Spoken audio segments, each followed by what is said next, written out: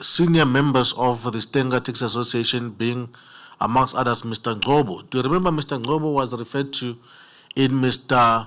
Dlondo's statement as the chairperson of Stenga Taxi Association? That is correct, yes. Yes, and if you recall, Mr. Dlondo told us that he used to have secret meetings with, amongst others, Mr. Ngobo. That is correct, yes. And we know that Mr. Ngobo was the chairperson of the Stenga Taxi Association. That is correct, yes. And in this case, Mr. Matonsi tells us that he was assigned as one of the protectors of Mr. Ngobo. I confirm. That's what I'm reading, yes, that's correct. Yes. Now, what he says, he's at paragraph 3. He says, sometimes I was also given tasks to guard Mr. Bibi Gwala. I was close to all the executive members of the association. I was a trustee to all executive members of the association. Even when they plan to do something wrong, like hire a hitman to kill someone, they will discuss in my presence. Some of the members of the association were close to the unit called K-Tomena unit. Do you see that? By paragraph 3. That is correct, yes. These members were Sanele Zondi and Bongeleni Zondi was a member of the K-Tomena unit. That is correct. Yes, and then it says Bongeleni Zondi had a taxi within Stenga Taxi Association. The taxi were under or registered under his younger brother Sanele. That is correct. Yes, he said somewhere in 2007, I accompanied Sanele and Bongesuem Mhlongo to meet Mostert and now General Boysen. The place was near Gateway Shopping Mall by Shell Garage behind the private hospital. After the meeting, I had a conversation about what the meeting was all about. Sanele and Bongesuwe wanted Mostert and Boysen to cover up if the police wanted to arrest members of the Stenga Taxi Association.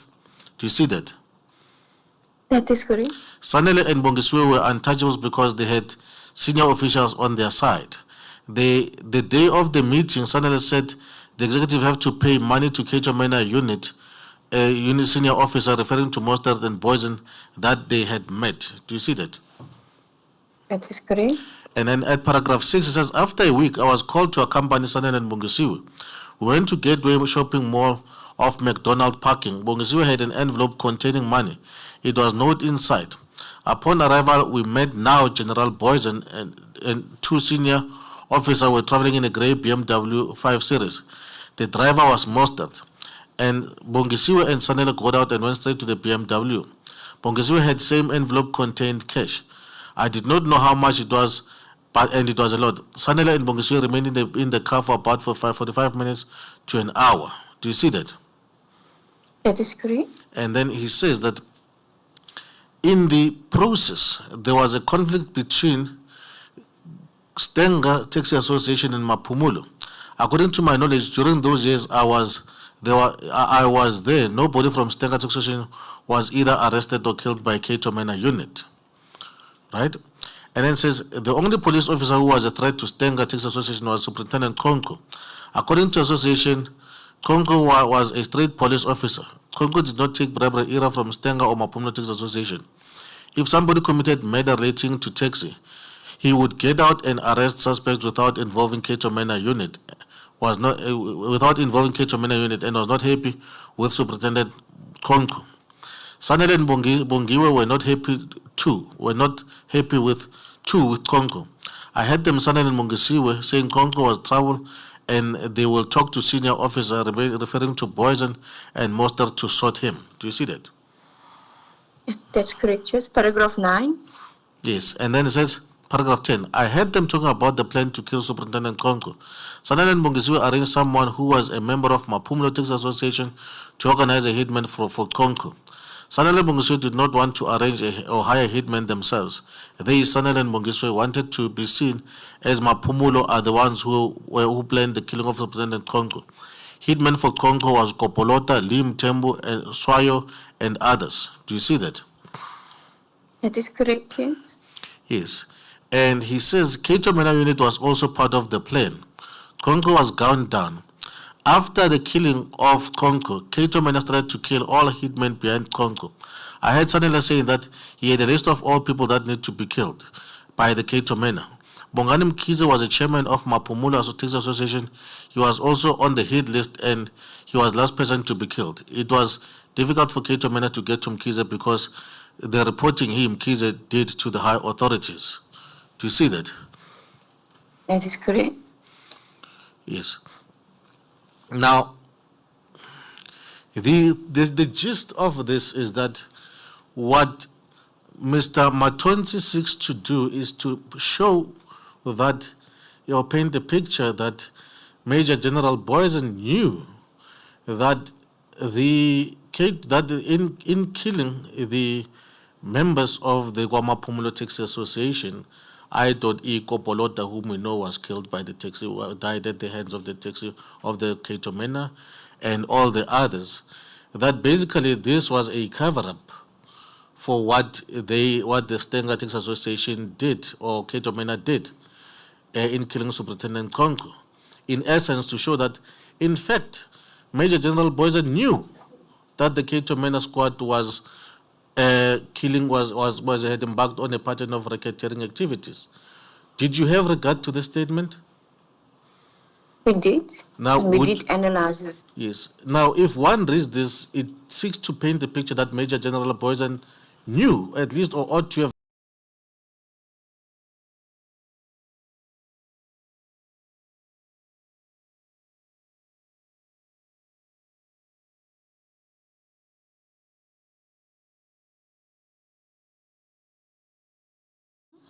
What was hearsay? His statement. It amounts to hearsay in the Mr. Matonsi. Mr. Matonsi's statement. That is correct, yes. Then, in terms of the requirements that we considered for a Section 204, is the fact that one needs to find corroboration because you're an accomplice witness. So in this statement, his corroboration is actually two people that he said were also part of this plan. Now, these two people denied his statement and said that in actual fact it's not true. The question also remained is, as we discussed before, he could have been charged together with those other two people if they implicated themselves in these offenses, which did not happen. So in our opinion, there was other outstanding information in terms of they could have indicated through cell phone records a pattern of communication, because it appears that they said that Boysen was part of the plan even to kill Chauke. On the other hand, it is also being said that the motive, the killing spree, started in 2008 as a result of the death of Chauke. So in our opinion, we did analyze the statement and it felt it was lacking. But if you look at it, would you agree that in terms of poker, with the admission of hearsay evidence, and if this statement was to be admitted, the conclusion or inference that can be drawn from this is that Major General Boysen could have or ought to have known or may have known that the members of the Cato Mena were committing racketeering activities? If the statement was accepted, yes. Yes. And in terms of poker, that could be accepted. It can be accepted, if despite it being hearsay. And the other factors that we considered, yes. Now, if the statement was accepted by who? By court?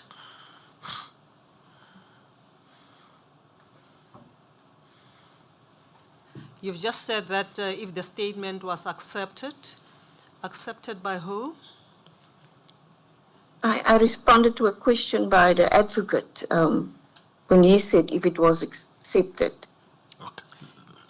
Yes, now you answer that if it was accepted. I'm asking you, advocate, accepted by whom? If there's an application before court and it satisfied all the requirements, it it would have satisfied in terms of Section 2, subsection 2 of POCA. In other words, it will be the court that will make an assessment of whether such a statement is admissible or not admissible, inadmissible? Are you There's an saying application before POCA. yes, are you saying accepted in that sense? Accepted, yes, in terms of Section 2, subsection 2, which allows By for a the start of court. evidence. My question is That- by a court. That is correct, yes. Thank you.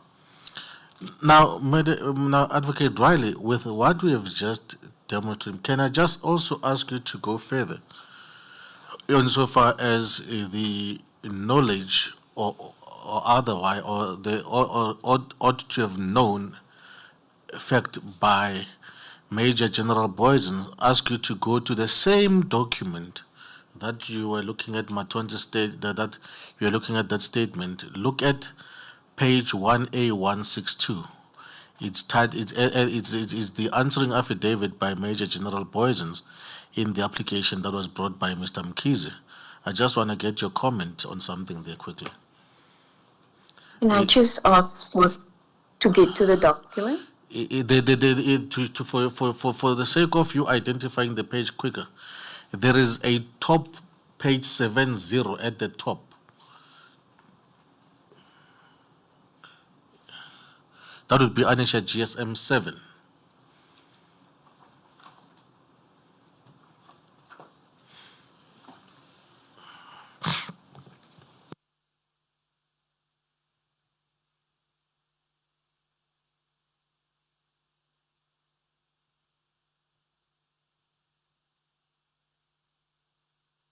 As Advocate Lekgeto is helping you, Advocate Riley, might I Yes, remind you, yes, as Advocate Lekgeto is assisting you, might I take this opportunity to remind you that you are testifying before us, firstly, because you have been involved, among others, in the preparation of a report on which Advocate Batoyi relied when she made certain requests or recommendations. And secondly, because you seek to assist us in this fact-finding process. Do you understand that? I do, ma'am. Madam Chair, I do. We are not here to victimize you. We have no reason whatsoever to do that. We appreciate that you are here to assist us, and we require that you understand that to be the case as you answer the questions. I do, ma'am.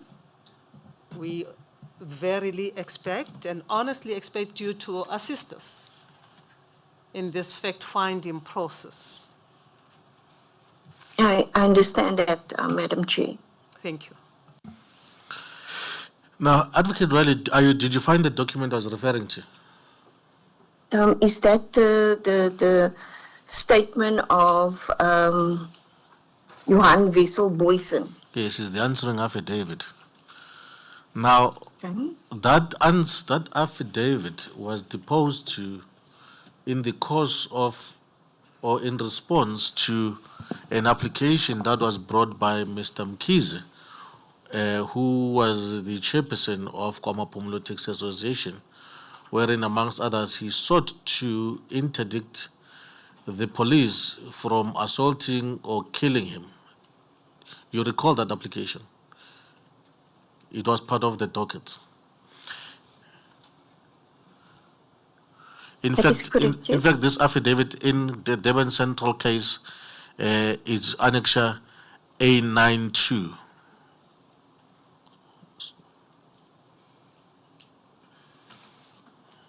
Did you see that affidavit? That is correct. And if you read,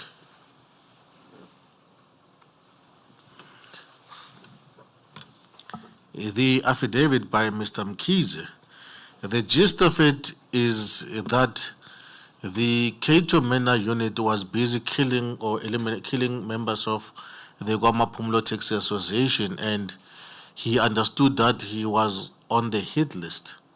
Remember the list that Mr. Matonzi, that we were reading from Mr. Matonzi's statement of the people who had to be eliminated?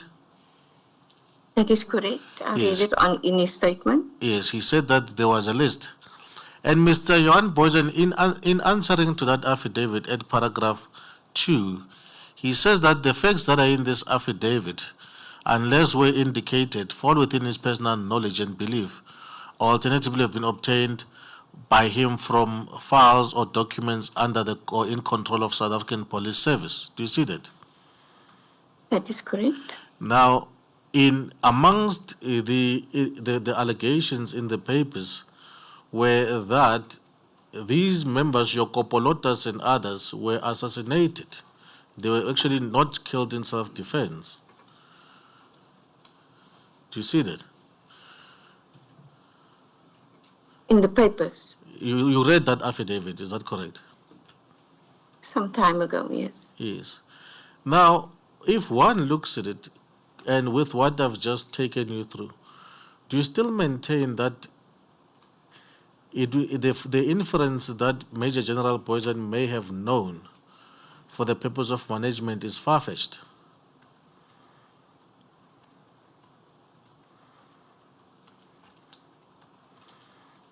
Can you just repeat it so I can think about what you said? I'm saying, based on what I told you through Mr. Matonzi's statement, as well as what Boysen says in the answering affidavit.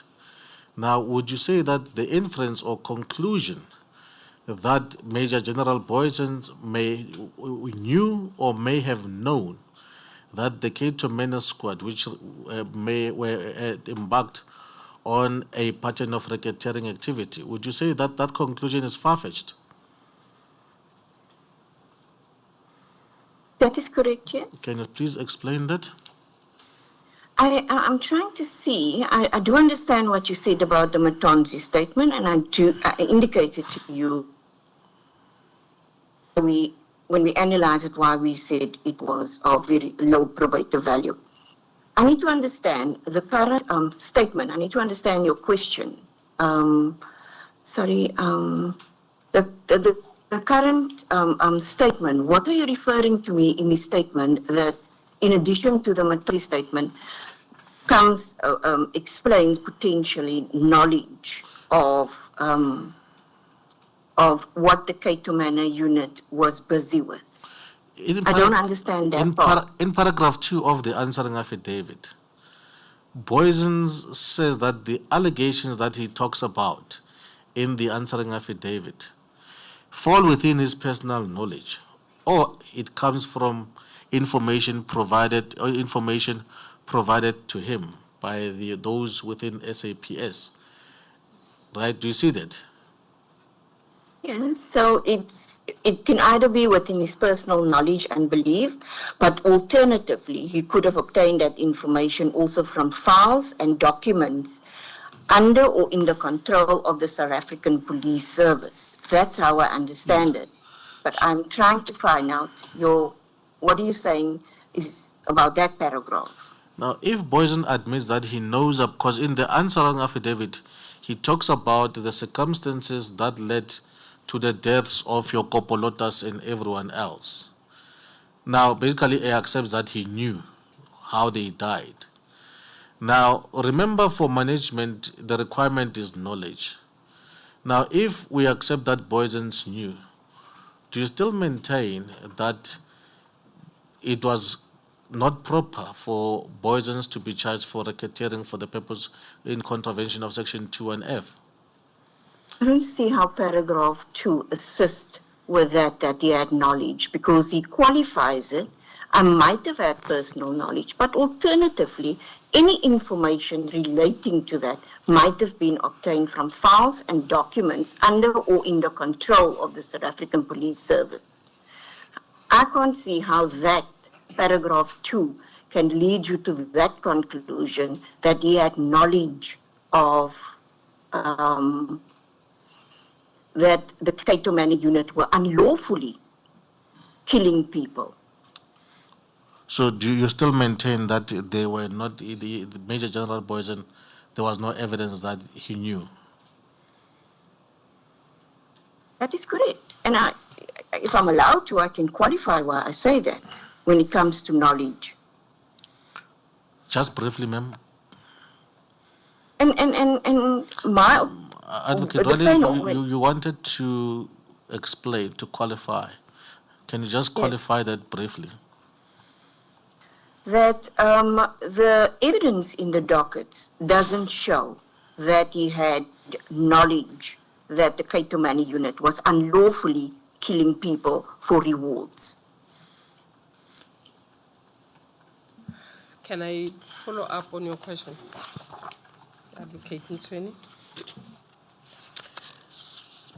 Advocate Riley, do you accept that GSM 7 is an affidavit prepared under oath? That is correct, ma'am. And do you further accept that the deponent says the facts stated herein are within my personal knowledge? And he says that under oath to a court. But it qualifies it. Alternatively, it could have been obtained also from other sources. Please don't don't leave me behind. I'm still coming. Okay. Do you Thank you, ma'am. accept Sorry that? about that. Do you accept that he says the facts stated herein are within my personal knowledge and belief? That is correct. I accept that's what he says in paragraph 2. And then he says, alternatively, alternatively, I may have obtained them from the files and documents under or in the control of the SAPS. That is correct. And he further says, well, unless if the contrary is proven, but I accept that everything is within my personal knowledge. That is what he says. And do you accept that this is a standard way of saying to the court, I am not bringing hearsay evidence. I'm bringing evidence that is within my personal knowledge. Where it is not within my personal knowledge, someone might file or may file a confirmatory affidavit. That is correct. So do you accept that this is what this paragraph means? I accept that what it means. Thank it's you. either information to his personal knowledge or alternatively that you have obtained from the South African Police Service. Thank you. Now, Advocate Riley, does it matter for the purposes of Section 21E as to how one acquires the knowledge? 21E or 21F? 21F, I beg yours. We have to prove how did he acquire the knowledge. Yes. But the question is, That does it matter? Doesn't matter, but we still have to prove how we acquired the knowledge. Advocate Riley, I'm going to really beg you to answer Advocate Ntweni's questions.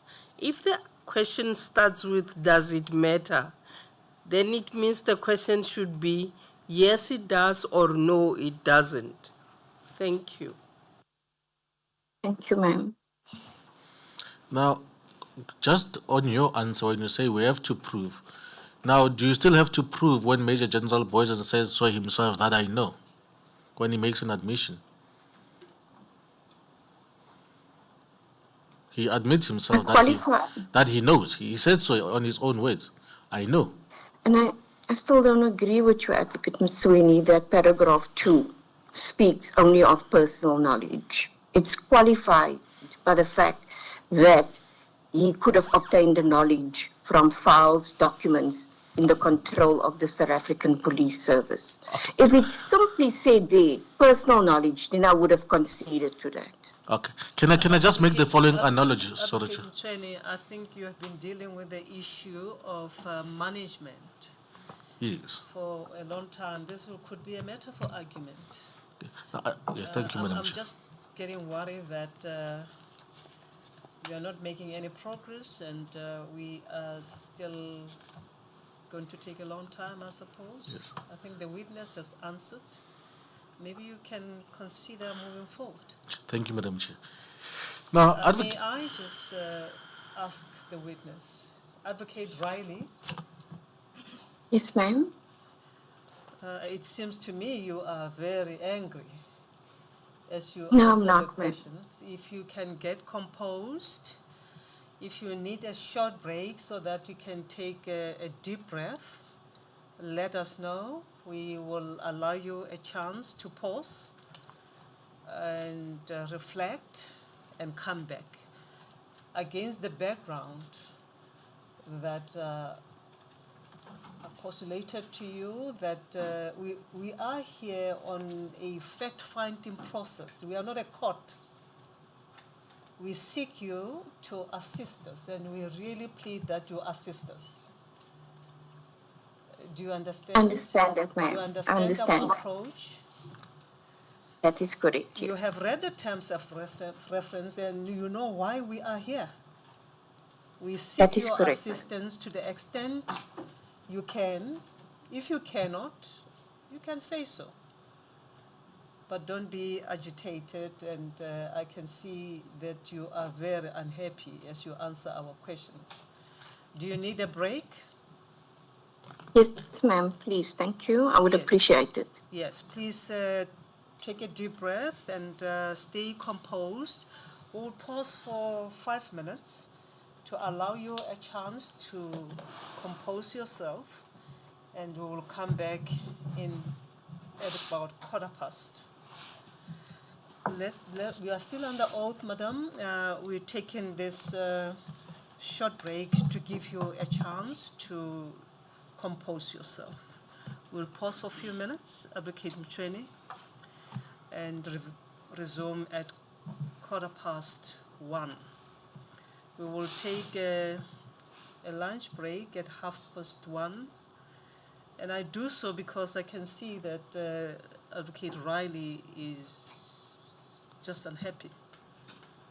Madam Chair, if I might just say to Advocate Riley, Madam Advocate Riley, I'm not seeking to persecute you by asking you these questions. All we're seeking to do is to just ascertain and get clarity on the conclusions of the panel's report and test those conclusions. I'm not seeking to persecute you or prosecute you, ma'am. We've made an observation as we are looking at the witness and the way she answers questions, and I think it is fair to her as she agrees that she needs to pause and compose herself. May we pause for a few minutes and give her an opportunity to compose herself. Thank you. And pause.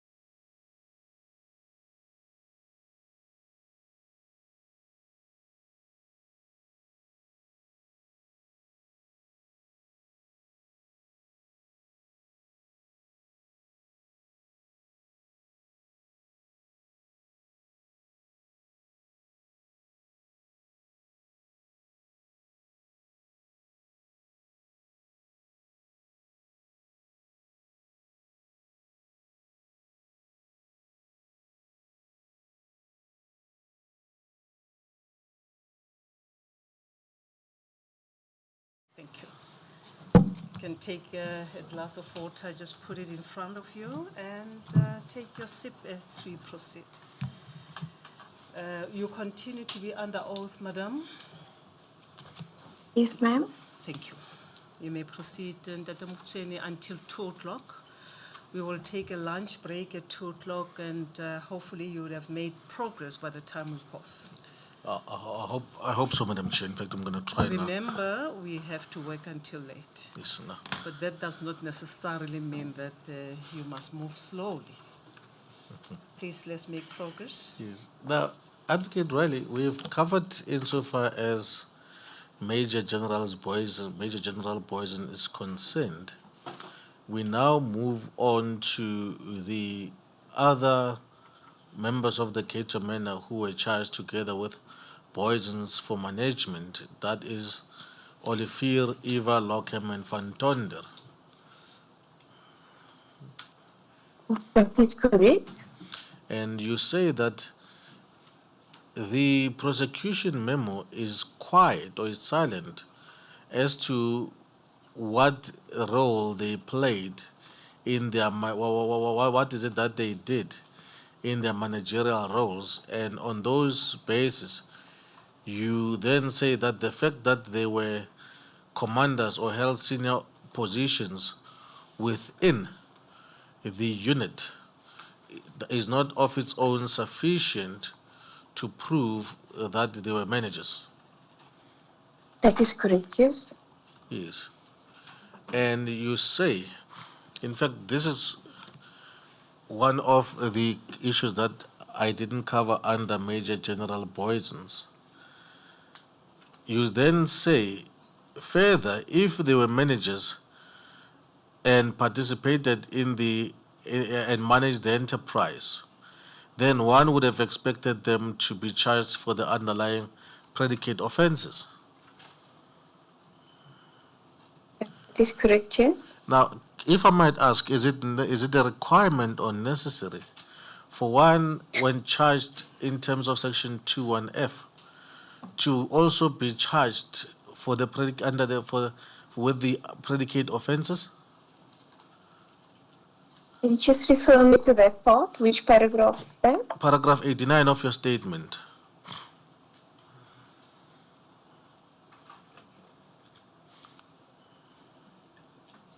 No, You can what read are- paragraph what- 89 in conjunction with paragraph 88.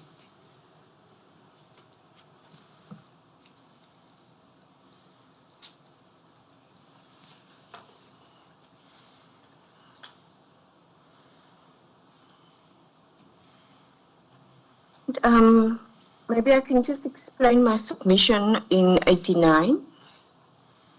I said, and the panel concluded that if you based it on knowledge, that they were aware what the Cato Managed Unit did in terms of a pattern of racketeering activity, in terms of the underlying predicate offenses, that they were involved in several crimes in the sense of that they went out to kill people, not in self-defense, but for the purpose of rewards. That knowledge would then be, one would have expected that as managers, they would have been charged for all the predicate offenses, because that's the premise or the basis, that they had knowledge about each and every murder or killing of innocent people. Yes. Now the question then, on those bases, I'm saying that for the purposes of contravention of 21F, is it a requirement that the person charged for playing a managerial role also be charged for the underlying predicate offenses? No, it's not necessary, but I said, I would have expected, if you had knowledge of 28 murders and you did absolutely nothing about it, even negligently, one would have expected the whole group to be charged for all the murders. because they had knowledge that these people were killing people unlawfully. Okay. That's the point. And then you again repeat at paragraph 90 that even the evidence by Dlondlo and Matonsi that Mostert was present when there were payments made by the Stenga Talks Association, it would not be sufficient because they were not to say that you say that you said Mostert was not charged for contravention of section 21F. The reason we looked at those statements, and we also looked at the other predicate offences, is that Master tends to play a very prominent role. So our understanding was that if you look at how they structured who are the people that participated in the enterprise and who are the people that are the managers of the enterprise. We argued that it doesn't matter what your title or status, you must exert some degree of control over the operations of the enterprise. And we found that there was evidence to that effect. Now, if you simply excluded him on the basis of his rank, we felt that was, they could have charged him also in terms of 21F. Now, the question that I have follow up on that is, does the fact that a person who ought to have been charged was not charged, does that render the charging of those who have been charged wrongful? No, it doesn't make it wrongful. Yes.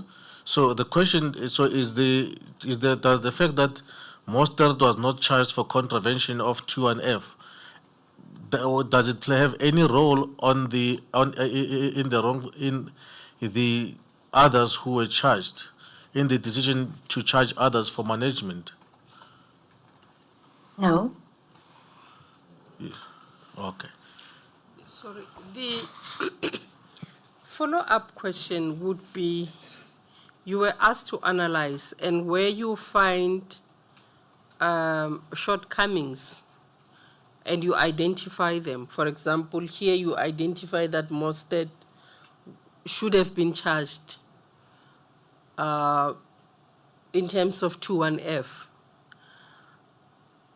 Wasn't it prudent that in your conclusion and recommendations you assist, because you are all members of the NPA, you assist the prosecution, or you assist the NDPP with taking this matter forward by making recommendations that, for example, Mostert should have been charged in terms of 21F, which to a certain extent may have strengthened the NPA's case against the Katomena, instead of pursuing just one line of analysis that is finding fault with those that were working on this, and at the end coming to the conclusion that the authorizations by Advocate Abrahams were unlawful and therefore should be set aside. Thank you. What is your comment on that? We did say that he should, if the prosecution was proceeding, it should have been charged for 21F. We do make it in our, we make that submission in our report. And we explain why we say he should have been charged for 21F. Now, the reason you say that you should have been charged in 21F, would I be correct to say it's because you accepted that there was strong evidence, given what you could pick up from the dockets, the prominent role that he played in these activities? Based on the predicate offences, as well as if you had to proceed on the hearsay evidence, in terms of what they said, that he attended a meeting, for example, with Major General Boyson, and that he received a bag of money. Yes. Now, when you read the dockets, you also find that in most of the crime scenes, after the person would have been killed, Captain Eva would take over control of the scenes and manage the scenes. And it was on those bases, according to Advocate Mayema, that he was charged for contravention of Section 21F. Now, if you say that the role that Mostert played was significant, would you say that Eva's role was also significant?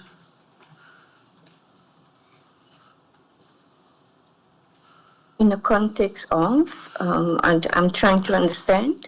Crime scene management. After most of the suspects would have been killed, Captain Eva would come in and manage the scenes, and the evidence that we'll look at shortly would be that he would plant the firearms that were allegedly used by the deceased in so-called shooting the police.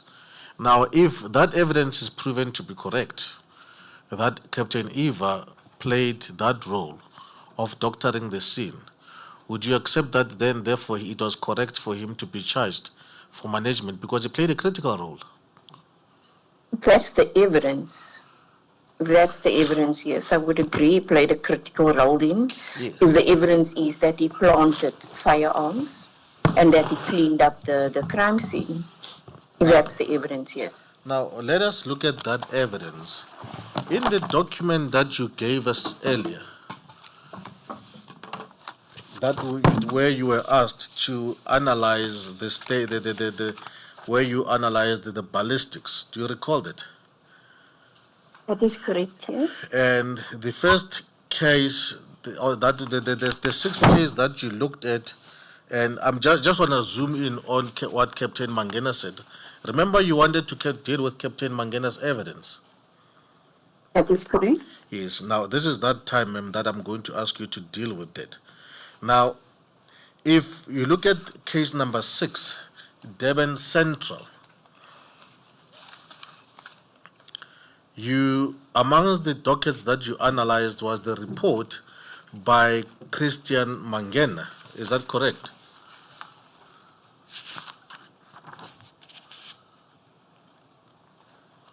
Let me just put my notes. I just want to compare it with my notes. You just have to look at case number 6 on the list you provided this morning. You list A, B, C. Number C, an affidavit by Christian Mangena. That is correct, yes. Yes. Now, Where do I find that? on the second page of the document that we gave this morning, the case number 6. Durban Central. Durban Central, yes. Now, I'm just going to ask Advocate Lekgetho to go to the statement by Colonel Mangena, who at the time was a captain, and the annexures to his statement or his reports, and go to page 2A-68.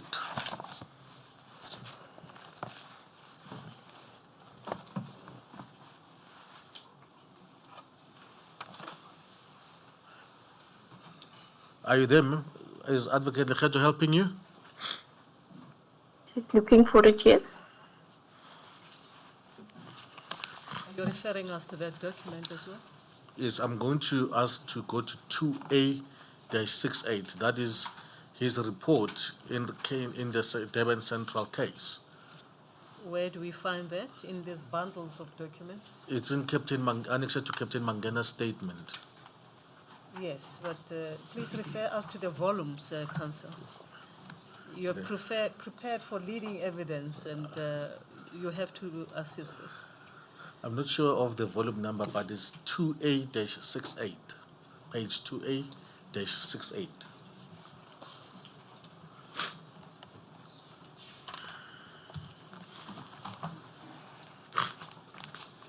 Yes, thank you. Did Advocate Lekgetho find the document? Not yet. Advocate Lekgetho, you can look at 2A, Colonel Mangena Report, Volume 1 of 2. Volume 1 of 2, 2A, Colonel Mangena Report, Volume 2, 1 of 2. The page referred to is 2A68.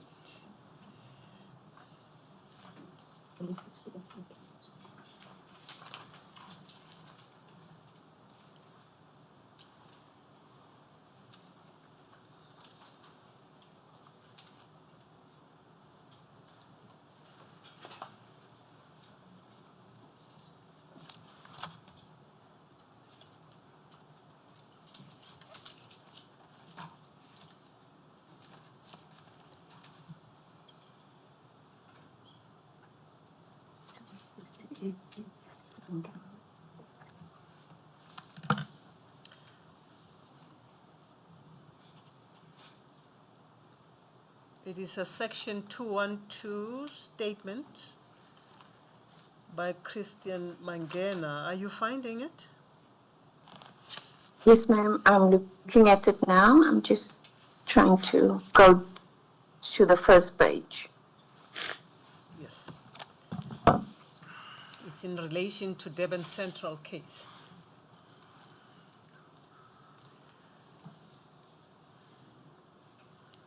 Yes, ma'am. We can tell him who the deceased was in that case. Yes. Now, Advocate Riley, this is Captain Mangena's statement, Colonel Mangena, in fact, currently, and at the time was a captain.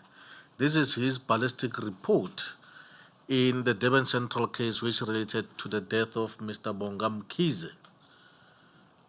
Do you remember Bongam Kize was referred to in Zondlo's statement as the person the Cato Mena struggled to kill because he was highly connected? That is correct, yes. Yes. Now, if you recall, and you said this report is amongst the documents that you considered when you prepared your report. That is correct. Yes. Now, if you recall, the facts in this matter is that the members of the Cato Mena unit, together with members of the NIU, had tried to flag Mr. Mkize, who was driving a black Lexus, and then Mr. Mkize refused and then started firing at them, and then they retaliated. Do you recall that? That Those is facts? correct. That is Now, correct, yes. I just want to take you to. I'm not going to go through the entire report, but I want to take you to the conclusions by Captain Mangena on page 2A-89 under paragraph 13.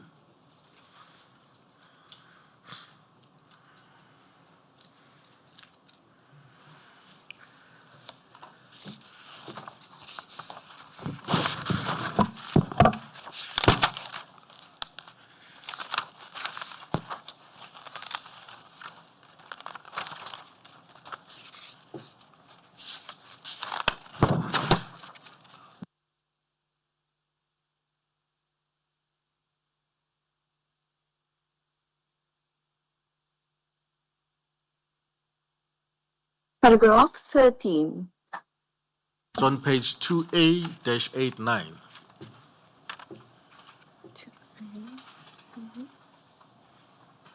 Yes, I'm there. Paragraph 13, yes.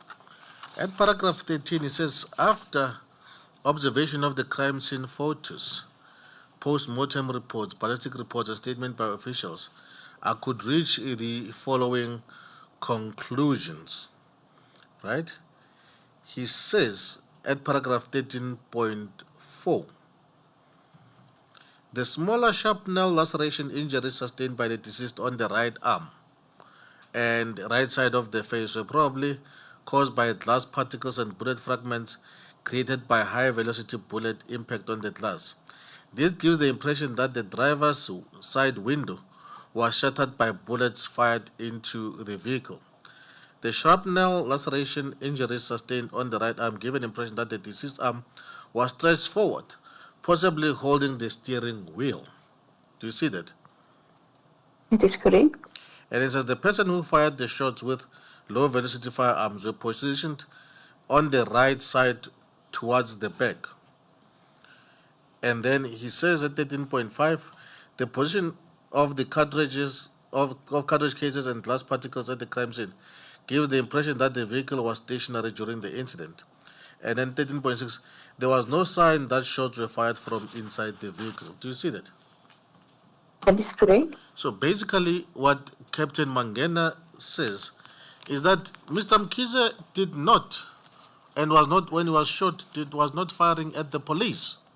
In fact, he was holding his steering wheel with his right hand. Do you see that? I see that, yes. And if you look at this evidence, just asking, I'm talking on the basis that you found in your report that there was no evidence of a pattern of racketeering. Now, if one was to accept what Captain Mangena says, would you agree that then that would mean that Mr. Mkhize was killed? He was not shot in self-defense. If you base it on Captain Mangena's report, yes. Yes. And then we then go on to the next report, which you considered. That would be the Malmoth case. No, let's start with, sorry, Madam Chair. We go to the Eskawin.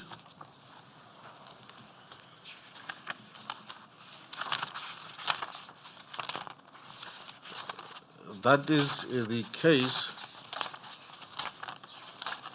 of, I think it's, I forgot the name, KwaZulu-Natal, am I correct? It's a case relating to the death of KwaZulu-Natal. It's on the 28-101. Just trying to find it.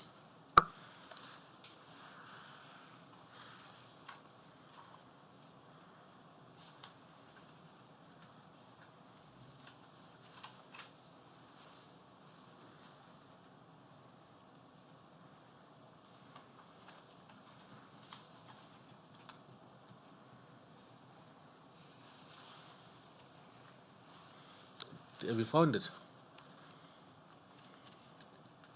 Yes, sir.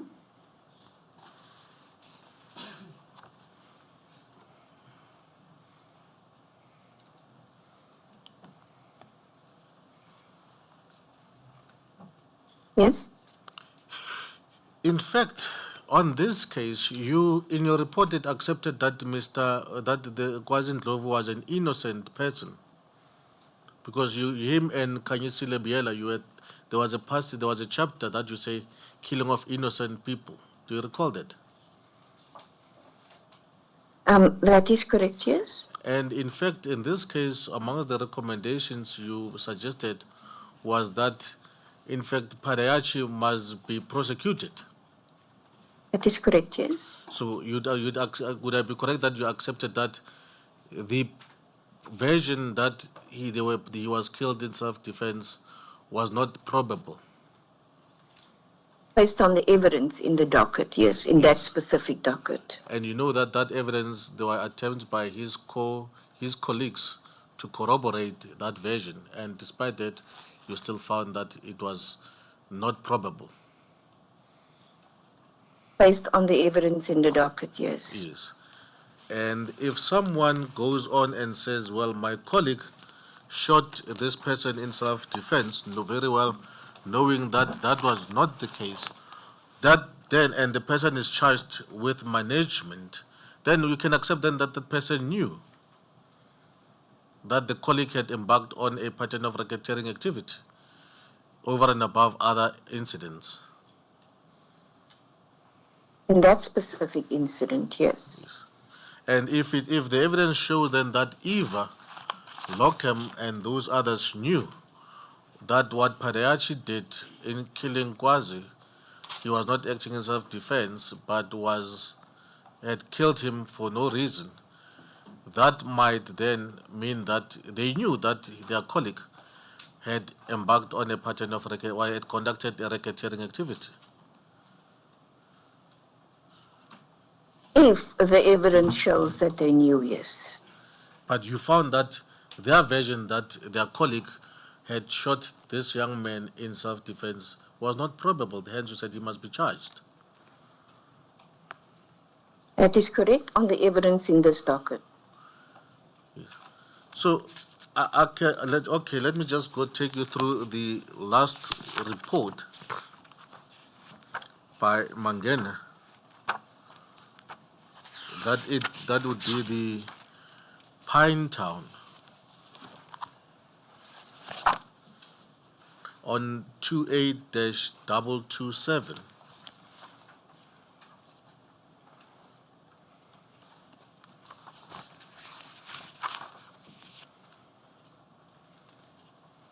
Sorry, advocate, for the sake of the record, we have two Esikawin on this list. We have, no, on this list that was submitted in the morning. We have 14 and 16. Maybe if you can just clarify which Esikawin were you referring to?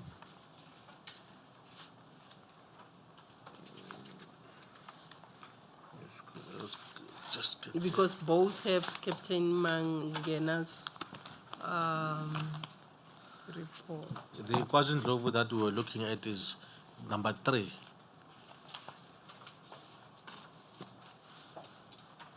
Three of 4 of 2010. Or 304. 304, that would be number 14. Yes. Okay.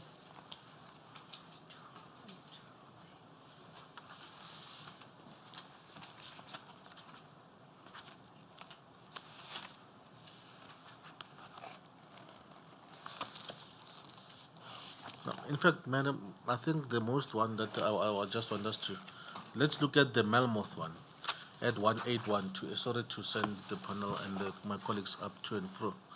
It's at 28181.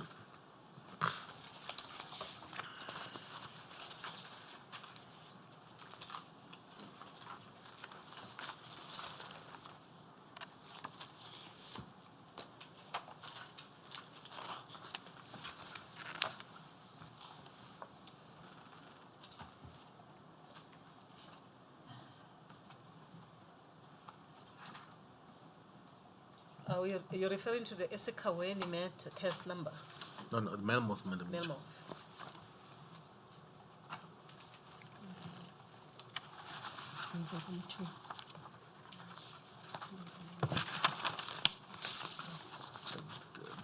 That is another case where there was a death of an innocent person or a person who was not a suspect. Kanyisani Biela.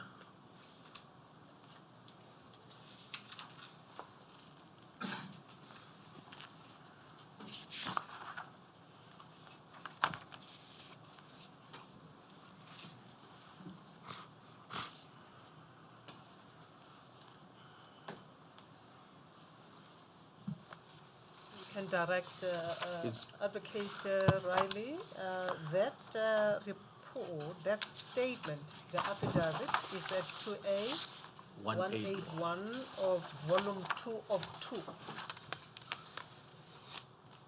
Volume 2 of 2. 2A Colonel Mangena's report, volume 2 of 2. At 2A 181. That is correct. I got it now. You got it, thank you. Proceed, Counsel. Now, I want us to go to the conclusions again under paragraph 15, which you starting from page, in fact, at 28208.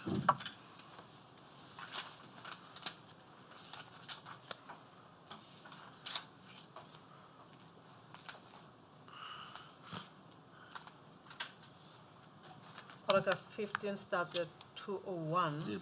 Where do we find the conclusion? There we find findings. Yes, but I'm focused on paragraph 15, on page 208. The last, 208. yes.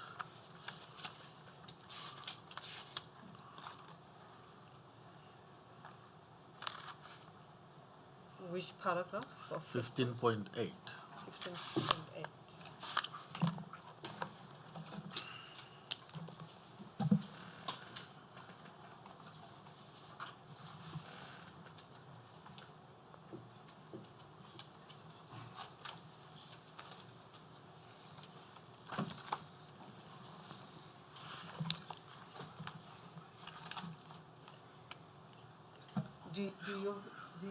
Do you see subparagraph 15.8 at 2A-208, Counsel, Advocate Riley? That is correct, yes, ma'am. Proceed, Counsel. Yes, ma'am, if you recall, in this case, it was a death of Mr. Biela, I would call him Biela Sr., and his nephew, Kanyisani Biela, and both of whom That were is shot correct, yes. at different locations but within the same home state. The other one was shot naked on top of rocks, and the other one was shot in the Rondavo. That is correct, yes. I just want us to just zoom on the one that was shot in the Rondavo, Kanyisani Biela, whom we know that was not a suspect.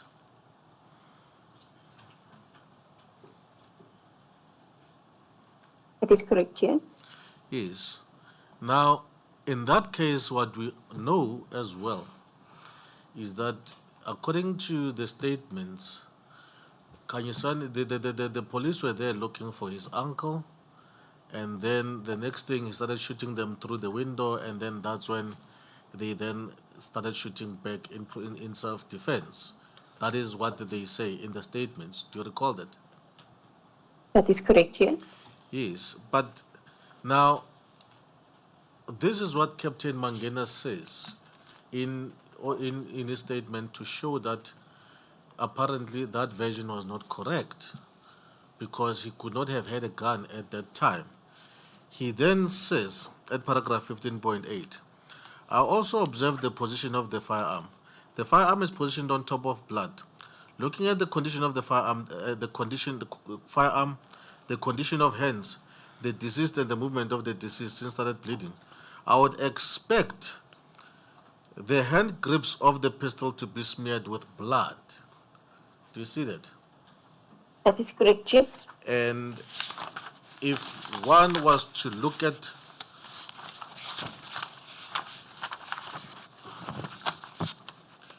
if you just go back at least 3 pages at 205, 28-205.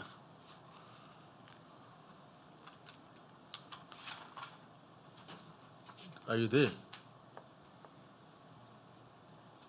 That is correct, yes. And if you look at the gun that is lying next to Kanyisani there, you would see that it does not have blood stains. And what Captain Mangena says, he says, looking at how he bled, and one would have expected that that gun would have been at least laced with blood stains, would have been stained with blood, but it is not. Do you see that?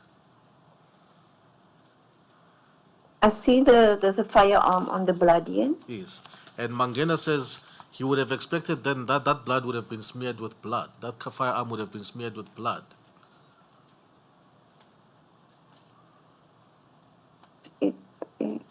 That's what he said, yes. Yes. And then he also says, therefore, the way therefore it's me paraphrasing, the possibility of the firearm being placed on the crime scene after the incident cannot be ruled out. Do you see that? I saw that, yes. And It starts at 15.9, yes. yes. And if therefore, if a court, you would accept that if a court was to accept Mangena's conclusions, then that would spin the entire case by the Cato Manor unit that they were acting in self-defense on its head. If a court have accepted it, but one also needs to look at the other evidence in the docket. Yes. No, the reason I'm saying that I'm not trying to debate the merits, but it's just trying to show that, and in fact, before I forget, the evidence shows that this scene, after everything happened, Captain Eva also took over the scene. Now, if therefore Captain Eva took over the scene and doctored the scene, would you accept then that he knew, or that his colleagues, that what his colleagues had done and doctored the scene in order to make it look like his colleagues acted in self-defense? If you had evidence to that effect, yes, then I would accept it if there was evidence. Yes. The reason I'm asking you this because you conclude that there was no evidence of racketeering pattern.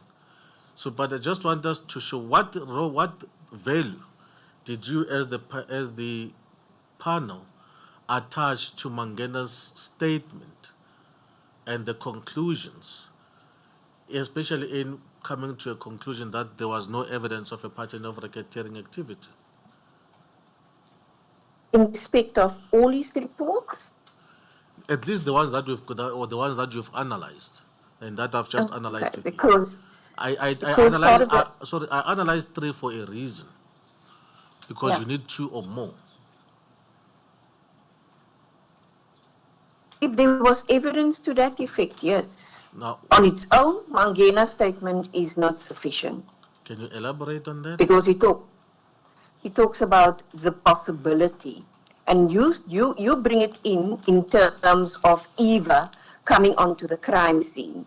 And I said to you, if there is evidence to the effect that somebody testified to the effect that Eva would come onto the crime scene, he would clean up the crime scene or doctor the crime scene, and then you would put a firearm there, then I would accept it if there was evidence to that effect. But do you recall where there was, I think, a girlfriend of one of the deceased who said that, in fact, when her boyfriend was shot, he did not have a firearm, but then to cover up that, they covered her with a blanket, and then they then shot the boyfriend.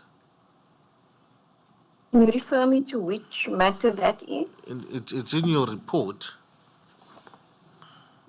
Yeah, but I need to just refresh my memory in terms of where it's been said in respect of which case.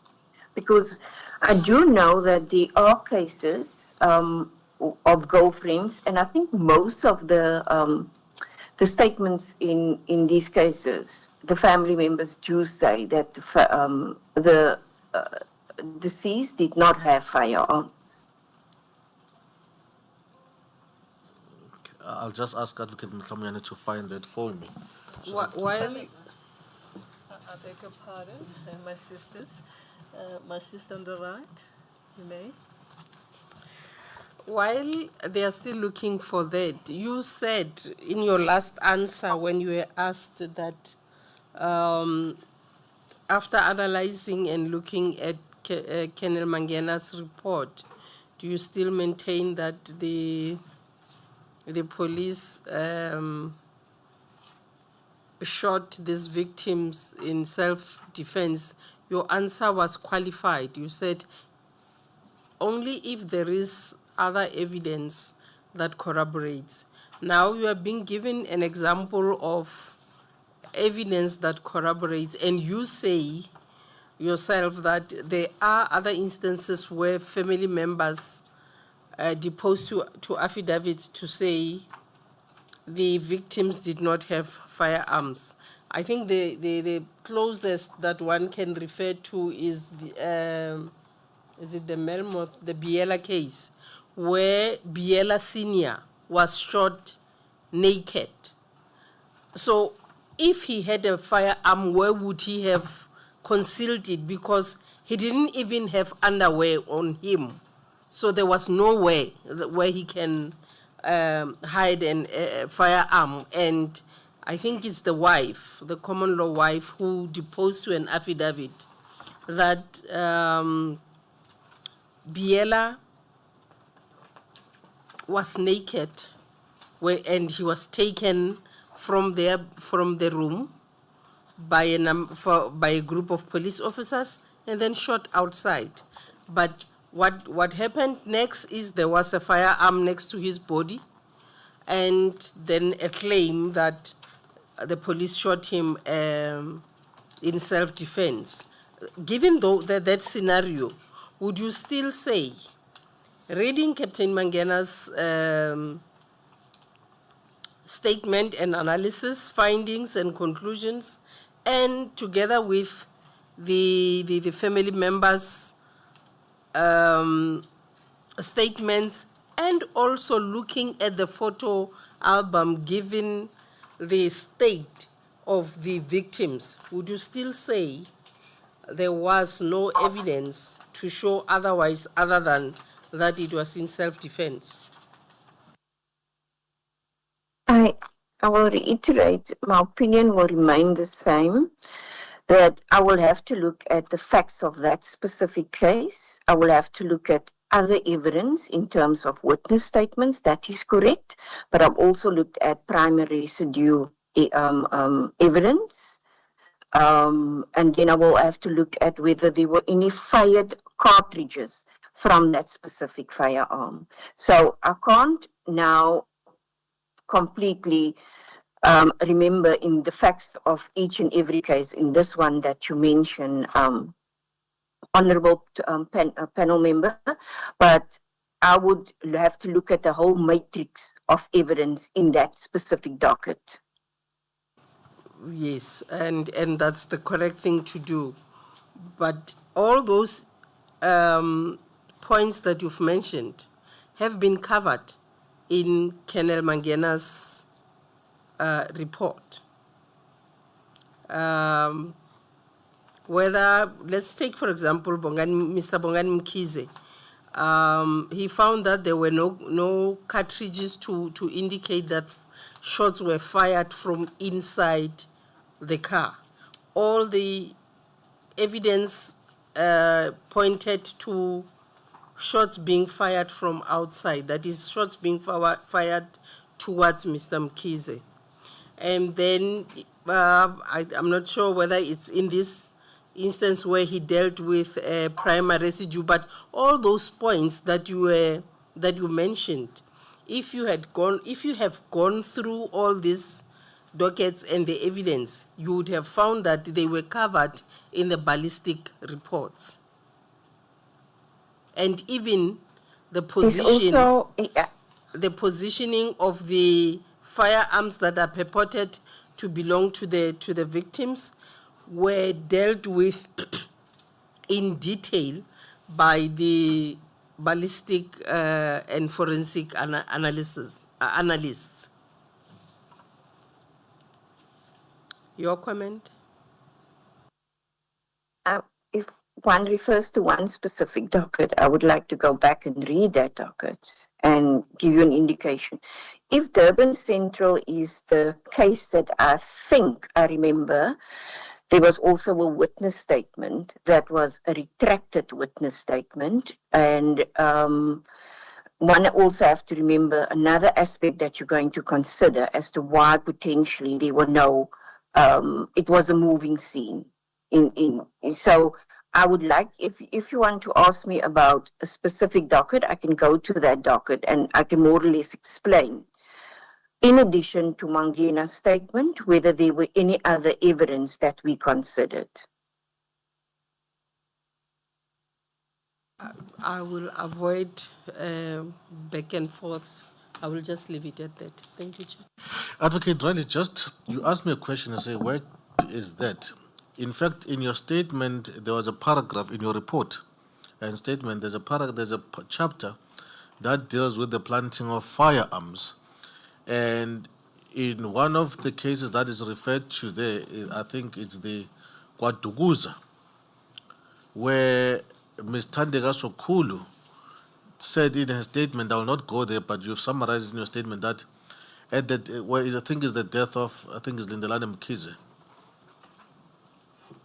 if I'm not correct, if I'm not mistaken, who says that, yeah, it's with Lindelani Buthelezi, sorry, Lindelani Buthelezi, who says that at the time that he was dragged outside, he did not have a firearm, and then just before he was shot, they covered her with a blanket, and then she had gunshots. You deal with that at paragraph 105.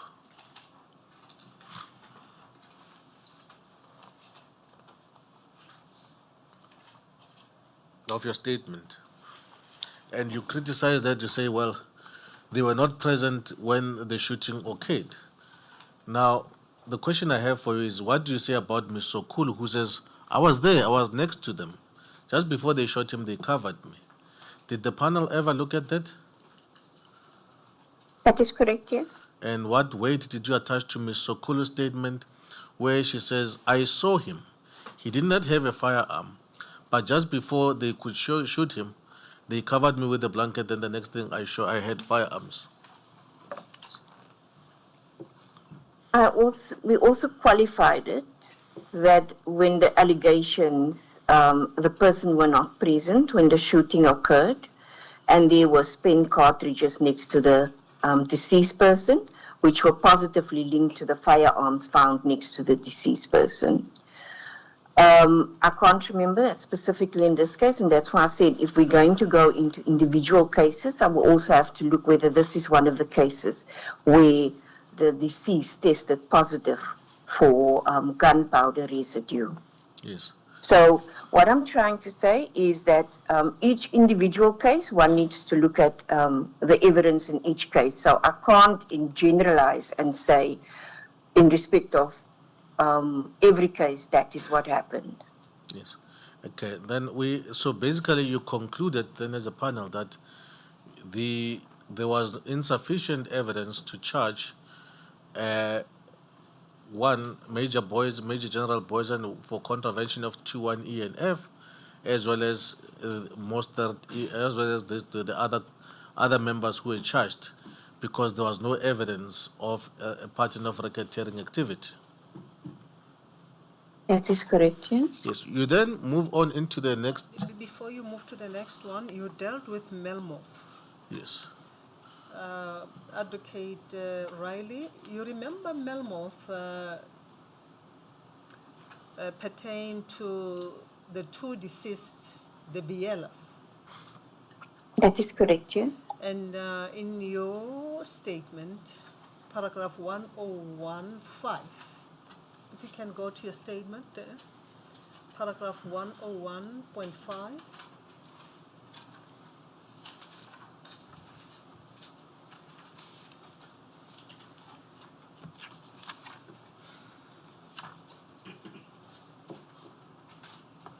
You see that paragraph? That is correct, yes. You only make reference to Bongani Biela, only.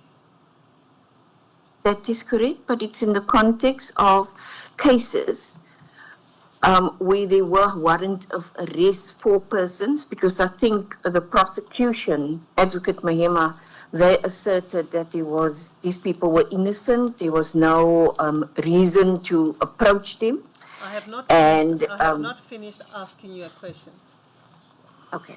The question is 1015 makes reference only to Biela Senior.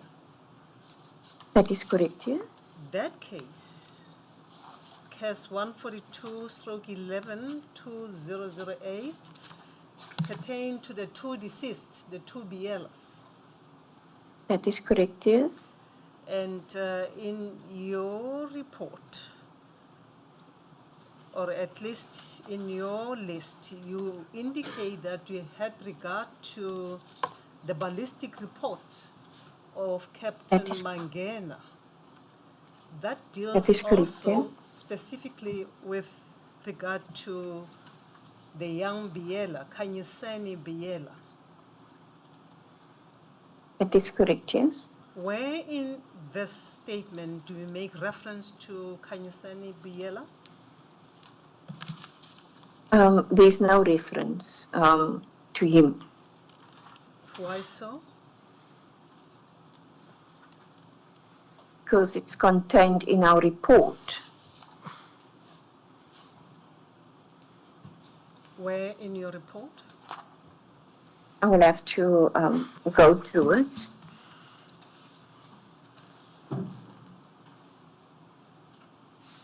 Madam Chair, maybe if I might assist, I think there's reference under paragraph 102. Under a case where victims were not suspects.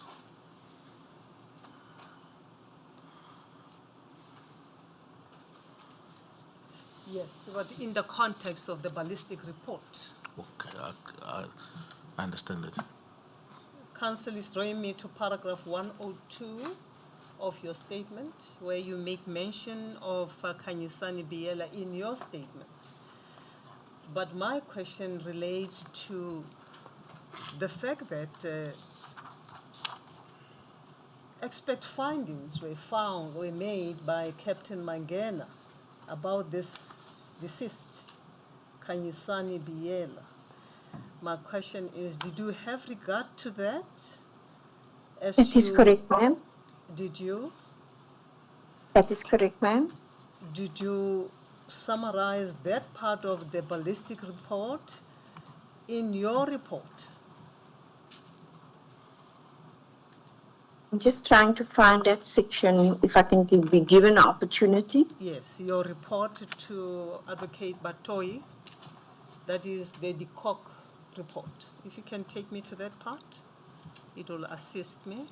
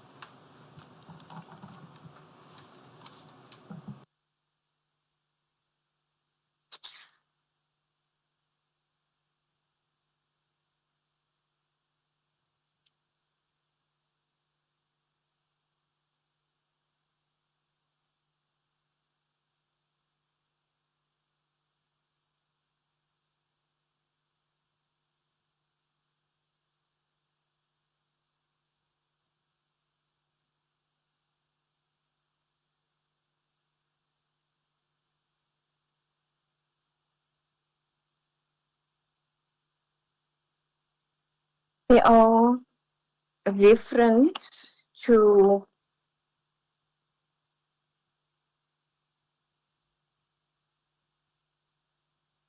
under paragraph 194.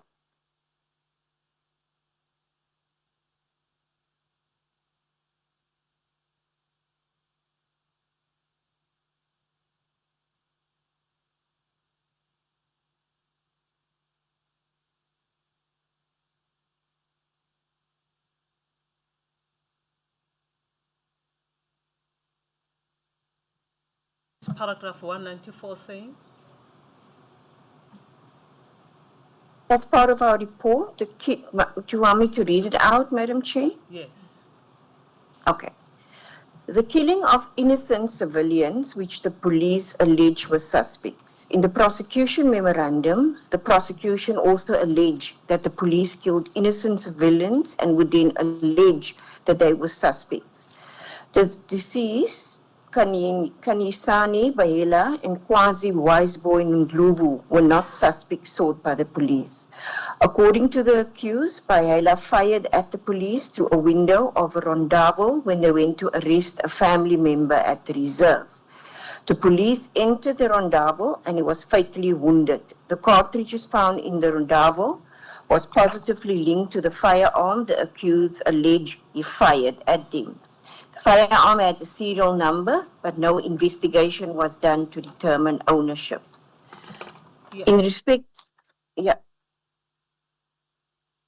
before you go to Kwasindlovu, did you have regard to Captain Mangena's report in relation to paragraph 194 and 195 in respect of Kanyiseni Biela?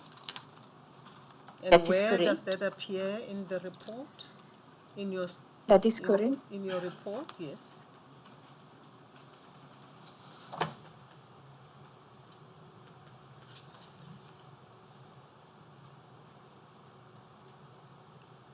In other words, the findings of Captain Mangena that were read to you earlier in relation to this deceased Yambiela, for example. That is correct, ma'am. Okay.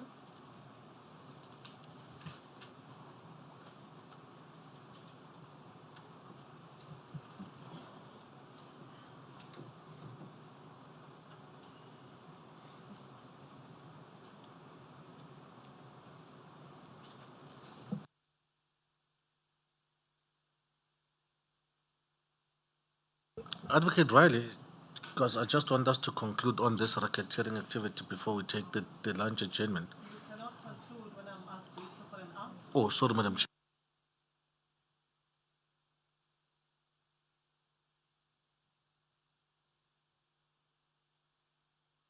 So, just assist.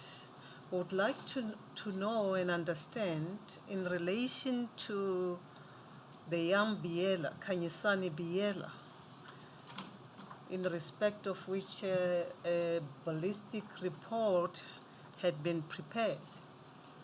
Where does the report, the DeCock report, refers to that the ballistic findings in relation to this deceased Yam Biela, for an example?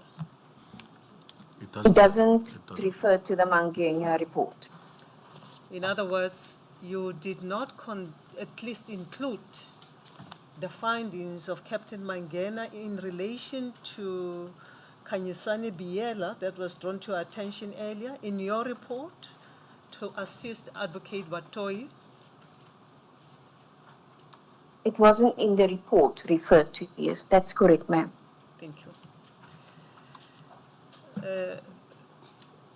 I'm not too sure, Advocate Mchene, this exercise, because if the witness has not summarized expert findings in relation to this deceased persons in their report, how does it assist us?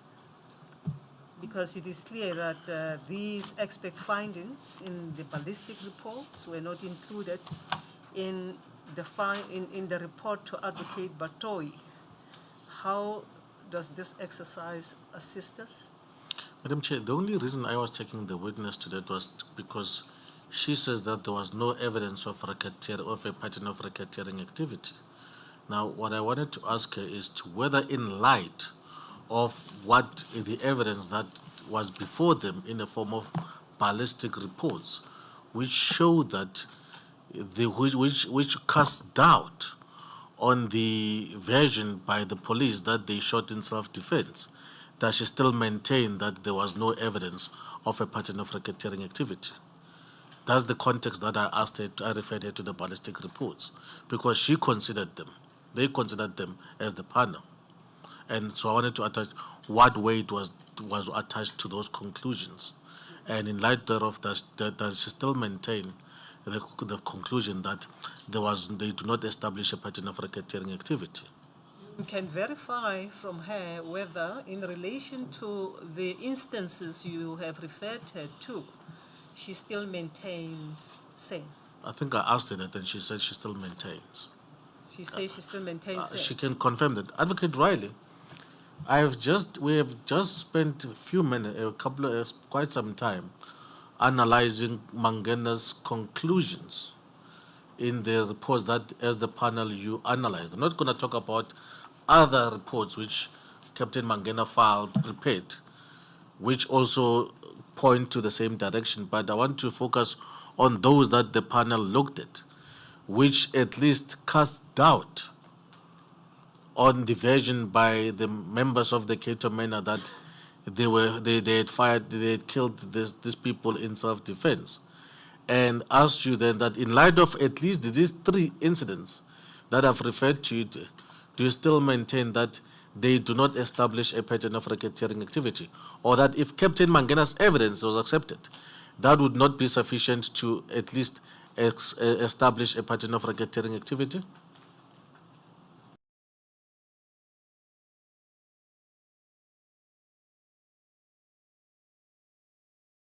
Do you still maintain that view? But Yes, let me just conclude. I think you can give as many examples as you like. you take the I individual. think it's a matter of argument.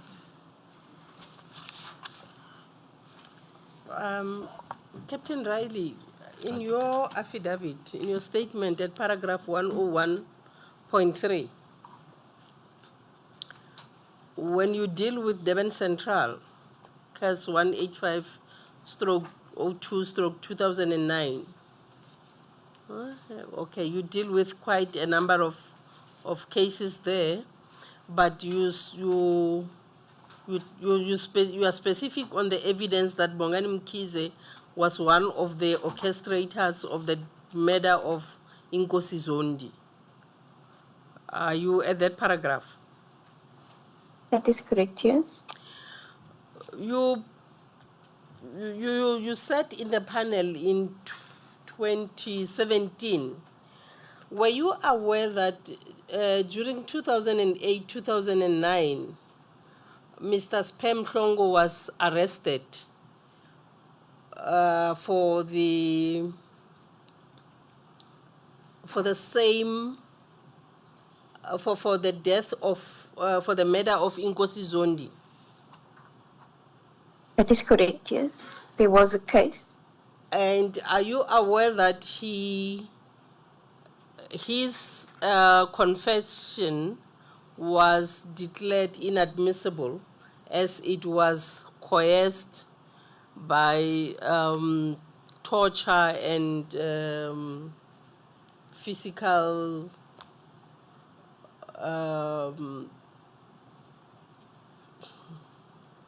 we didn't want to say physical abuse, but it was coerced by torture, and therefore the judge or the magistrate ruled that his confession was inadmissible.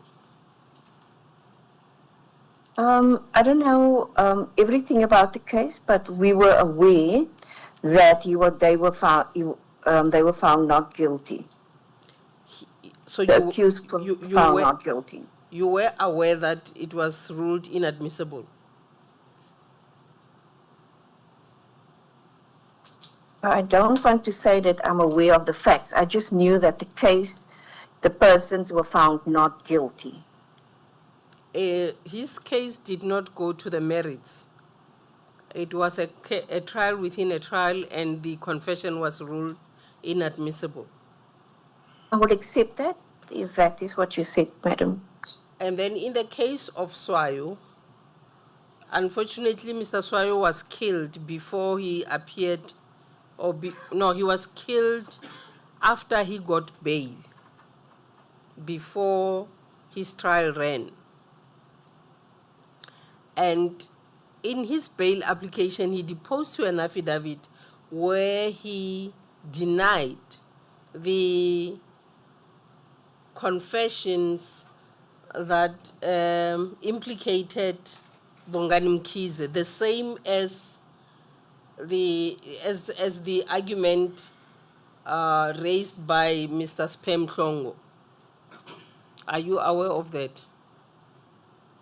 I'm not aware of the bail application. You are not aware that Mr. Swayo was, when he was killed, he was out on bail? Or you are not aware of Mr. Swayo's case? The bail application information and that he was killed. Oh, okay. Because here the panel says this information was later confirmed by Swayo and Spem Hlongo. And That is correct, yes. this sentence cannot possibly be true in line with the evidence that has been laid before us. Are you aware, or as you say, you are not aware that Mr. Swayo was on bail, so maybe you do not know? That is correct, ma'am. But still, in your affidavit, you say this information was later confirmed by Swayo and Spem Hlongo without having verified whether this still holds true or not. That was, my statement is based on the information that we had at the time of making our decision or recommendations. Which was in 2017, 2019. 2019, and this happened in 2008, 2009, long before you made your recommendations. That is correct, ma'am. Okay, thank you. Thank you, Chair. Thank you.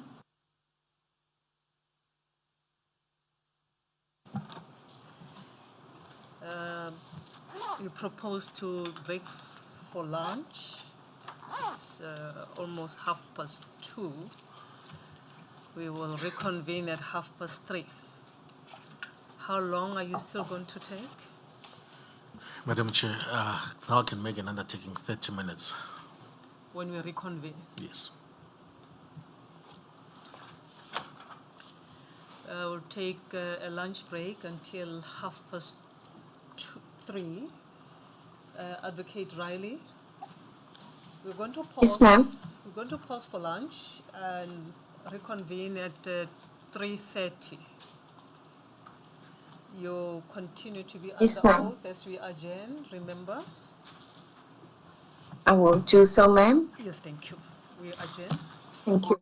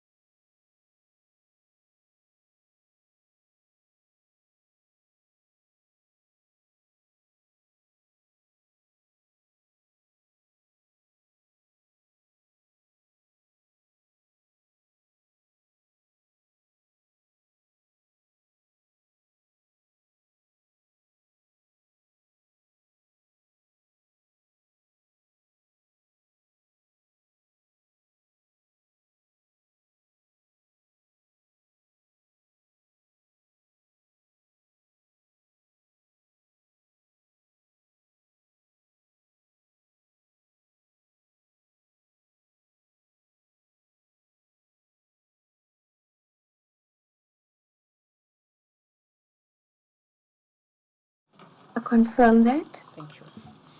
Yes. Advocate Riley. Proceed, sir. Thank you, Madam Chair. Advocate Riley, can we proceed on the next chapter on your statement? That is paragraph 91 all the way to 95.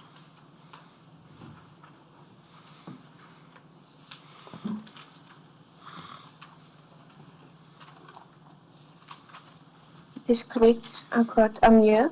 Yes, you tell us that as the panel, you had identified that at least 9 accused were charged with racketeering despite the fact that they were only involved in one incident. And you cite the case, the cases wherein they were Correct. involved. Yeah.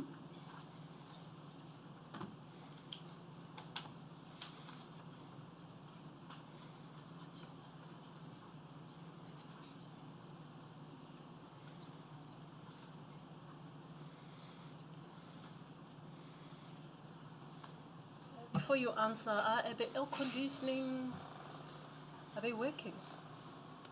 It feels hot, or am I the only one? It's hot. Is it hot? May we get help, please? Is it working? Would you please check this one on the right side? Yeah, how does it feel, madam? It's hot. Please try to control both, even the one on the center.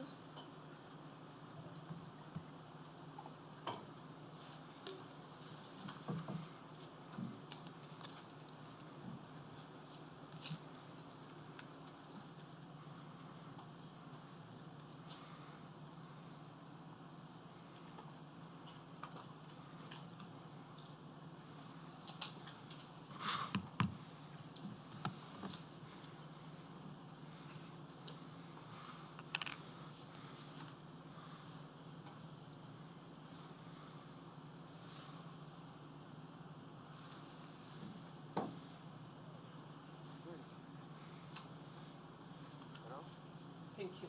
May I Thank continue? you. Yeah, you may proceed, sir. You can remind the witness of the question. Yes, Advocate Riley, I will just ask you a question that you, in your statement, you list a number of persons who were charged for racketeering despite the fact that they were only involved in what you term one incident.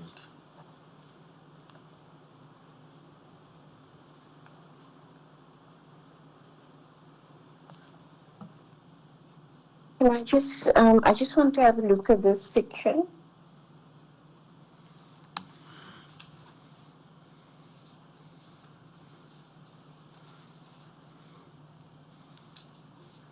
Yes. Case 12, yes, they were charged with one offense in the predicate offenses. Yes. And I list the incidents. So are you saying they were charged with one offense or they were charged for multiple offenses under one incident? They were charged in one incident, similar to the Howick matter, where we said one incident, and then it could be multiple offenses in one incident. Yes. And you then say on the basis that they were charged under one, they were charged with racketeering despite being involved in one incident, they were wrongly charged. That is correct, yes. Yes. But despite that, in your recommendations, if I might just, you do not ask that or recommend that the racketeering charges or certificates, to the extent that they relate to these accused, should be withdrawn. you in fact recommend that the entire, both authorizations and the charges against the entire people who were accused who were charged with racketeering be withdrawn. Now the question I have is, does the fact that a person who is charged with racketeering or not to have been charged with racketeering, does it invalidate the poker authorizations? Person was not being charged.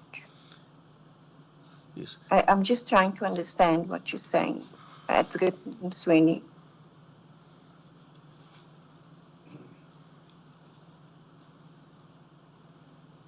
Can you repeat your question? I'm saying that despite you finding that these accused were wrongly charged under poker, you nonetheless in your recommendations recommend that the poker authorizations and the racketeering charges be withdrawn against everyone. Is that correct? That is correct, yes. Now Yes. the question is, does the fact that a person, one accused amongst the group of accused who's been charged with racketeering, does the fact that the accused was wrongly charged, does that invalidate the entire proceedings?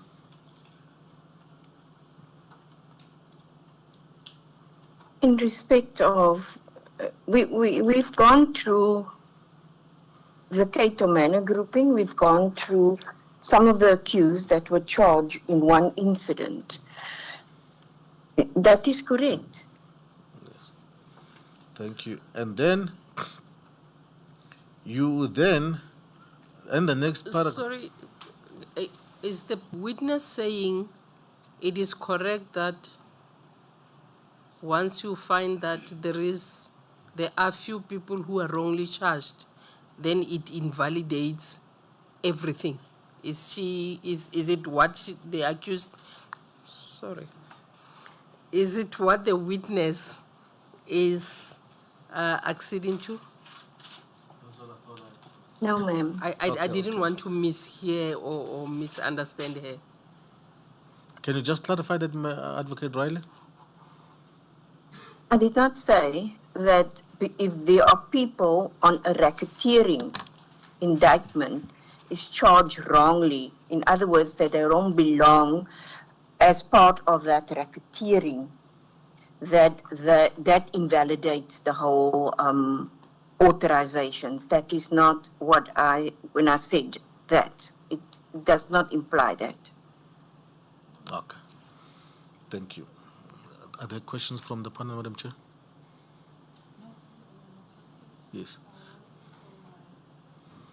Now, then, you then criticize from paragraph 96 the reliance on the monetary awards as being the purpose or the basis of finding that there was an enterprise. That is correct. And you say, first and foremost, there were two streams of payments which were identified. Firstly, by the Stenger. Secondly, the monetary awards by SAPS. That is correct, yes. And then you say that there was no evidence insofar as the Stenger payment stream that showed that there were payments made to Major General Boysons, and no, that there was evidence that the money was dissipated to the members of the Cato Manor squad. That is correct, yes. But in doing so, did you have regard to what at least Matonsi said? Is it Matonsi? Who said that he was present when the money was given to Boyson and Mostert? Did you have regard to that? Firstly, I don't recall whether he said it was given to Boyson, and he said it was given to Mostert and an unknown man. And yes, we have debated at length now the why we said we did not place any reliance on the Matonzi statement. So we did take that into consideration. Can I ask one quick question? Did you have any evidence to the contrary, especially where you say there is no evidence that shows that the money given to Boysen, and we know that we have a witness who said, I was with so-and-so who went into a car where there was Boysen and Mostert. He had a large envelope and he gave, the envelope had money, he gave it to them. Did you at any stage during your analysis find contrary evidence that would have convinced you that either the money was not given to Boysen or to Mostert, or there was no money at all, or any other evidence that would help you come to this conclusion?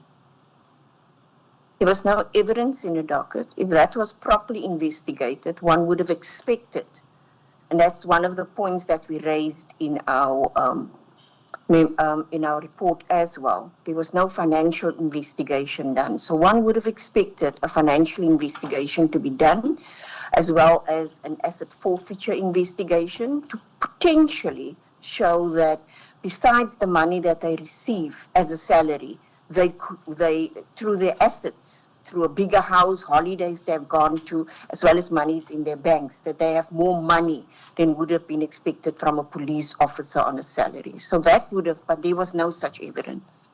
And all that while we are still at the stage of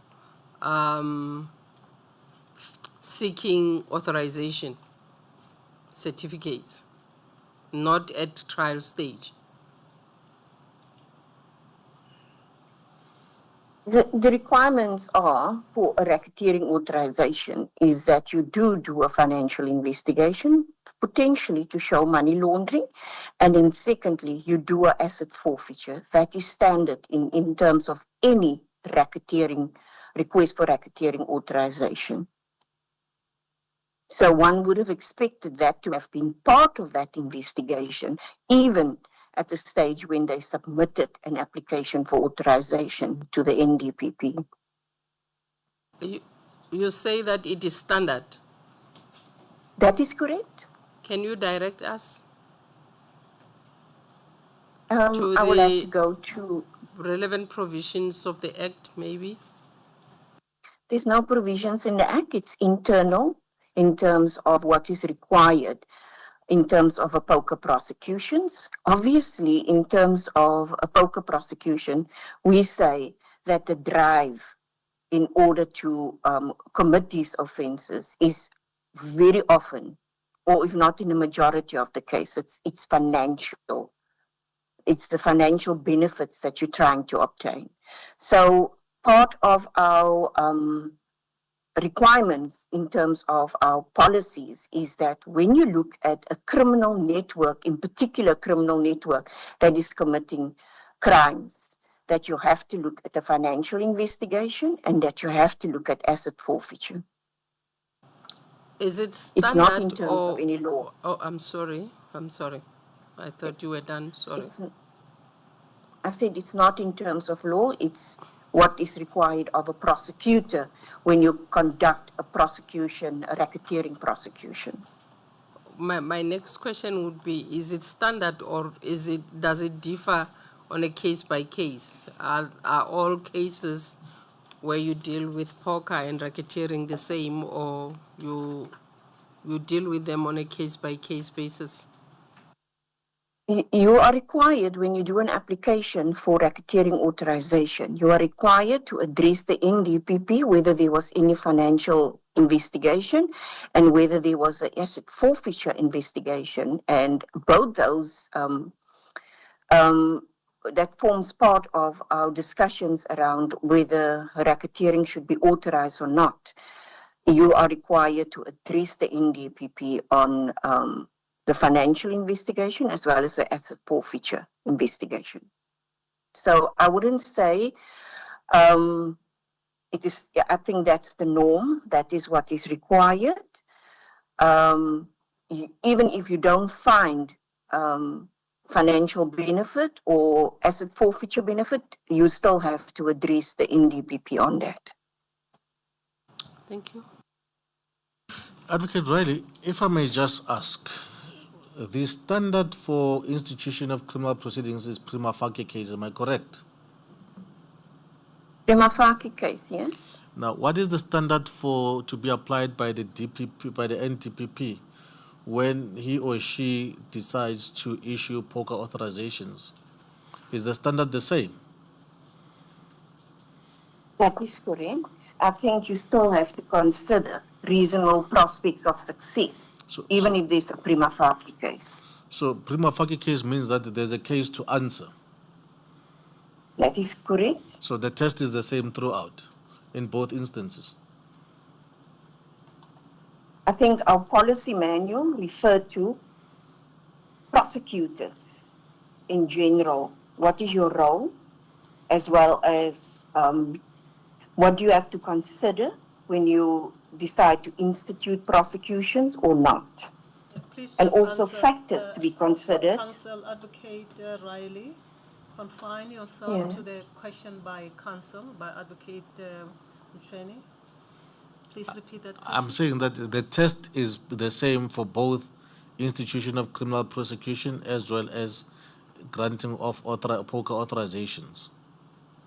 Yes, you have to, you're a prosecutor, you make a prosecutorial decision.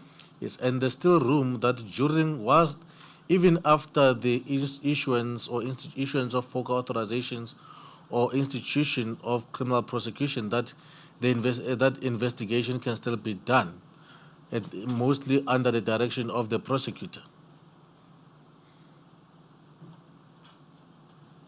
Yes, that's correct. So The basically, investigations continues. yes. So basically, it is still open to a prosecutor to ask that certain information that may not have been there when the decision was taken, that information be obtained.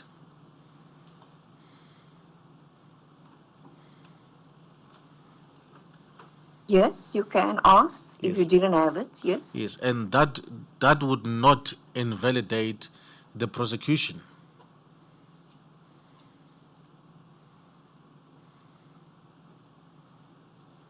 It wouldn't invalidate the prosecution. So even in this case, would you say that it was open to the prosecution team, even after the poker authorizations were issued, to still ask that the financial investigation be conducted?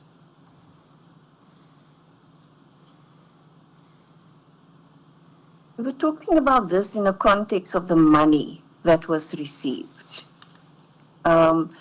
What it does affect is when we consider a poker prosecution, you will obviously look at adding money laundering charges. So in this case, there were no money laundering charges.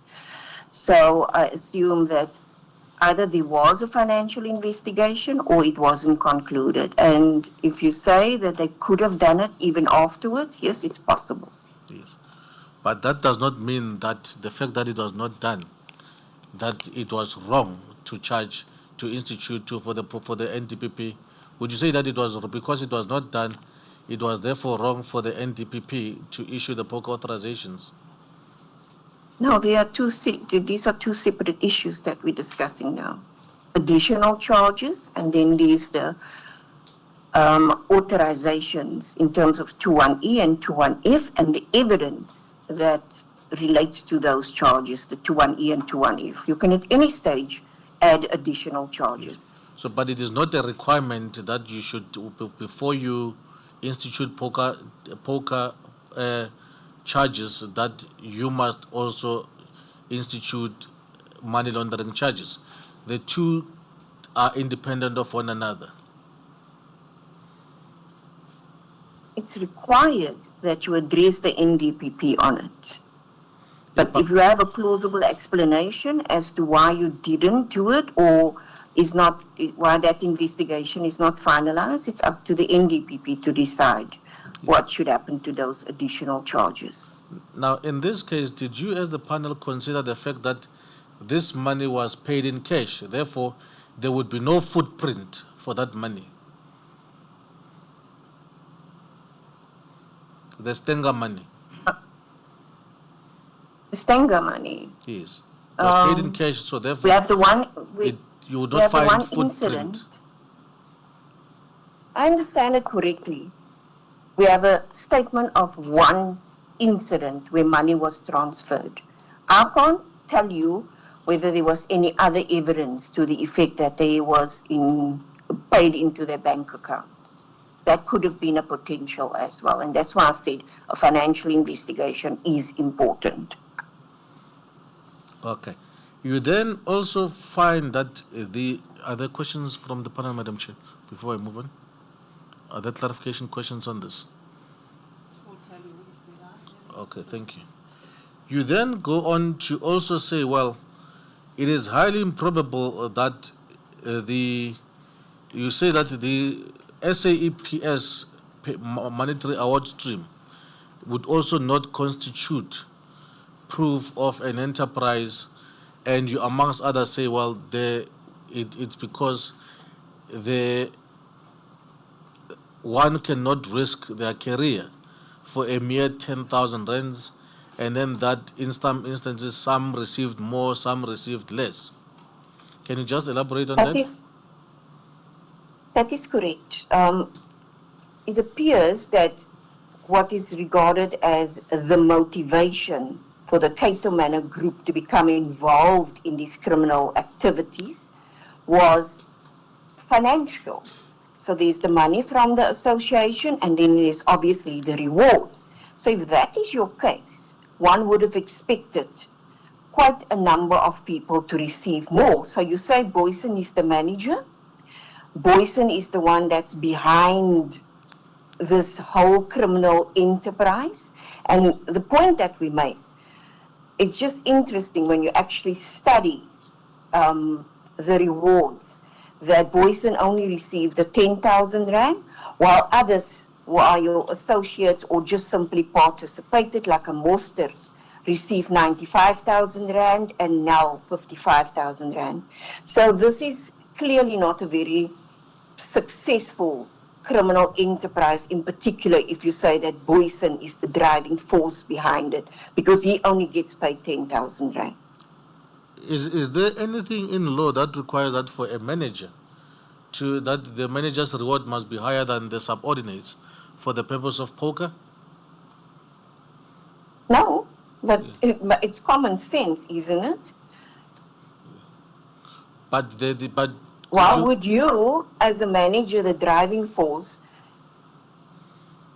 why didn't you give yourself more money? In most criminal networks, you will discover that the managers of your criminal networks are the rich ones. They're the ones with the houses. The persons, for example, in your criminal networks, like your gangs, the ones that are the runners and the hitmen, they don't really have money on their names. So it only makes sense if you're gonna, as somebody in his position, risk his career to be managing this criminal network and instructing people, or to have known that they're doing this, that you only give yourself 10,000 rand. Now, if I might ask then, did you look at the motivation for the monetary reward that was given to the Cato Manor squad? Yes, I studied that whole document, including the affidavit of the person that provided that information. Yes, and did you notice from that in fact the reasons and the basis for those awards were these people that were killed in these dockets? That is not correct. If you actually study the document that was provided by SAPS in connection with the money being paid, it actually is it's far-reaching. It deals with cases that is not involved between 2008 and the time period of the indictment. There's cases before that time. There are cases that deals with robberies. There are cases that actually went to court as well, where there were convictions and sentences imposed in the High Court. So, in my opinion, that is not correct. Okay, thank you. Advocate Riley, did you consider or did you come across an affidavit that indicated that the Stenga Taxi Association, after the killing of, I think it's Butelezi, they collected 750,000 rand to be given to the top officers, meaning either Boysen or Mostert or both. And after the killing of Bongani Mkhize, they collected R1 million also to be given to the same officers. Did you come across such evidence?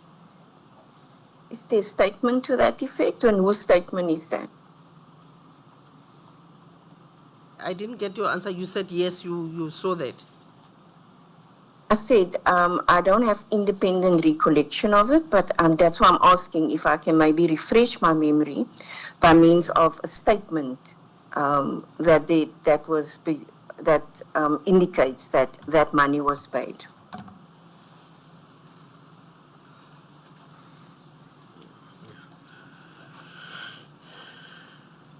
Yes. And you then conclude that on your basis. But maybe let me close this nicely so that we don't leave it hanging. Advocate Riley, that is part of the evidence that was led in this inquiry. That after the killing of, is it Lindelani Butelezi? An amount of 750,000 rand was collected by the Stenga Taxi Association and sent to either Boysen or Mostert or both. And after the killing of Bongani Mkhize, an amount of 1 million was collected and collected again by the Stenga Taxi Association and given to Boysen's, Major General Boysen or Inspector Mostert. So that is the evidence that is before this inquiry. I didn't want to leave it hanging because you say you want to refresh, and I assumed that when you were asked to analyze the evidence, that would have formed part of the documents that you were given. But if you were not given that and you didn't see it, I'll leave it at that. Thank you, ma'am. I will, if you want me, I can go back and maybe come back at a later stage to indicate to you if there was such a statement. I think we should differentiate between the monetary awards in relation to the performance by the police officers who had managed to trace the alleged suspect in the killing of Superintendent Kondo, and the money that was collected from the Stenga Association. If you look at GSM 6, for instance, Advocate Mchani is attached to Advocate Mayema's affidavit, GSM 6. It's not your statement. GSM 6 attached. Is it attached to whose statement? It is attached to Advocate Mayema's affidavit as one of the annexures. It's volume 1 of Advocate Mayema's bundles of 3. It is at 226. They use the page number 1A. I'm looking at it. GSM 6. I'm there, Madam Chair. You see that? Yes. And I don't know about the bottom numbering, but look at the top of that document. That is the name of the annexure. You see that annexure? Yes, Madam Chair. That is the annexure headed monetary rewards. Do you have it, Advocate Riley? Advocate Legeto is just trying to assist me. Yes, it is an annexure marked GSM 6, annexed to Advocate Mayema's affidavit. The numbering on top is 226 in red. At the bottom, there's 1A-154. But I'd like us to look at the top numbering. It's That is correct, ma'am. B00243. B00239. Advocate Lekgetho, if you are there. Is the document marked monetary rewards? Do you see that document? That is correct. Monetary and non-monetary awards. No. Look at GSM 6.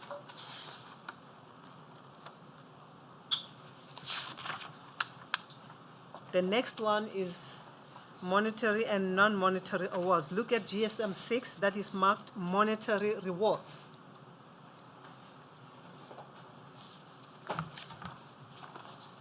I got it now, Madam Chair. You want to read that document? It's 1, 2, 3, 4, 5, 6, 7 paragraphs, short paragraphs. On the 27th August 2008, Superintendent Chauke and Inspector Kanyili was waylaid on the way to court by assassins. Superintendent Chauke was the provincial coordinator for taxi violence. His successes in this investigation had raised the ire of the perpetrators of violence in the taxi industry. Superintendent Chauke was shot dead and Inspector Kanyili was seriously wounded. The killing of Chauke had sent shockwaves through the community. This criminal attack was seen as a direct attack against an organ of the state. The assault case was widely reported and applauded by the media and public alike. It most surely restored faith and confidence in the SAPS to deal with ruthless killings. It is recommended that the members on the close list be rewarded with a cash incentive of 10,000 Rand each, as well as a certificate by the National Commissioner. You see there that the rewards is limited to 10,000 Rand for each of those who performed as was expected, in line with paragraph 7. That is correct. And that is coupled with a certificate by the National Commissioner. That is correct. There is nowhere where this monetary rewards refers to large sums of money. At least what you have read now. That is one incident, yes, in terms of the monarchy. No, Advocate Riley. I'm asking you, there is nowhere in this document speaking about monetary rewards where large sums of money is mentioned. That is correct in this one, yes. Would you like to correct your previous answer? No, I'm not going to correct it because I read all the monetary awards awarded to the Cato Manor unit, and based on my analysis, for several other cases as well, they have received monetary awards, and I indicated that based on my analysis, after all these incidents, Boysen only received 10,000 Rand, and in the case of Mostert and others, they have received over a period of years, in respect of different cases, monetary awards, and that amounts to the total that I've given. And were the monetary awards that amounted to lump sums of money based on these documents that I've referred you to? No, it is based on, not this document. This document talks about 10,000 Rand. Yes. So refer us to the document that refers to the rewards in large sums of money that were paid, for instance, to Mr. Mostert.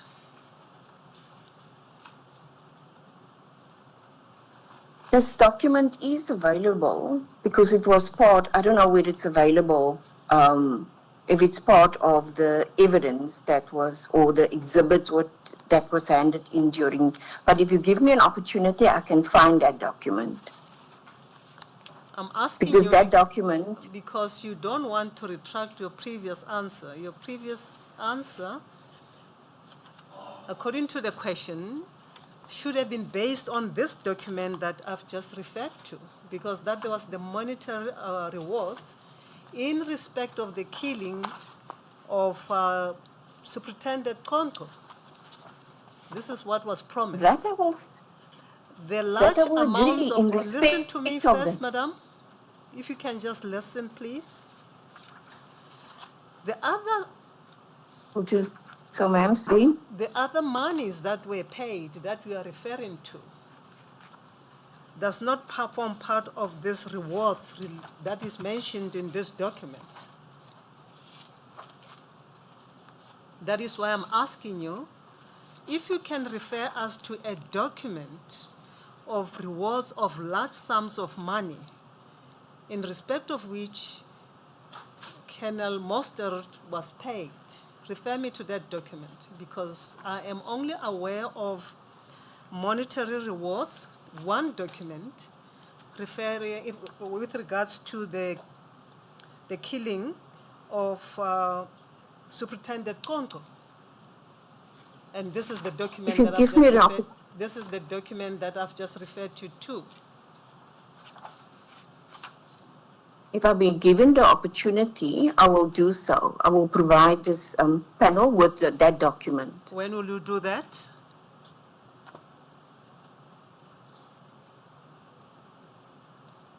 I can, if the call, if the panel wants me to stand down, I can go find it. Are you in a position to tell Advocate Lekgetho to search for you? She is nearby you to assist you? I don't think so. It's part of my documents that I have. Or leave it at that, Advocate Mchania? You have at least seen GSM 6.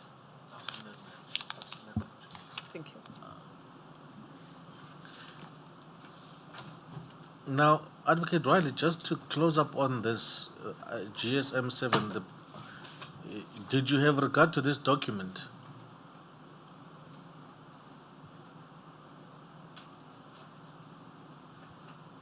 That document, I think, forms part of the Durban Central docket that I've read in conjunction with the statement of the police officer who provided that information about the rewards. So it forms part of, yes, so I've seen this docket, that's one incident, and then I've also read the other incidents when they have received monetary rewards for work on other cases. So this would be the source where you found evidence that Major General Boysens was paid 10,000 rands, because he appears amongst the candidates to be paid to receive 10,000 rands. That is correct, yes. And I take it you understood the rationale or the reasons why Major General Boysens and those listed there were being paid. That is correct. I read what they said there. And did you notice that it was for the solving of the murder case of Superintendent Konko? That is correct. That's what I read. And we know that, in fact, insofar as those who were alleged to have been implicated in his murder, none of them were arrested. That is correct. In fact, they were killed. That is correct. Yes. So now, would you then say that the conclusion that, in fact, these rewards were for the successful killing of those that murdered Superintendent Konko, would you say that is far-fetched? That they were being rewarded for killing Superintendent, they were being rewarded for killing those who killed Superintendent Konko? They have been rewarded for solving a case. That's what the document that I read. Yes. But we know that no case was solved. In fact, people were killed. As we stand here, no one was found guilty for murdering Superintendent Chauke. That's what the documents say they've been rewarded for. What do you mean that they were rewarded for solving a case? That's what the document implies, that they're being rewarded for that. Is that how you what you understand it to mean? That is correct, yes. Resolving a case? What does it mean to resolve a case? In the legal sense, at least, because me and you are lawyers. What does it mean to resolve a case? It means that you are found the murderers of Chauke. Even before you go to court, you resolve a case. It can happen. How? If a case is investigated and you find suspects, and for various reasons the suspects are no longer there, that basically means that the matter has been resolved. The suspects are no longer there. That's what you're saying? The suspects are no longer there in order to enroll the matter on the High Court roll. They're no longer available. Because And there's various other... Because they've been killed. That is correct, ma'am. You may proceed. No, can I? Maybe I'll get a better understanding. Ma'am, Advocate Riley, you are a prosecutor. That is correct, ma'am. Your responsibility is to prosecute accused That is correct. in a competent forum, which will be a court of law, in That order is correct. in order to solve a case. That is correct. Do you regard the killing of suspects as solving a case? Ma'am, if I said the suspects are no longer available and the case has been resolved, then the case is resolved. I'm asking this question. Do you regard the killing of suspects as resolving the case? It can happen that suspects, in many cases, in our environment, in the gang environment here in the Western Cape, you have a case, your suspects get killed. The case gets withdrawn, struck off the roll, you refer it for an inquest, the matter is then resolved.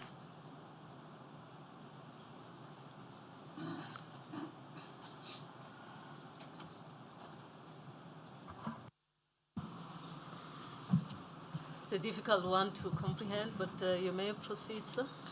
Yes. And then we now know, Advocate Riley, that for the reasons that you just told us was that on the probabilities, it makes no sense for Major General Boysen and the Cato Mena squad to risk their careers for mere or measly 10,000 rands. Is that what you say? In respect of Major General Boysen, yes, I said that. Now, let's just zoom out from Major General Boysen and zoom in on Moster than Nell. From the evidence we had here was that, in fact, I stand to be corrected, there was a competition between Mostert and Nell as to who will take out most people. Were you aware of that? I work on evidence, sir. So if there was evidence to that effect, I would have been aware of it. And on the evidence, were you aware that Inspector Mostert had, in fact, shot almost over around 13 or 10 people, just between 10 and 13 people? In terms of, it's quite possible, yes. Yes.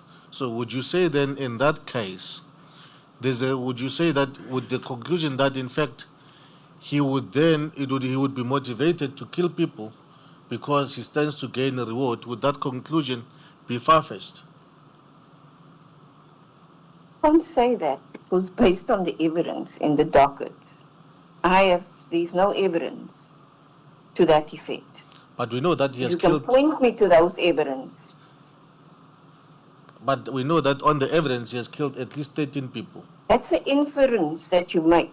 No. You're making an inference now. And you ask me to agree with your inference that you're making. That because he killed 13 people, that could have been his motivation to get the rewards. No, I'm asking No, that. advocate, you have a right to disagree with Advocate Mchweni. You are not forced to answer any question favorably to the questioner. Just answer the questions. If you agree, you agree. I don't agree. If you disagree, you disagree. But I disagree. thank you very much.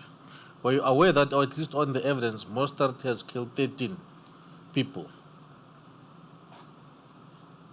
I didn't count, but I wouldn't disagree with you. And It's quite possible, yes. and so is Nell, who has killed also a higher number of people. You can put it to the witness Yes. as a fact. Yes, in fact, it's in the dockets. Were you aware of that evidence when you did the analysis? The group that was charged killed, we read 26 dockets, and the allegation, and in terms of the indictment, 28 people were killed by the people that was indicted. So yes, I would agree with you. Yes.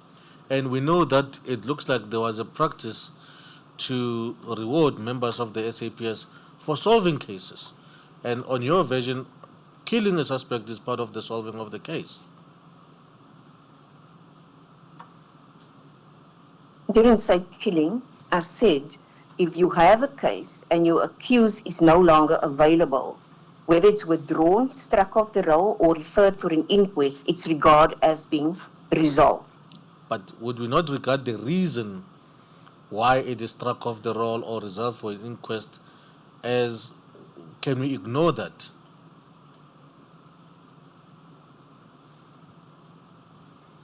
I don't understand. Just before she answers,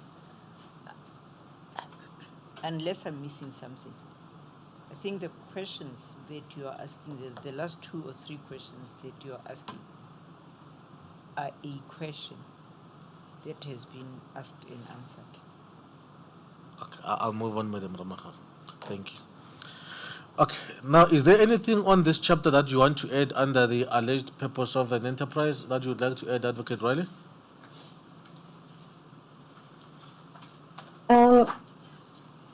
In terms of, I just want to make, we spoke about knowledge of General Boyson. I just want to say that maybe I've neglected to say that besides knowledge, it could have also mean that he ought to have known. And I think in terms of the Savoy case, it's also negligence. If you, for example, have known or became aware that certain criminal activities were happening and you simply ignore it and do not act upon it. So that's just the one aspect that I want to add in terms of knowledge, and ought reasonably to have known, that you can draw a specific inference therefrom what the reasonable person ought to have known. It's about all that I want to add there. So you spend a long time on the elements, and No, I think we must make progress. No, You I'm only not- have 30 minutes. I'm not going to ask any further questions on this. Yes, I think you have to conclude with this witness. And you then, at paragraph 99, make your conclusions. I think we already know the reasons for your conclusions. Is that correct? That is correct, yes? Yes. You then also identified what you call inconsistencies in the documents that were there. That is correct, yes?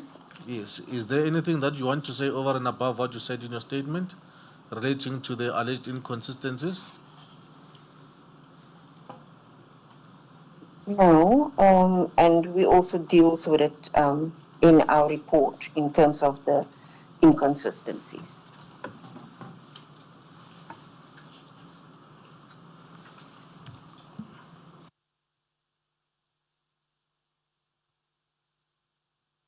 Excuse me, Madam Chair, just wanna, it looks like there's something, they wanna convey something to me.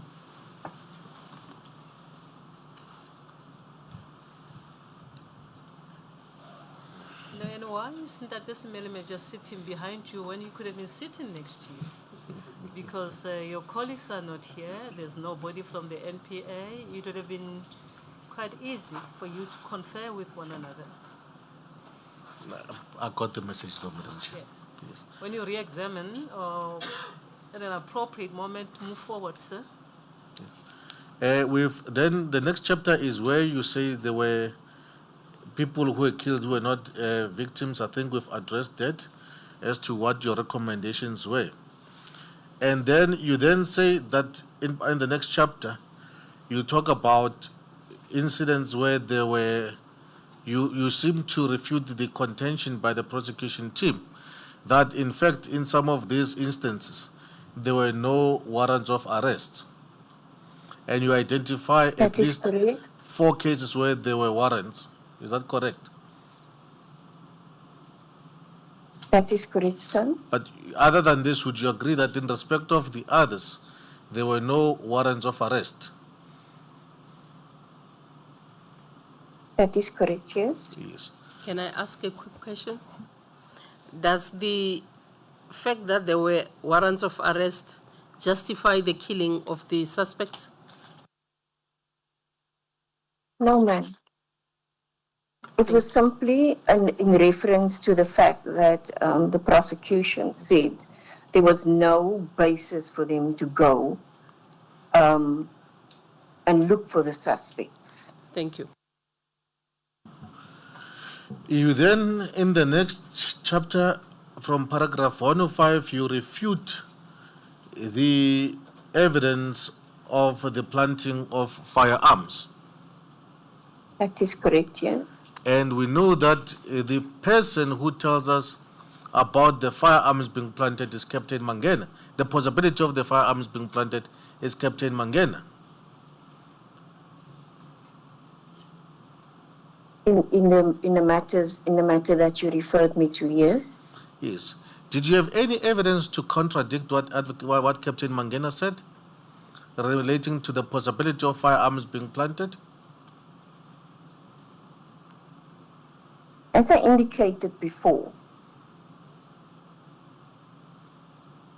the evidence of Captain Mangena in the docket, in the individual docket, were analyzed and read in the context of all the evidence in the docket. So I did mention before, if you found, for example, spent cartridges positively linked to the firearms, if you found, for example, primary residue, those were things that we considered as well as that evidence of witnesses.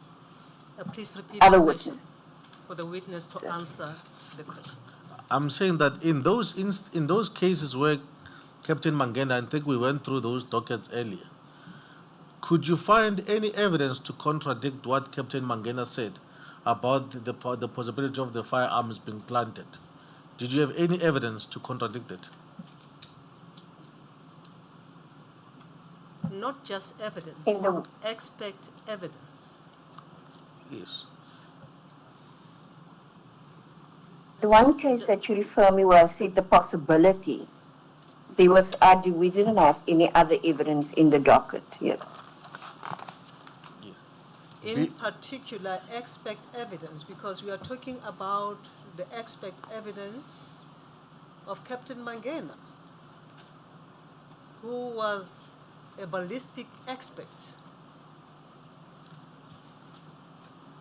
Was there any other ballistic expert who presented evidence that contradicts that which Captain Mangena provided? As you know, Not if in you the know, dockets. I don't know. in other words, there is no such contradicting evidence or expert report. That is correct, yes. Thank you. At paragraph 107, you seem to rely on the fact that some of the deceased tested positive for gunpowder residue. Do you see that? What paragraph That is is that? correct. 107. Now, what we could gather from your career history, you prosecuted in the magistrate's court for a number of years. Am I correct? That is correct, yes. And you also prosecuted as both a junior state advocate and a senior state advocate. That is correct, yes. And would I be correct that some of the cases you prosecuted included where a firearm was discharged? That is correct, yes. And I take it you would then be aware that there are many other that other than having fired and discharged the firearm, there are other ways that a person can be contaminated and test positive for a primer residue. What we refer to, or the as secondary transfer of primary residue, yes. Yes. Now, one of the secondary transfer is if one is in the close, if a firearm is fired within the close proximity of the other person. That is what they call distance determination, yes. And also that if a person who had discharged a firearm touches the other person, then that other person who's touched can also test positive for primer residue despite not having discharged the firearm. That is what they call secondary transfer, yes. If there's evidence that, for example, a person who fires a firearm, you would ordinarily have primary residue, and if he goes and puts it on the hand of that person, yes, I would agree, you can then transfer that primary residue. Now, in this regard, did you investigate the manner in which, as to how it came about that these accused people tested positive, that it could have been through a secondary transfer? Did you investigate that? It was not our role and function to investigate it. I worked on what was in the docket, and there was no requirement from the panel to ask for further investigation to be concluded, because the evidence that was presented to us was the evidence that was in the hands of the prosecution team who drafted the indictment based on the dockets that were handed to us. And if they never asked in those dockets for a further test to be done to determine, for example, how the primary residue landed up with on the hands of the suspects or the deceased persons. One would have expected them to do it if that was the case, that it was as a result of secondary transfer of the primary residue. And then at paragraph 109, we've dealt with this thing where you said that, in fact, the events that are described in Danika's statement were not properly investigated. And we know that you've also indicated that there were other issues such as the financial investigation that were not done. Do you still maintain that? I do. In actual fact, if you look at SR5, in each and every docket that we analyze, we have indicated that there were many problems with the investigation. In fact, that there were further investigation outstanding. Yes, but ma'am, you see, in fact, now that you mentioned SR5, You come up with a number of recommendations and identified certain loopholes. Yet you did not find it important to bring this document to the attention of the NDPP, who could have taken it to the prosecution team to say, my team has analyzed this, I have looked at this, can you please follow up on this, on the issues that have been so done? Why? If I do recall, I can't say that it was handed to the NDPP, but we have, in fact, based on our recommendations, that they should look at the investigations that's outstanding in the 26 dockets, that they should consider concluding that investigations and where they could institute prosecutions. This document was in fact handed to Advocate Elaine Harrison. Okay. And then you then say at paragraph 110, in fact, amongst amongst some of the dockets, there were already judicial pronouncement by magistrates in inquest that no one could be criminally held liable for any deaths. Do you see that? That is correct.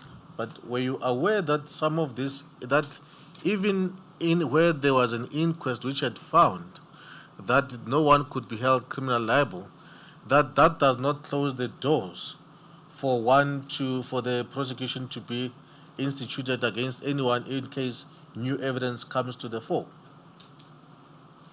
I understand that. In terms of the Inquest Act 58 of 1959, Section 17 is applicable, and that was what we found very strange, that there was no such applications brought to reopen the inquest before you made it part of your indictment or your prosecution memorandum, because that should have been the first step in terms of reopening the inquest, because one needs to remember you can approach the High Court and basically say that there has been a pronouncement that no one is criminally liable for the death.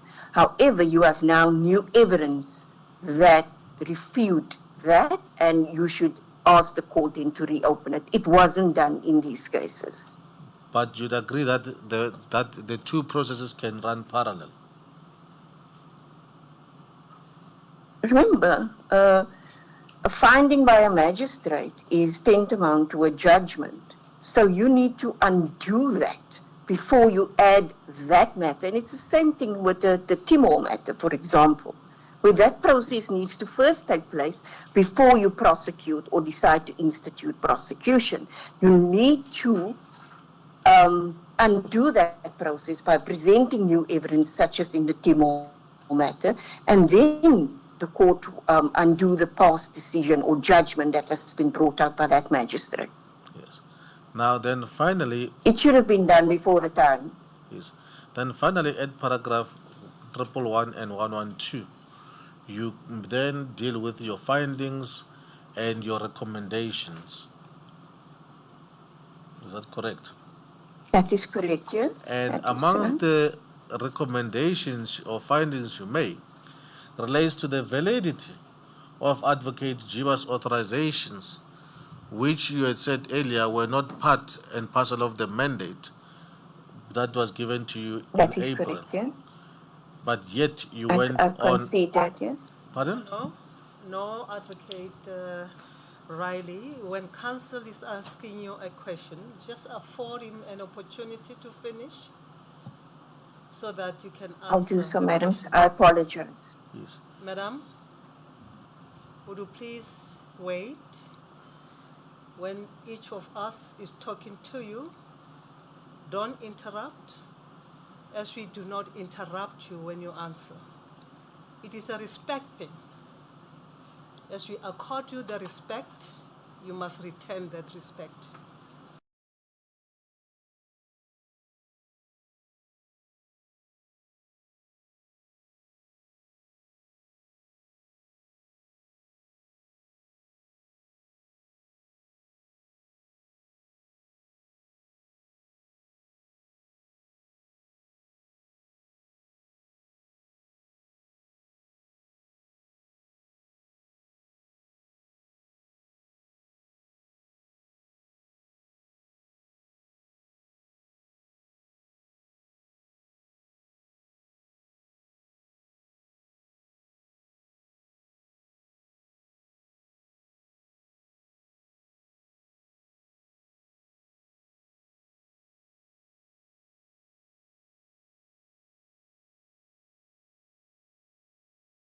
to each one of us. I You may proceed. apologize. I will. You do not make that recommendation.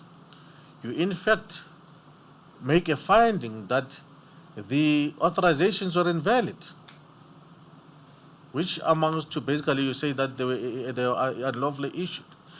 And then you then recommend that the charges should be withdrawn. That is correct, yes. Or would you be able to enlighten the panel why you did not make a recommendation to Advocate Batoyi to say, to the extent that insofar as the cases where we have identified gaps and which we believe those gaps can be supplemented through proper investigations, then that proper investigations be conducted. Our mandate was to look at the authorizations where it was valid.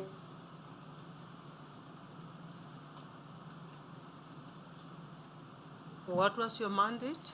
Do you remember SR3 from Advocate Batoyi? You want to look at that mandate again? The exact wording of that mandate? SR3 to your affidavit.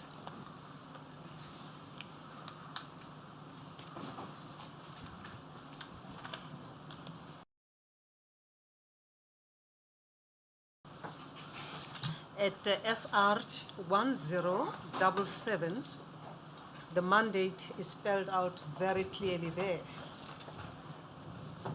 You remember?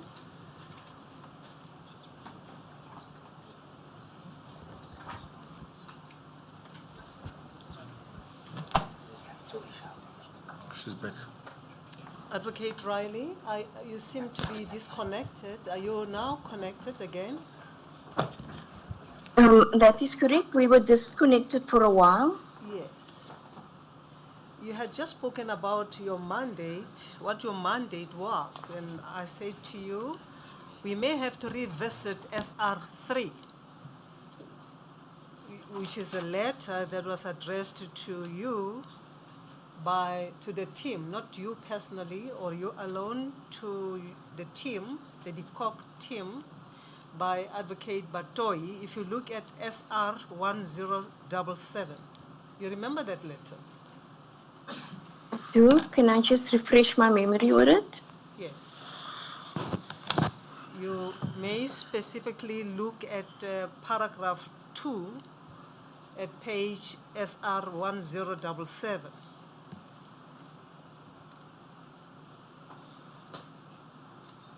Your annexure. That is correct, yes. Yeah, that's your annexure SR3. That is correct, yes. Do you see the mandate there?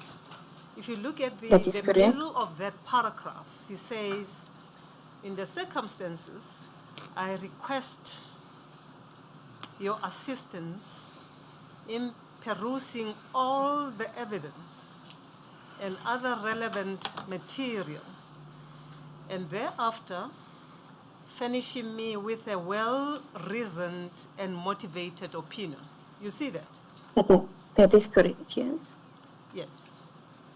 So that was your mandate. I didn't read That is everything correct. there. It says, as to That the is- validity and appropriateness of the decision by Advocate Abrahams to authorize the 2 racketeering prosecutions in terms of Section 2.4 of the POCA.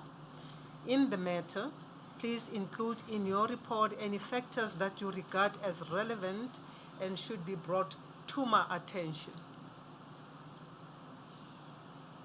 That was your mandate.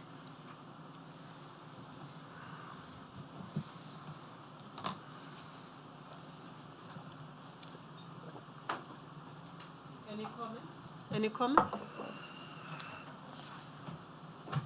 Sorry, there seems problem. I lost you at some of your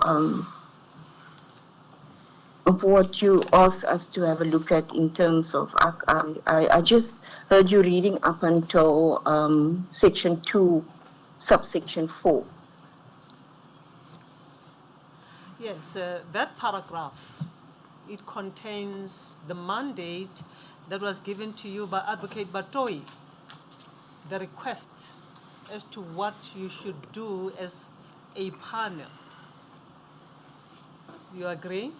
That is correct, yes. Nothing more, nothing less.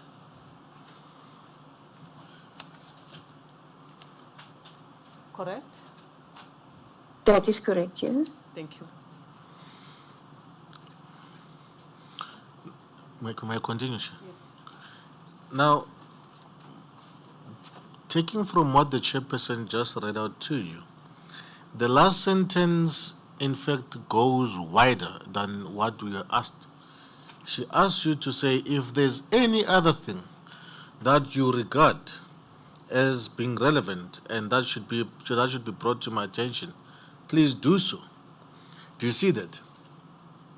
That is correct, yes. Yes. Now, did you not consider the fact that there were these investigations that you had identified, these shortcomings that you had identified? Did you not consider those to be relevant factors that should be brought to her attention? It was brought to her attention that the dockets were not properly investigated. Yes. But you did And not. that's why when we Continue.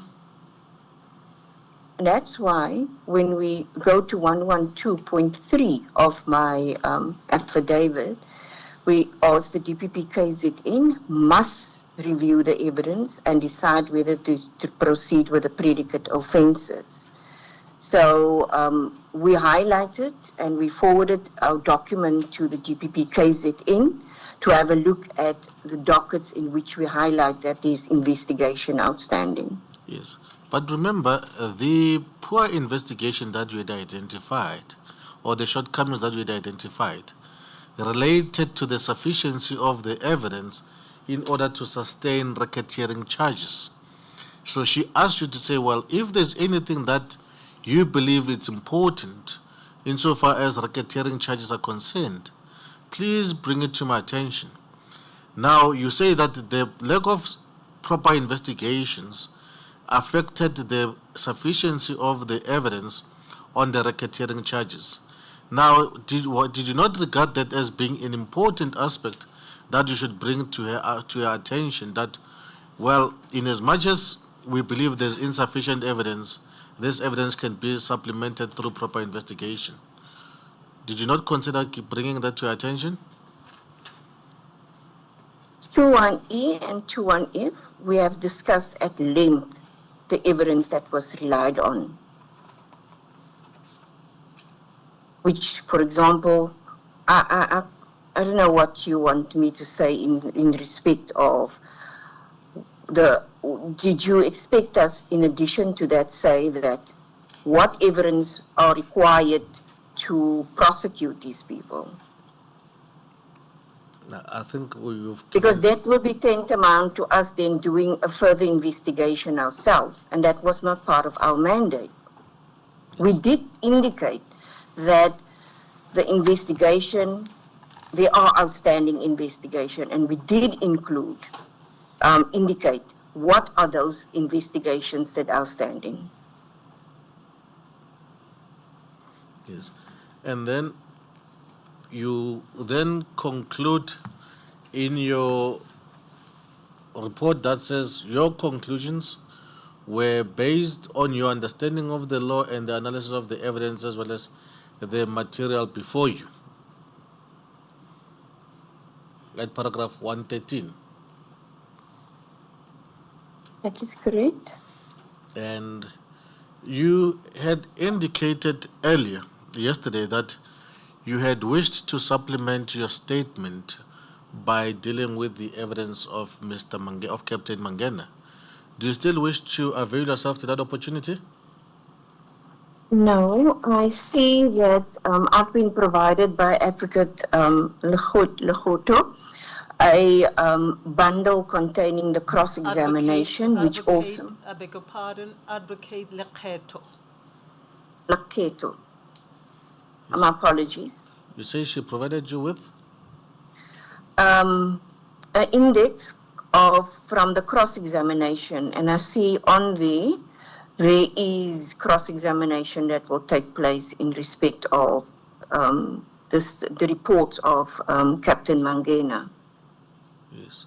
And then, is there anything else that you want to add as we finish your examination in chief? Nothing else. Yes.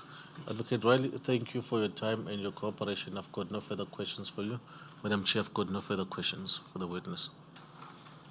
Yes, Advocate Riley, just the last from my side, 113.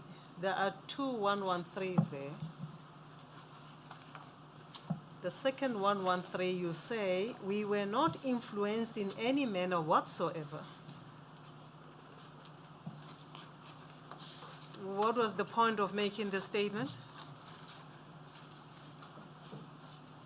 Has anybody ever suggested that you had been influenced? No, ma'am. Why would you have a statement like that in your affidavit?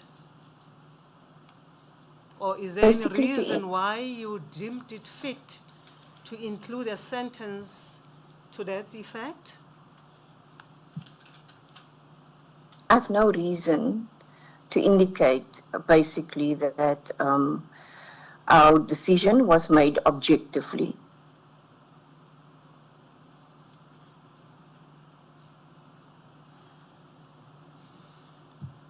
Thank you.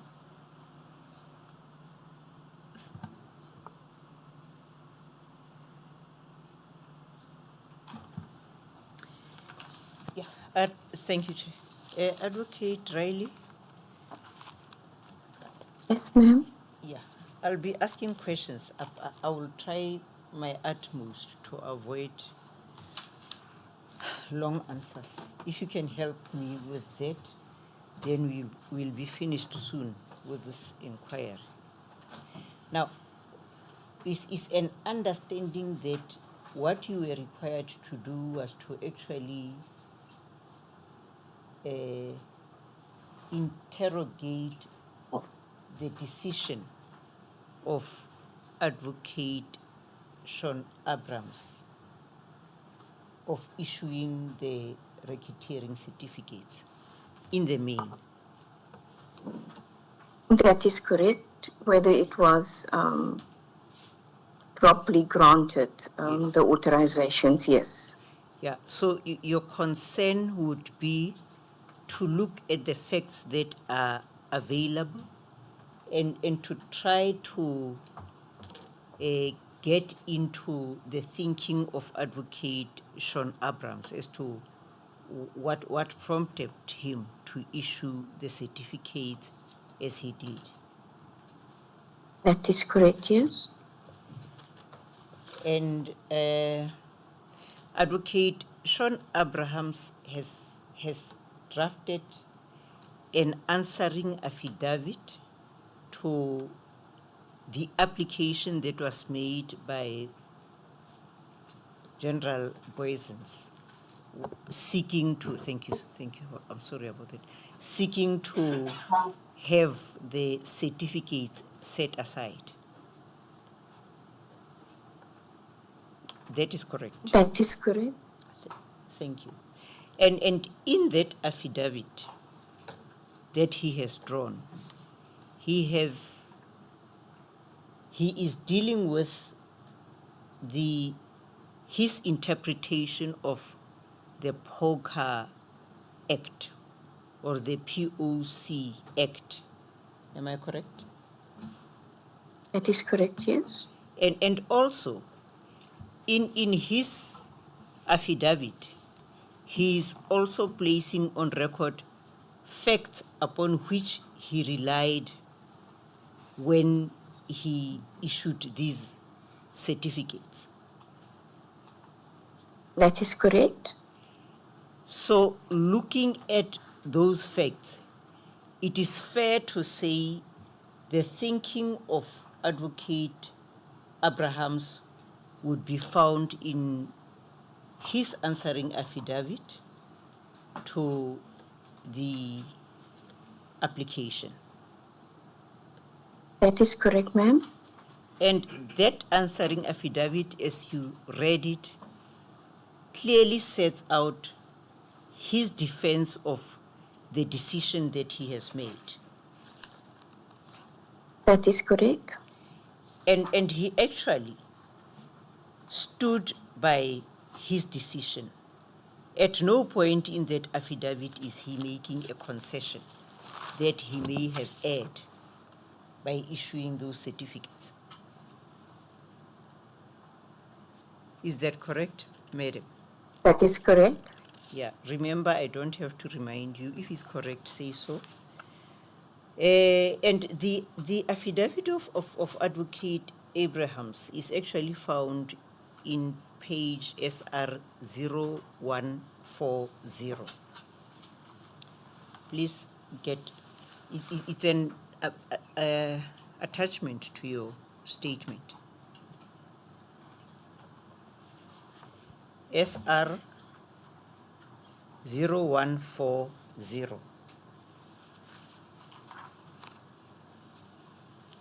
Have you found it?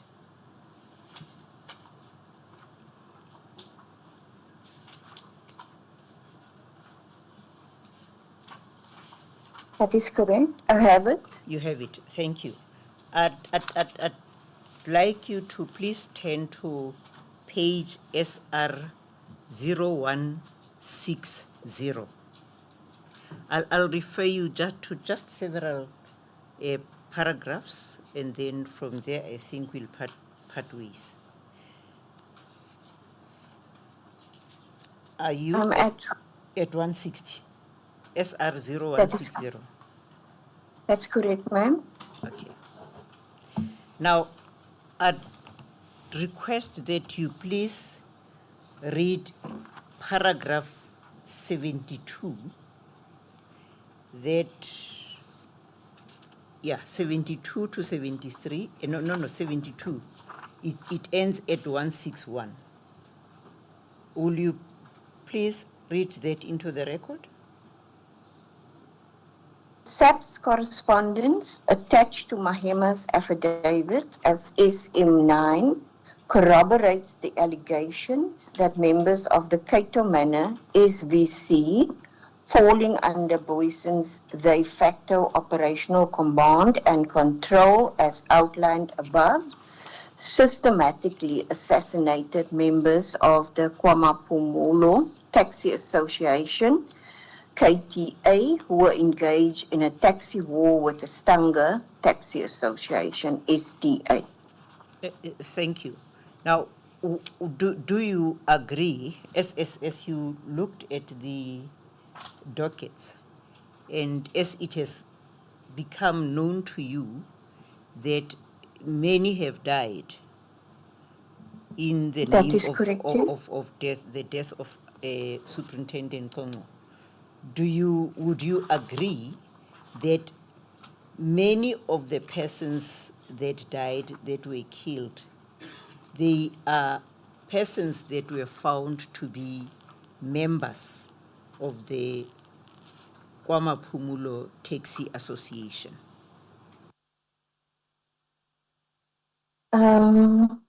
I can't specifically now say or agree, but I do know that they were members of a taxi association. Then you cannot deny that many, if not all, that had passed on, that had been killed by the Katomena police, were from the KwaMaphumulo Taxi Association. Not the whole case, ma'am. Not all the 28 murders. If I think about the Konko case, there were 3 deaths that emanates therefrom. But I speak under correction, but not in all the 28 matters. I'm sure you were listening to my question. I said almost all, if not at all. They were from the KwaMaphumulo, they were members of the KwaMaphumulo Taxi Association. We are aware that we have Boko, Ndlovu, but I'm talking about the great number were from members of the KwaMaphumulo. Do you agree? I said, will you dispute that? Because after you said you can't agree, then the question is, will you dispute that fact? That members of that taxi association was killed, I will agree, yes. Yes, and I have said members of the KwaMaphumulo Taxi Association. That is the question that I've asked. Yes, I will agree. And will you also agree that none of the deceased was a member of the Stenga Taxi Association?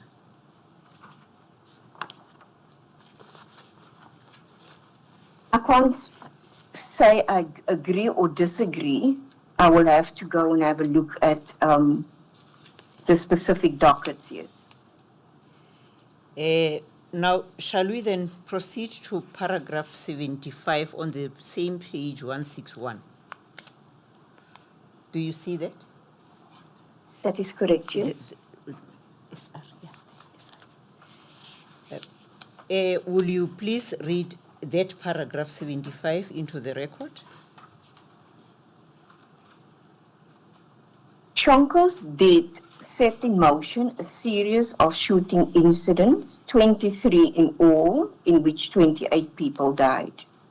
I might mention that many more were suspected to have been killed by Cato Manor SVC, but there seems to be insufficient evidence to the others. Cato Manor SVC investigated the murder of Chauke. Most of the applicants form part of the investigation team that work on the investigation. Yes. Now, from that paragraph, is it correct to understand it to mean that much as the issues were raised around the death of 28 people arising from 23 shootings, but in fact, there were even more who were suspected to have killed, but they were not pursued because of apparent lack of sufficient evidence? Is that also your understanding of this paragraph? That's my understanding of what Advocate Abrams is saying, yes. Yes. And in fact, what Advocate Abraham is saying to us, there could be more, but what persuades us whether to pursue or not, it's evidence. And if it is so hopeless, then we don't pursue. We could have pursued more, but because of lack of sufficient evidence, or because of insufficient evidence, we only pursued these 23.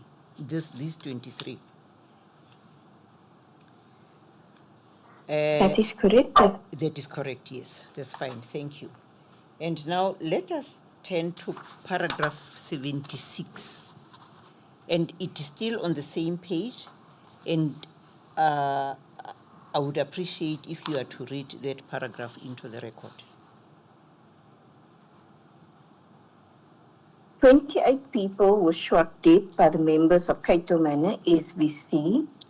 8 people suspected of killing Chauke were themselves killed in the wake of Chauke's death. One of them was Bongani Alphys Mkhize, B.E. Mkhize, a former head of the KTA. Members of Cato Manor SVC claimed he had opened fire on them when they attempted to pull him over. B.E. Mkhize had earlier obtained from the Durban High Court a futile interdict restraining Cato Manor SVC from killing him. Yes, you can stop there. Mkhize's Thank you. Thank you, ma'am. I'm sorry I did not indicate to you as to where you can stop. You can stop there. So this paragraph confirms that the 28 people that were shot dead, they were shot dead by the Cato Manor SVC. That is correct, yes.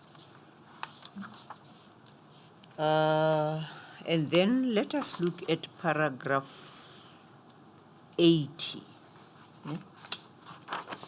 Paragraph 80. And also that I'm making you read these extracts into the record because this is part of what you looked at as you were preparing to advise the NDPP about the decision to issue the certificates. Please read the paragraph 80.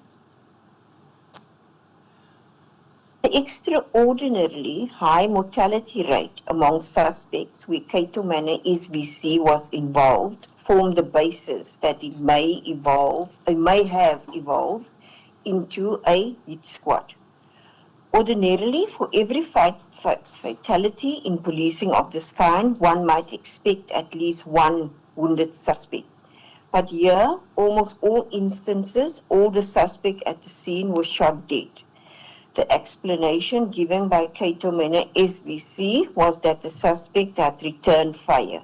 But that is difficult to square with the fact that in no instance was a member of Cato Manor shot, nor were there reports even of police vehicles being damaged by bullets. Yes, in this paragraph, the advocate Abrahams is explaining himself as to why, what caused suspicion, and taking into consideration what is within your knowledge from studying the dockets, looking at the dockets and so forth, and the time span of the deaths of all these people, would you agree that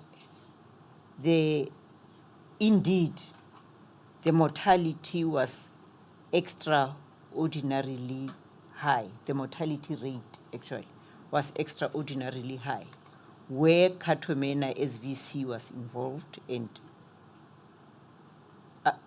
was consequently then labeled as a hit squad.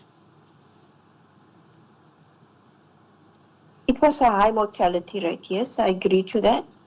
Yeah, but you don't answer what I asked. I did not say, is it a high mortality rate? I said extraordinarily high mortality rate at the hands of Cato Manor. That is correct, yes. You agree?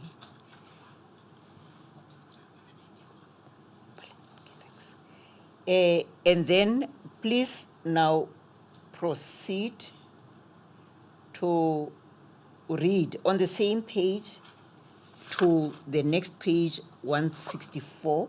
Please read 81 into the record. The alleged modus operandi was to track down suspects and instead of apprehending them, slaying them.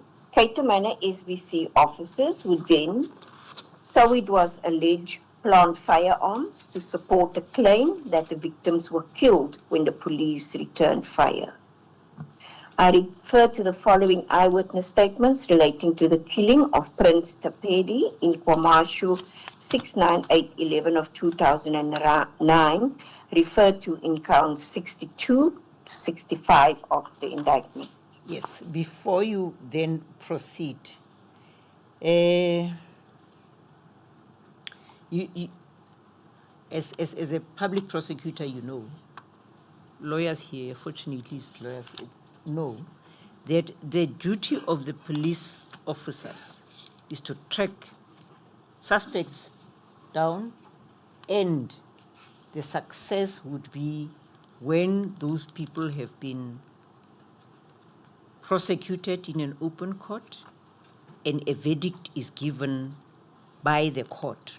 That would be justice.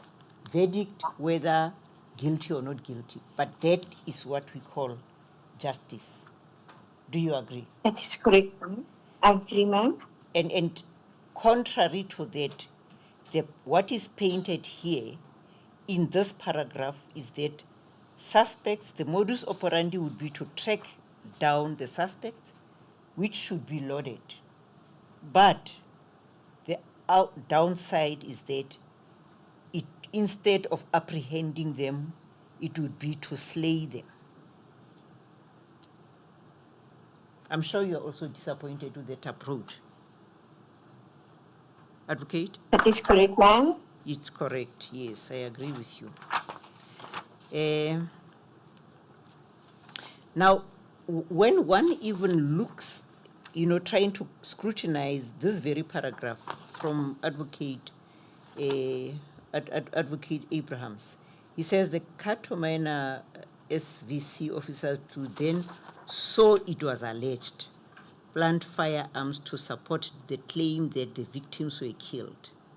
Now, this, in my view, and I'm sure you'll agree, shows that Advocate Abrahams is not taking sides with anyone. He is saying, so it is alleged about the firearms. And then later in the affidavit, then he deals with information where it was corroborated by other experts about this alleged planting of firearms. Do you see that he is not associating himself with the allegations, and he will associate himself with the allegations only at the time when he is showing? Yes. Yeah, is it too low? At times witnesses, ma'am. Yeah, there are times when witnesses will try to say to you, hey, you are asking too long a question, and they intervene. Okay, go ahead. Sorry, ma'am, I didn't hear your last part. There seems to be a problem with, sometimes it freezes a little bit. And then I can't hear your entire question that you put to me.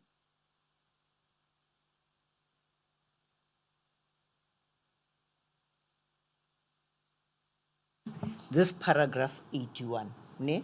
We have dealt with the modus operandi, and now we are dealing with how Advocate Abrahams relates the matter or narrates the matter in his affidavit. And he is talking about the alleged, do you see that? Please read the second part again. Katomena SVC, that second line on page 163. And just that sentence, when at the full stop, you stop there. Don't proceed to, yes. Please read that. Katomena SVC officers would then, so it was alleged, plant firearms to support the claims that the victims were killed when the police returned fire. Thank you. And that says to us, I, Advocate Abrahams, am saying it's an allegation at this point of my affidavit. Am I correct? That is correct. He said it's alleged. Yes. And now look at paragraph 81.1. Still on that page. When I change pages, I'll indicate to you. Still on that page. Can you read it into the record? 81.1, Kaba Mdluli, 821, attached here to as annexure SA 5A, in brackets 1, who saw applicant 5, accused 4, who was carrying an R5 rifle, running back to the Quantum combi in which Yin Kaba was seated to collect a spook ghost under the left front seat of the Quantum.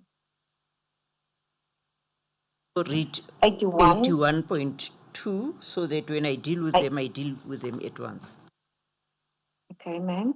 81.2, Denise Hurley, in brackets 812 and 830, attached here to as annexures SA 5A, in brackets 2 and SA 5A, in brackets 3, respectively, who saw a white male throwing a pistol or small firearm next to the deceased's right hand. Thank you. Yeah, 81. Yeah. Oh, sorry. Now, these two sub-paragraphs, what do they show us? They are telling us about eyewitnesses that saw the firearms being planted. Do you agree? That is what the statements say, yes. Yeah, I'm saying, it is saying, so and so did this clearly. And can you say, maybe, that there are no such statements because you went through the dockets? And my expectation is that if my duty is to interrogate the conduct of a particular person, I will take the affidavit and match it against evidence as I conduct the investigation. And I think you too do that as a prosecutor. Now, back That to is the correct, question. yes. Yeah. The question is, can you say that this statement by Advocate Sean Abrahams is not true? That Ngaba said he saw them planting a spook, the ghost firearm. Others said them Bombay Not way. firearm. That is, Yes? if I read 81.1, it says Nkabinde said he went to collect a ghost or spook under the left front seat of the Quantum. Denise Hurley says she saw a white male throwing a pistol next to the deceased right hand. Okay, maybe We have studied those statements. I think in some way I'm now allowing myself to be carried away by what you are saying, but of importance is that what is stated is in 81.1 and 81.2 respectively illustrates the existence of eyewitnesses to the fact that the firearms were planted. Remember, we are not in court yet where the court will make a finding as to whether indeed that happened or not. But what we know is that there are eyewitnesses who will be able to say, I saw so and so plant the firearm. Do you agree that the import of those statements is to illustrate that?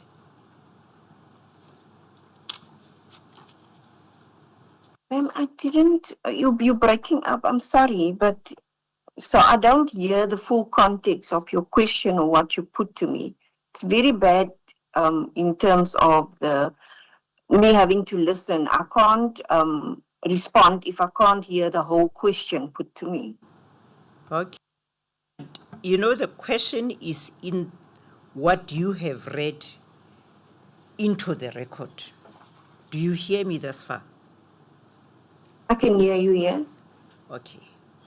Now, that which you have read into the record is that there is a statement of Ngaba who saw applicant 5, accused 4 in the indictment, carrying an R5 rifle, running back to the Quantum, and then to collect a spook firearm. You still hear me up to this funny? Advocate. Can you hear the last part, ma'am? Okay, maybe to cut the long story short so that I don't make you listen to what you have already read in. Do you agree with me that 81.1 tells us that Ngaba saw what we can call the planting of a firearm, which is described as a spook firearm? Do you agree that that paragraph does that? No, I don't agree because he said the person, applicant 5 or accused 4, came back to the combi to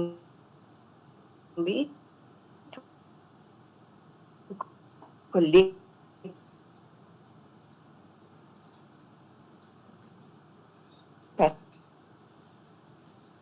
We seem to be having problems with connection.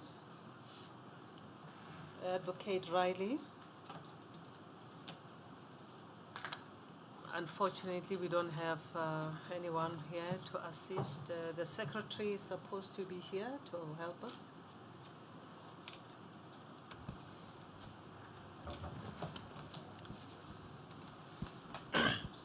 We're also having network issues in this building. Are you also having network problems here? Yes, since after lunch. Yes, we know that. Just a minute.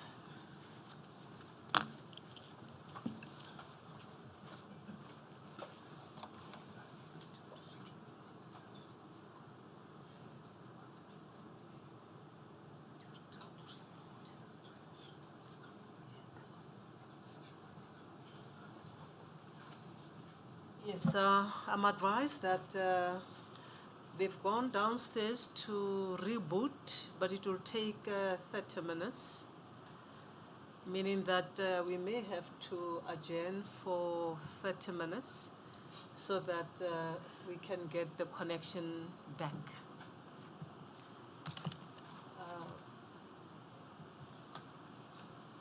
You can see Advocate Riley. Yeah, someone will communicate with Advocate Lekgeto telephonically and tell her that we are rebooting the connection. Yes, thank you. May we adjourn for 30 minutes?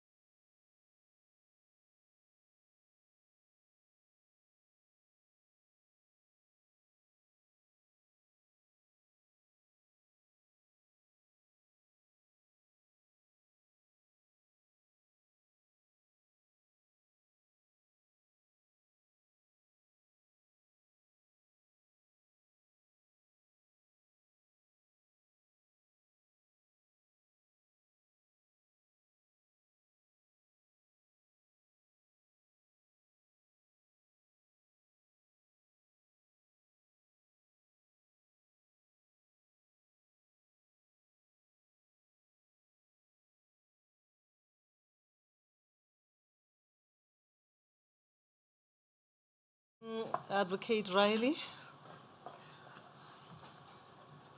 She'll be on her seat, Madam Chair. A second. Good evening, Advocate Riley. Good evening. You continue to be under oath. It is correct. Before you proceed, my sister is going to ask you to continue with her question. We are now connected. But before she does that, let me do some housekeeping. Advocate Kaitobi, we request that in an hour's time, we pause. It's for a few minutes. You can join us in chambers so that we can do some few housekeeping matters about next week. Then we can reconvene. So if Reconvene. within an hour you'll still not be done, we will nonetheless pause for a few minutes, then you can join us in chambers and reconvene Reconvene back here. back here. Yes, thank you. Please take note, all of you. You can come to chambers, then we can discuss about next week. You may proceed, my sister. Thank you, Chair. Advocate Riley, can you hear me? Yes, ma'am, I can hear you. Okay. When we adjourned, we were on page 0164. And I'm going to ask you only maybe 2 questions or so. Look at, you had read into record 81.1, 81.2.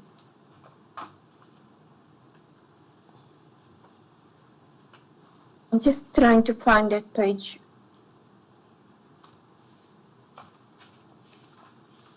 SR 0164 of your statement.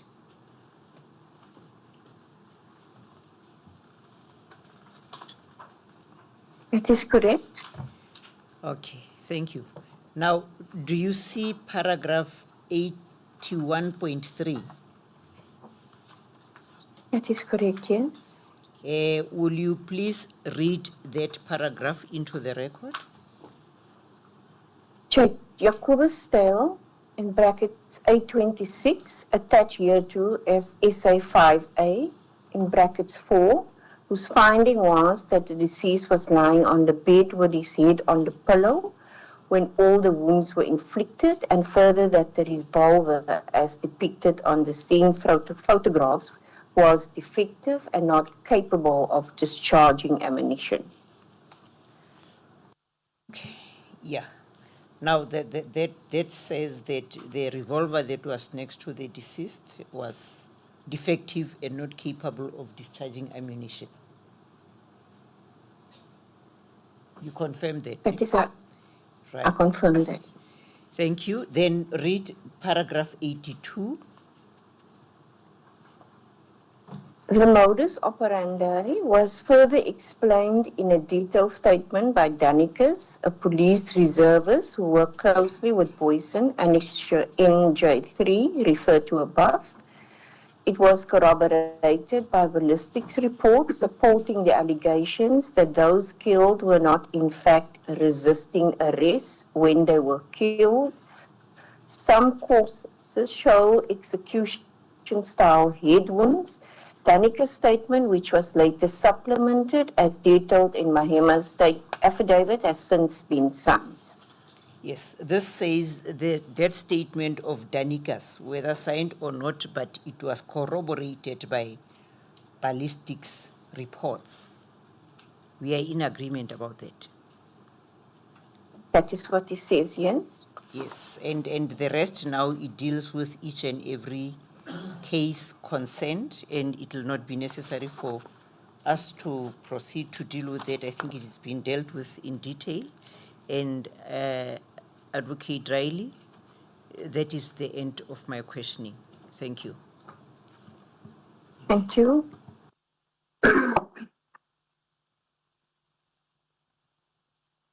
Yes, thank you, Advocate Nkabinde. Thank you, Madam Chair. Advocate Riley, can I just ask you to start with, this is a disciplinary inquiry against Advocate Chauke, and the allegations which you said you are familiar with are that he supported or endorsed or promoted a decision to charge Major General Boyson and others with racketeering despite no evidence. Correct? You are familiar with that?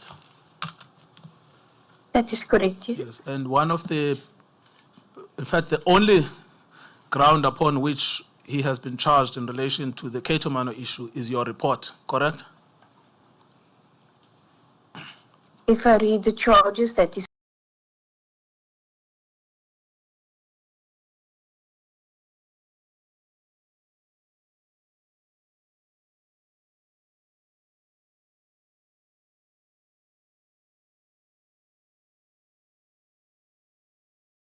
Conduct. no.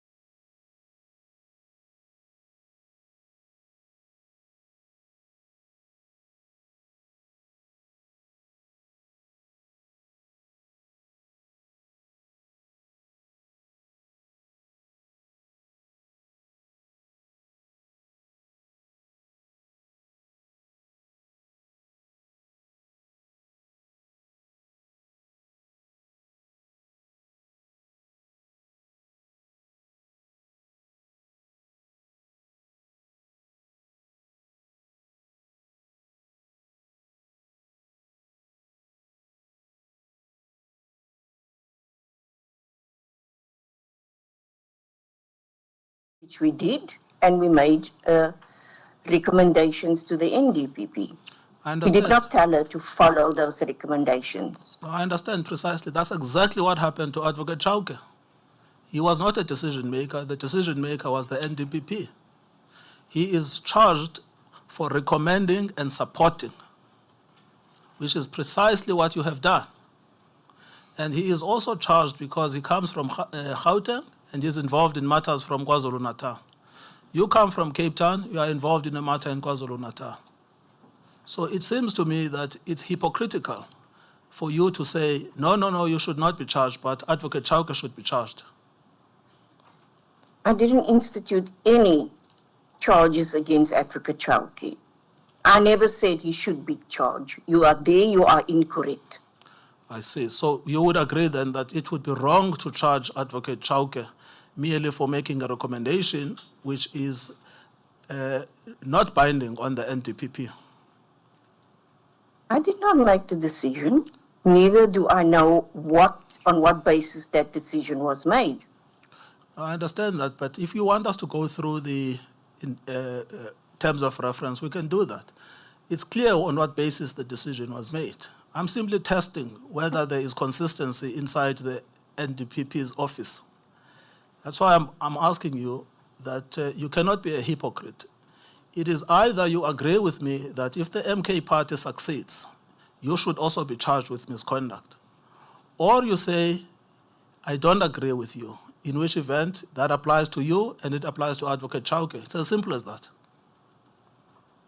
It's not as simple as that. Like I said, in our line of work, we make decisions every day. we also asked for opinions, and this was exactly what has transpired to make a decision on recommendations to the NDPP. She wasn't bound by our recommendations. She says it in her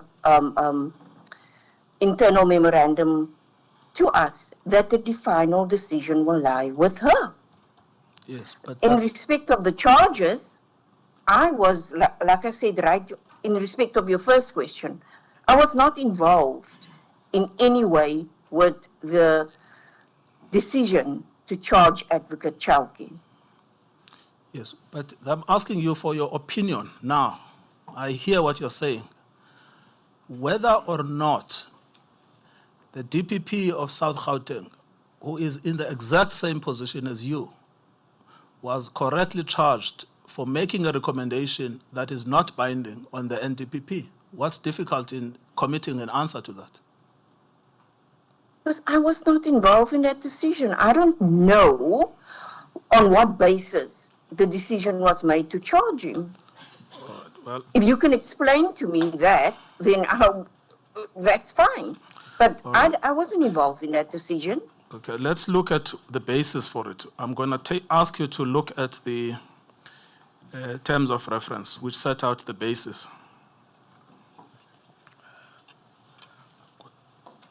I need my copy of the terms of reference. Oh, I don't have the...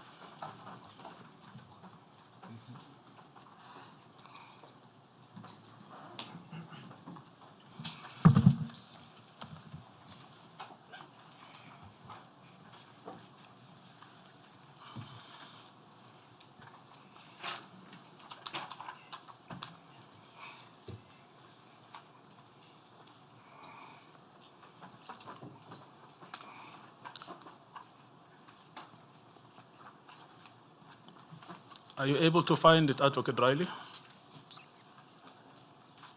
Can you refer me to where I can find it?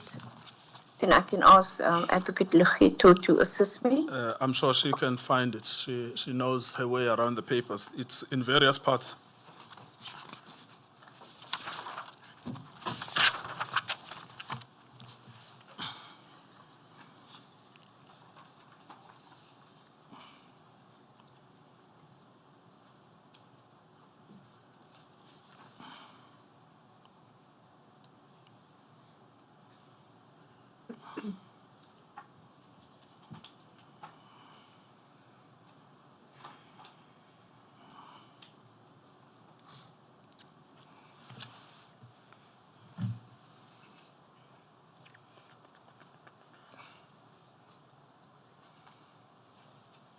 I do have it now.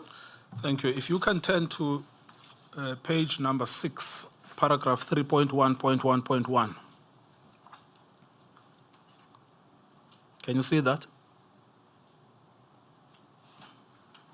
That is correct, yes. Yes. Now, the opening paragraph there talks about racketeering certificates, correct?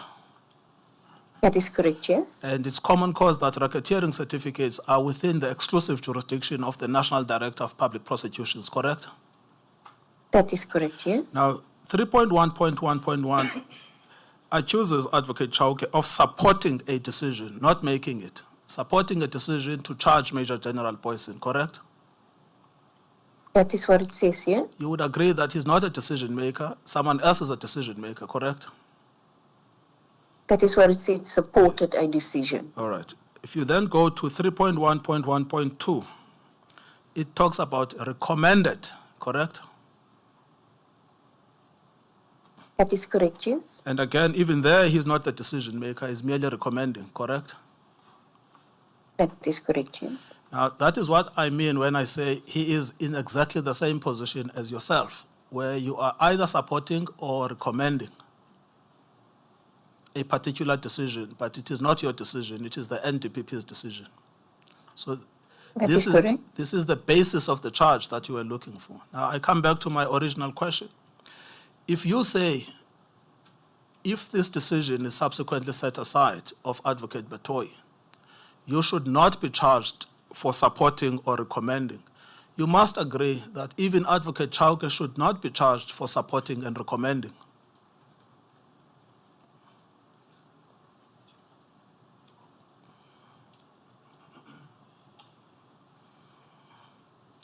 I didn't draft these charges. I know you didn't, and I am asking you deliberately because you are in exactly the same position as Advocate Chauke, that it seems to me it's logical, unless you want to be hypocritical, that if you say you should not be charged for supporting and recommending, it must apply to Advocate Chauke. What's difficult in saying what's good for you is good for him?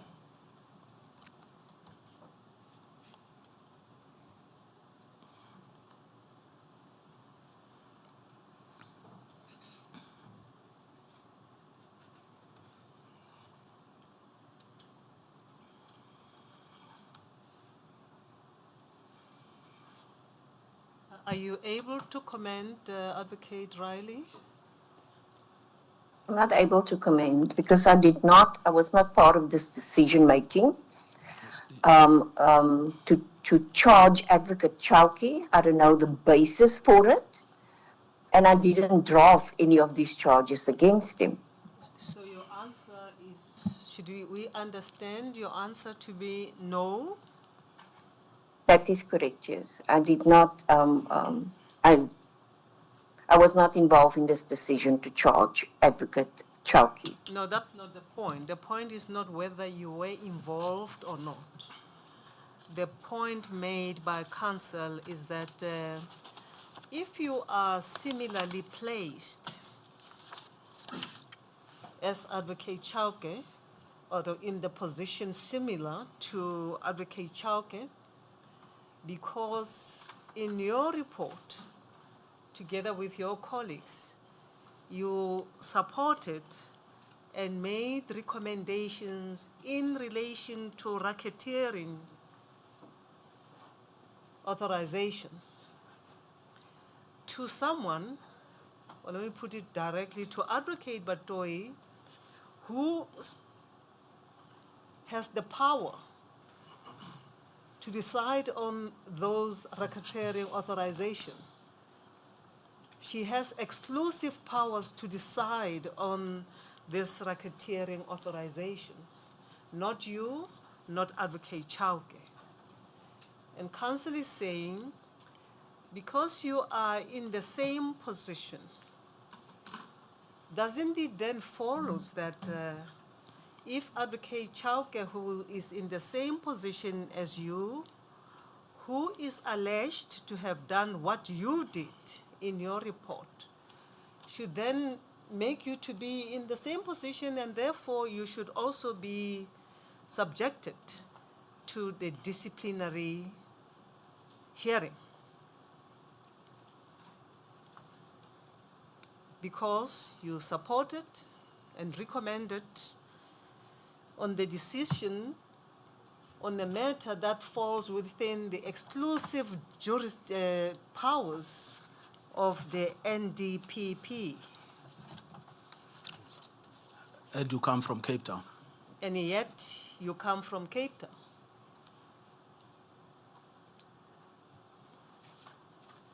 Once again says, I do understand we gave an opinion. We also made certain recommendations in respect of whether the application for racketeering authorization by Advocate Abrams is valid or not. Like I said, in terms of 3111 and 3112, I do not know the basis on which they are saying what is the evidence or information that they have where they said he supported a decision. I can speak to what we did in terms of our recommendations, but I cannot speak to what is in 3111 and 3112 as to why those charges were put. No, Advocate Riley, it's very simple. I can tell you, it's very simple. They are saying Advocate Chauke is from Johannesburg. He's getting himself involved in matters that are in KZN. And he is exceeding the scope of his jurisdiction. He's violating the law. That's what they're saying. Advocate Batoy said this many times. I look at this report you've prepared. I see that the other two gentlemen are deceased. The two that remain is yourself and Advocate Tenga.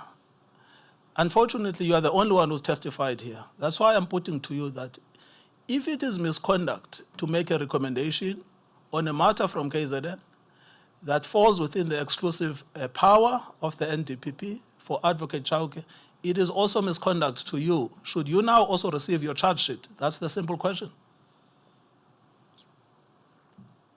You indicated, and that's what I'm trying to indicate, what the evidence, on what basis they are saying he supported a decision in his capacity as the DPP. You now mentioned the fact it's because he was the DPP in South Gauteng and he tried to improperly have the acting director of public prosecution, KZN, sign the case dockets or a prosecution memorandum. That's the basis. That's not an opinion. That's not an opinion. And I keep on saying, we were asked to provide an opinion and recommendations. That charge is different. And on what basis and what evidence they have to support that charge, I am not privy to it. All right. So you would say the mere fact that he provided an opinion or supported a decision or made a recommendation on a matter that is from KZN, the so-called exceeding the jurisdiction charge, you would agree with that or not agree with that? I just want to get a clear answer because it seems to me you are similarly placed. I'm not similarly placed.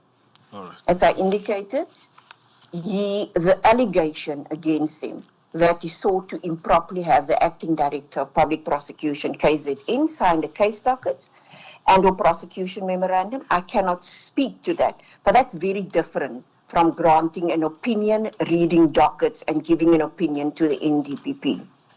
Yes, I see. So if it was only about granting an opinion and making a recommendation, that wouldn't be a charge, even if you came from a different jurisdiction. That is correct. Thank you very much. It's very much different from somebody interfering, in my opinion, in the work of another DPP. No, that's all I wanted to confirm. Thank you for that. Can we then move on to the next topic? If you go to your statement, particularly at paragraph 101.3, and it is a question that was raised by Advocate Baloy Mere SC.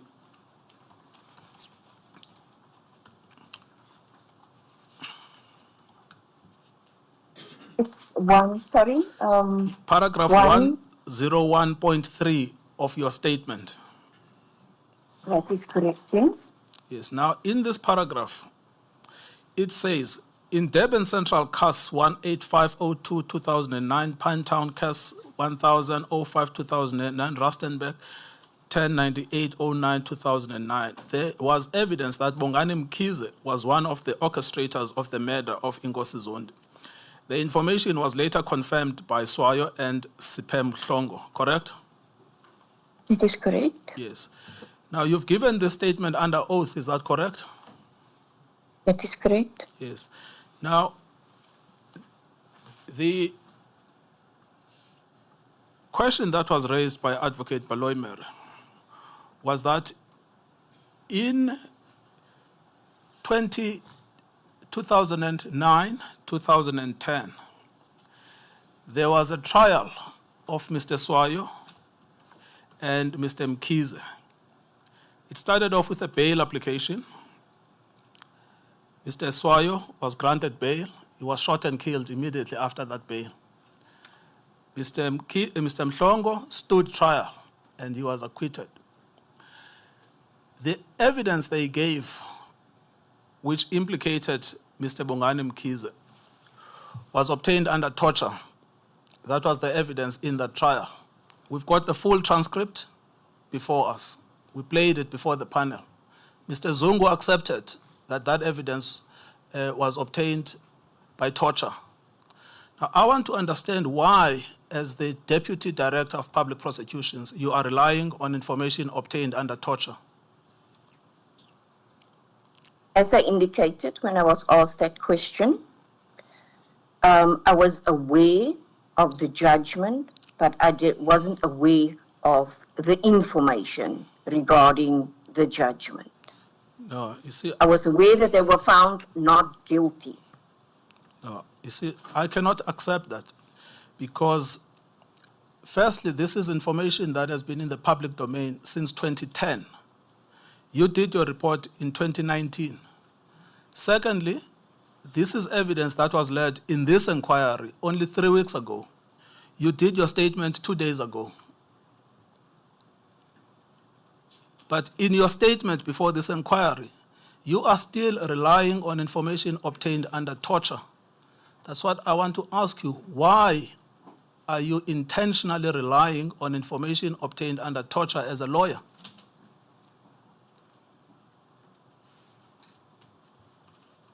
Whether it was in the public domain or not, I wasn't aware of the evidence that was led during this inquiry. I work every day. I don't follow the proceedings every day. So I'm not aware that that evidence was led. The evidence of Mr. Mhlongo was available already in 2019 when your entire team, which you claim did a thorough job, prepared its report. It was in the High Court. It was struck out because it was obtained under torture. So either you were grossly negligent in failing to follow up, or you were intentionally misleading. The information was that there was a not guilty. I indicated that we were not privy or read the judgment. That I will concede in respect of that. And if you want to determine that was grossly negligent or that is your prerogative. Yes, but how do you describe your failure in the light of your knowledge that the two were found not guilty? Your failure to find the judgment, to read the record, because it was all public knowledge. Even the acquittal of Mr. Mhlongo was reported in the newspapers. Even the allegations of torture were reported in the newspapers. So if it is not gross negligence on your part, how do you describe it? Well, once again, that's your prerogative to call it gross negligence. I don't agree with you. I said to you, we were aware that they were found not guilty. I'm asking the fact that this was all public, the fact that it didn't come to your attention. I'm saying I'm describing it as gross negligence. You say you don't agree. Give me the correct description of your failure to get information that's in the public knowledge. We were aware that he was found not guilty. All right. Now, I indicated to you, you're more than welcome to call it gross negligence, and I don't agree with you. Yes. Can you tell me something else?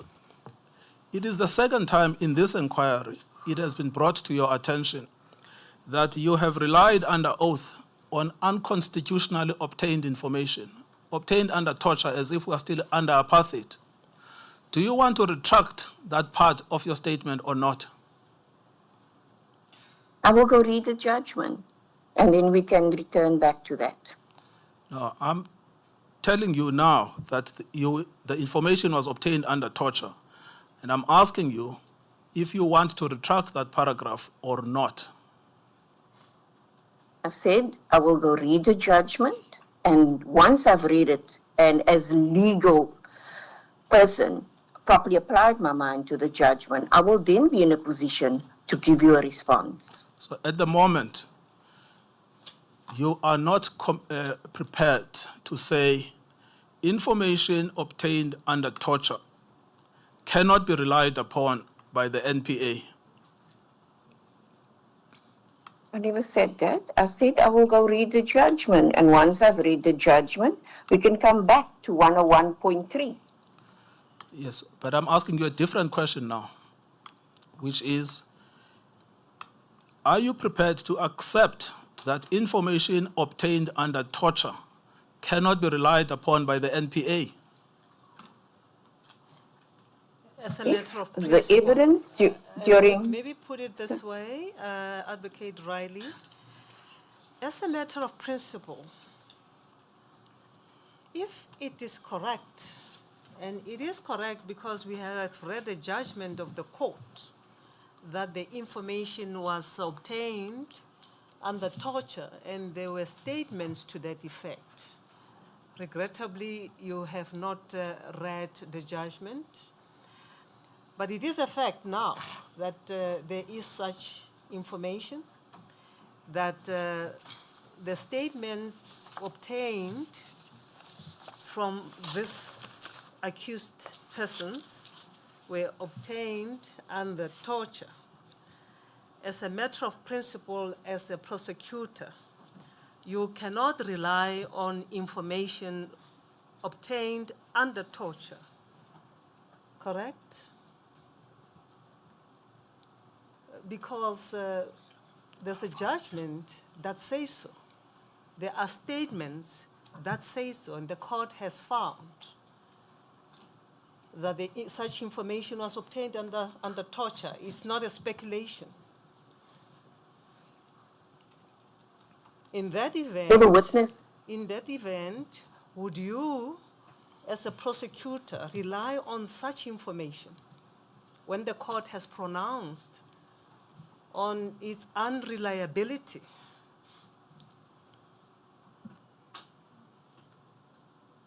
in respect of that, if a court has found that the evidence is unreliable or inadmissible, I can tell you now, the court has found that such information, having been obtained under torture, cannot be reliable.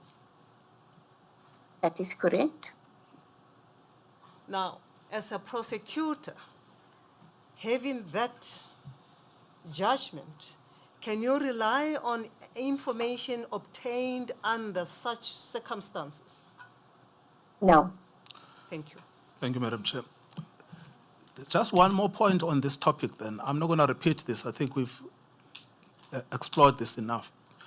You admit that you were aware that this gentleman, well, the first gentleman, Mr. Swayam Kiza, was killed while he was on bail. The second gentleman, Spamandla Mhlongo, was acquitted. Then why rely on the confession that he made as to the killing of Mr. Bongani Mkhize when you know that he was acquitted?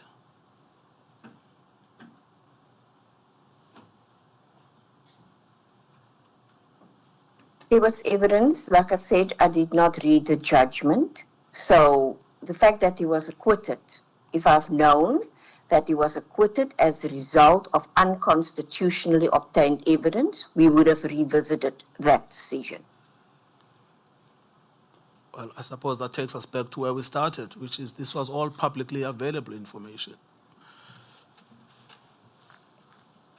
So your point is that it is simply because you were not aware of the unconstitutionally obtained information that resulted in the Sections 174 discharge. That is correct, it happens. But doesn't that make your report entirely unreliable? No, I see. not entirely. That is incorrect to say that. Well, your report in relation to these findings that we have explored, it is entirely unreliable. Unreliable in respect of 1013. Yes. Yes, potentially. Thank you very much. Can we then move on to the third topic? Now, you submitted to us earlier a list of dockets considered by the DICOG panel. That is correct. Yes. Now, that was a list you considered in 2019, correct? That is correct. There were 28 people that were killed, correct? That is correct. 24 of those people had no warrants of arrest. Only 4 had warrants of arrest, correct? That is correct. Yes. All of them happened to be black African men, correct? That is correct. According to the evidence of Mr. Danikas, there was racism throughout the Ketomano unit. Did you ask yourself the question, why only Africans are being killed by this unit? No. I see.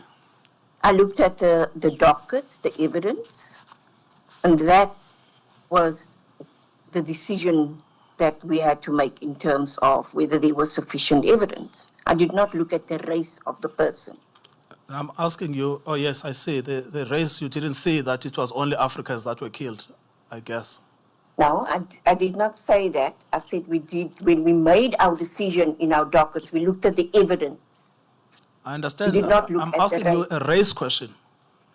Intentionally asking you a I don't race question. understand how that's relevant. I Because explained to myself I beg your that I was pardon, looking I at beg the your evidence pardon, in the I beg your docket. pardon, Advocate Riley. Please don't have an attitude.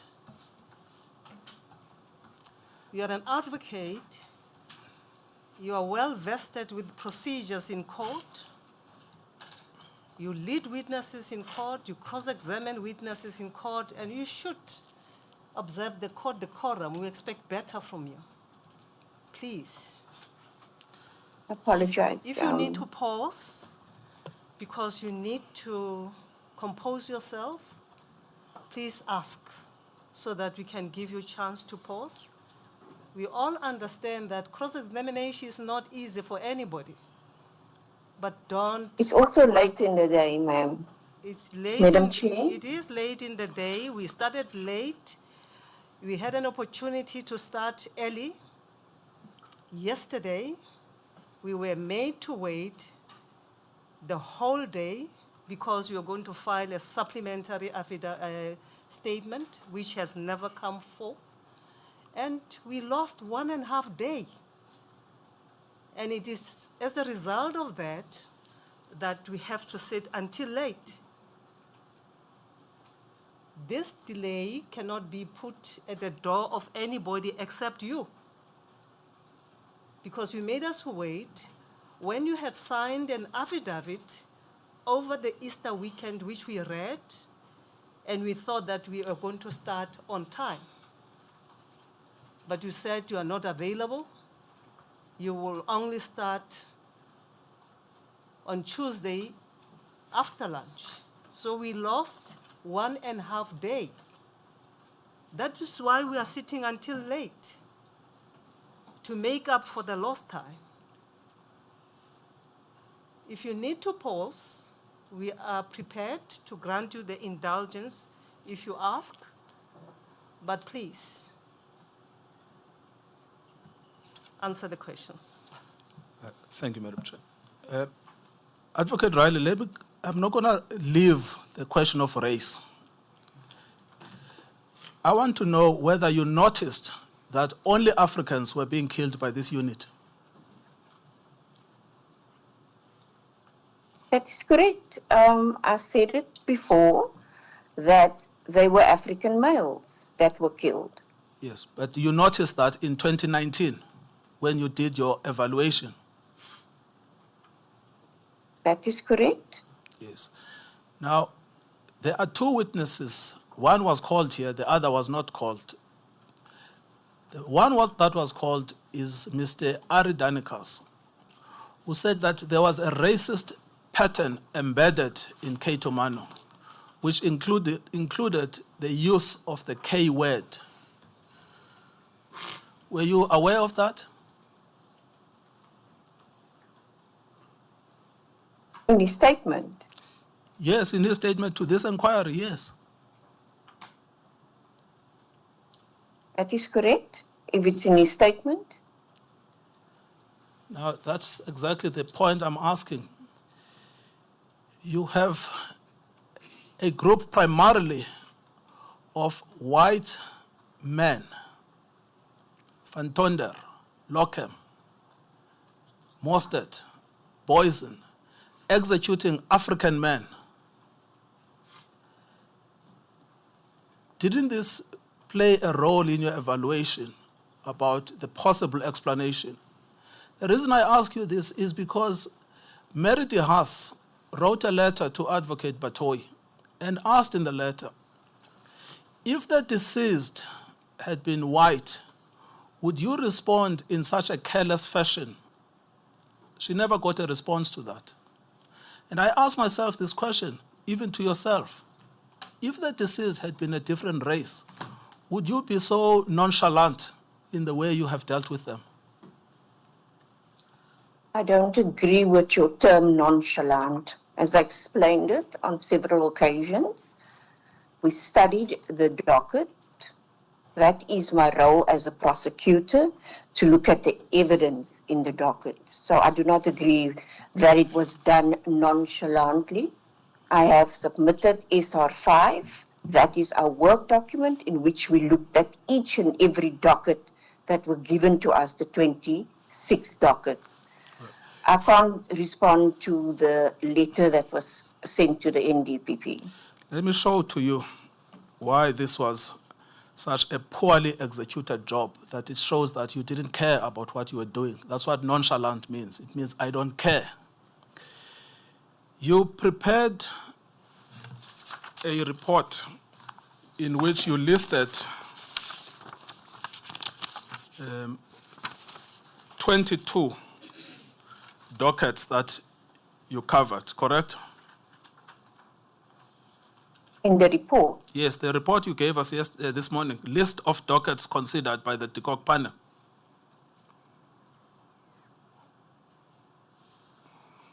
can I just, are you referring to, just hold on.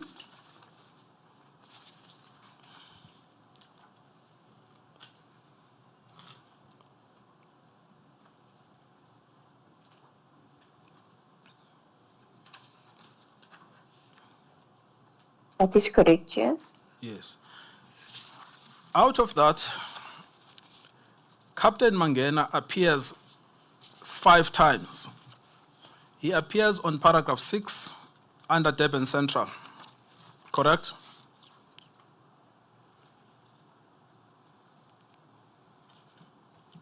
That is correct, yes.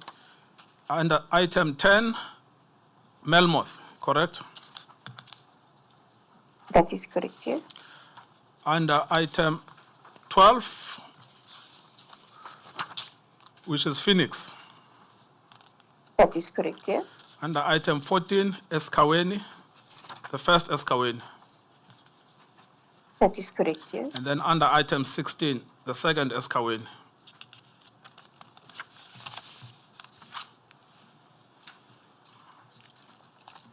Correct? That is correct, yes. Yet, you knew that according to the evidence of Advocate Sean Abrahams, Captain Mangena had done 19 reconstructions. Correct? If I understood it correctly, yes, he did several reconstructions of the crime scenes. No, he did 19 that were considered by Advocate Sean Abrahams in the answering affidavit that you've referred to in your own statement. I can't specifically remember, but I am not going to disagree if that's what the statements say. Look at SR 0271.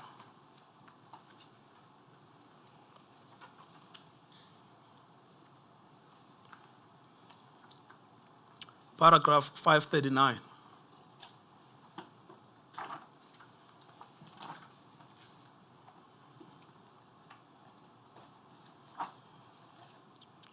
That is correct, yes. And that's where the number 19 comes from. Can you say that? That is correct, yes. Now, it is only a person who doesn't care about what they are doing who will pick 5 reports out of 19 for analysis.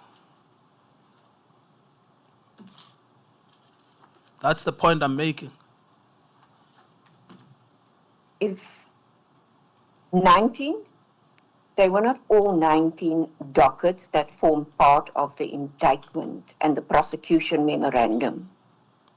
If you can tell me that is what it is, the 19 out of the 26 dockets, then I will agree with you.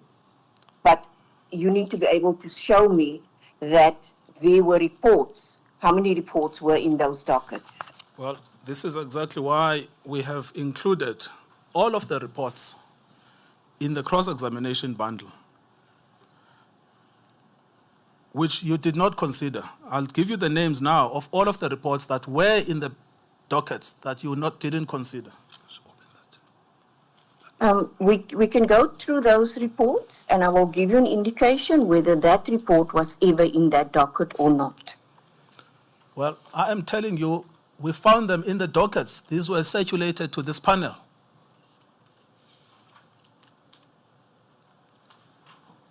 In all the dockets? Yes. Because I double checked it against the dockets that were handed in at the inquiry. Because that is exactly why I requested an opportunity to look at the Mangena reports. Because if my recollection was correct at the time of 2019, there were not in each and every docket a report of Captain Mangena. Let me tell you those where the reports were. Berea, case 288/05/2008. It does not appear from your list. I once again want to reiterate, if those reports were in the dockets as an A1 or A5 or 94, then I will accept it. But I double check, for example, the Berea case 288/5 of 2008, and I counter checked it with the docket that was handed in at the inquiry. And I could not find that report at the docket handed in at the inquiry, and neither could I find that docket in the docket that was scanned and put on a disc and handed to the prosecutors, Advocate Tekok, Advocate Ivy Tenga, Mama Bola, and myself. There was no report filed in that docket. And we can go on to the other dockets. Next as well. docket, Rustenburg, case 1090. Before that, Council, Advocate Riley, look at number 9 in the list. Berea case 288/05/2008, ballistic report analyzed. And Council has just asked you about Berea, and your answer is inconsistent with the listed number 9. Berea, ballistic report analyzed. You remember why this list was provided? I do remember. Can I respond, Madam Chair? Yes, ma'am. If I understand, if I look at the index to Advocate Riley cross-examination bundle, number 12 says Mangena report. I was under the impression that we're talking about the Mangena reports. And I said there was no Mangena report in the Berea case. I concur that there are affidavits of the forensic examiners that were analyzed, and that is in the report, that was in the docket, not a Mangena report. Yes. Now, I want... Sorry, Madam Chair. Council, I'm sorry. Yes. You did not have the ballistic report of Captain Mangena in the dockets as at the time you prepared your report? That is correct. It was not filed as in the A section. Yes. You said you wanted all of them. Let me continue listing them. You did another one for Kwadukuza, case 39/09/2008, not part of your report. Just hold on. Let me just check. Sorry, Advocate Nkaitobi, maybe as you call them out, because apparently they are filed under Section A. If you have the A number there, it would really assist. They are in. Oh, well, Mr. Ramukhale says I'm holding his computer. All right, I'll give you your computer.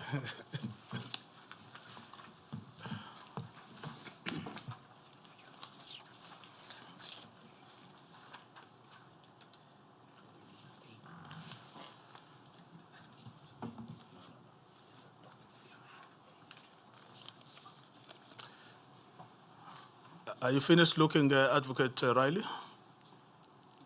There's another job we will do, which is looking for the A number, but I'm just giving you the reconstructions that have been presented to this panel of the dockets that don't appear in your own report.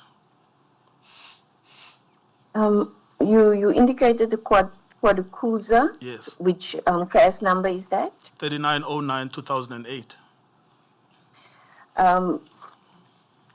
You're absolutely correct. There was no Mangena report, but I did make a note in my SR5 that, in fact, when I read these dockets, that docket specifically, there were no any other ballistic report in the docket.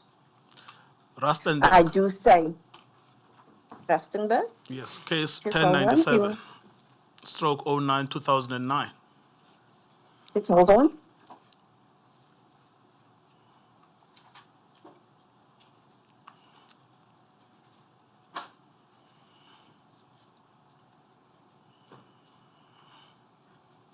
There was no report from Captain Mangena, except for a ballistic report of ballistic examiner vessels. I understand that. Escort, case 3408-2008. The point is that these are not in your report, but they are in the answering affidavit prepared before you did your report. They are not in the docket. Well, this is where I am heading. Can we just finish the job? We've got 3 more to go.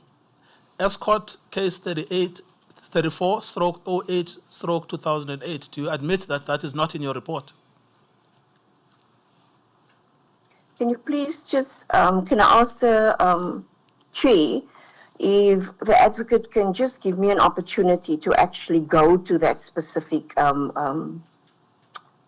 case number so I can double check my note as to whether there was a report or not.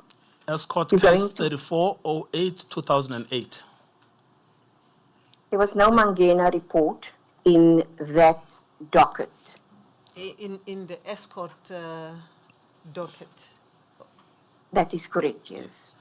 Yes. Kwamashu, case 314/11/2008. That's also not in your report.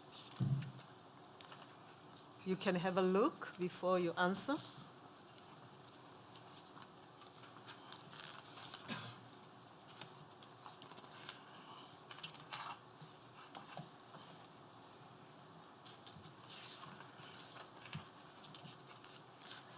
We have 2 Kwamashus. Which one is that? This is, Madam Chair, this is 314/11/2008.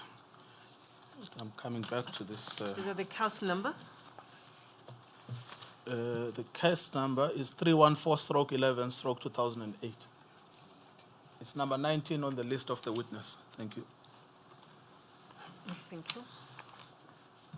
In that matter, similarly to other matters, and I double-checked it against the docket that was handed in at the inquiry, there was no report filed in the A section, B, or even C of that docket of Captain Mangena.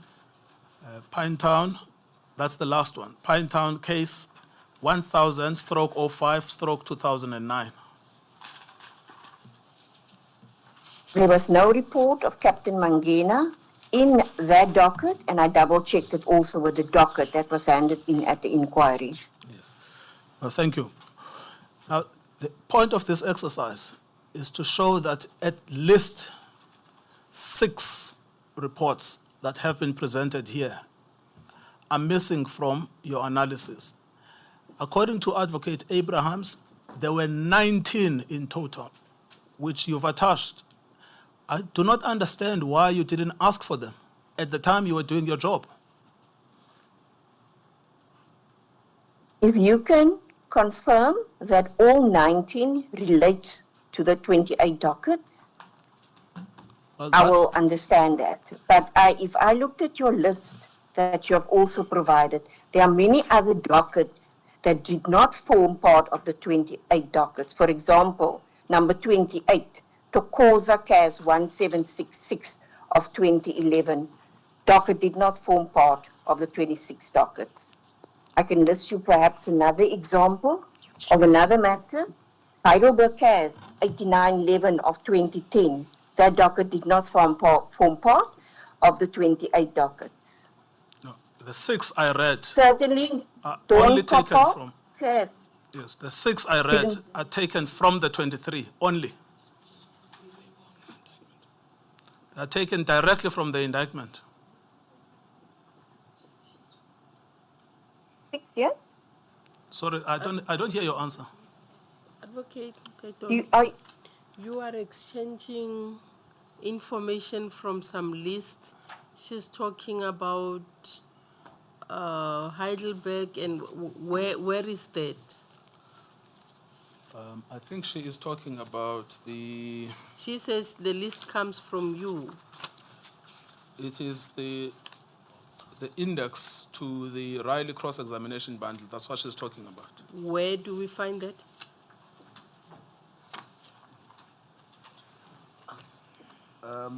It's apparently here behind me.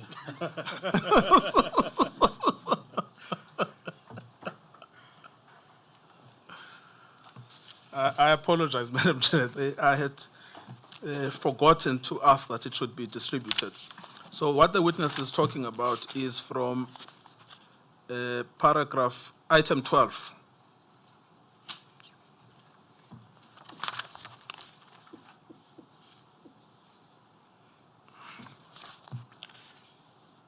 So that's where all of them appear up until item 29.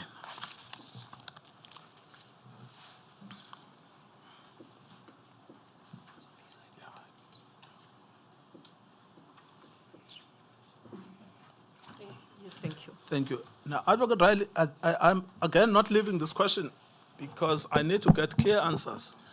I've just put to you that the 6 I read, I intentionally focused on those that are in the 23. Do you have any comment to that?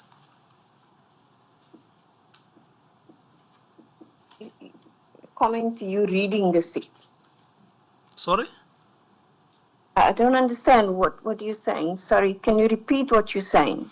You commented earlier, without being asked, that there are certain references to Captain Mangena's reports that are not part of the 23, correct? I don't know the number, whether I said that. I just quoted which dockets we received, counter-checked against the dockets in the inquiry, and then whether we have a report of Captain Mangena. I don't have the exact number. I didn't count it. No. Again, I am going to repeat this point because I don't want the record to be confused. You said, you read to me Tokoza, and you said that is an example of a report that does not form part of the indictment, correct? That docket didn't form part of the 26 dockets, yes. That we studied. Exactly. Now, I told you that the 6 I read out as missing from your report comes from the 23 dockets. That's the point I'm making to you. It's not any docket that is outside of the 23. That's what I'm putting to you. I'm just trying to count which dockets we studied that had reports in. Well, you gave us 5 out of the 22. That is correct. That is Yes. correct, yes, 5. Yes, now, this is the point. There is a massive discrepancy. By the time you did this, you were aware that according to Advocate Abrahams, there were 19 Captain Mangena crime reconstruction reports. You didn't ask for them. If I give you the benefit that when you opened the docket, you didn't find it, you didn't ask for them, but you knew they existed.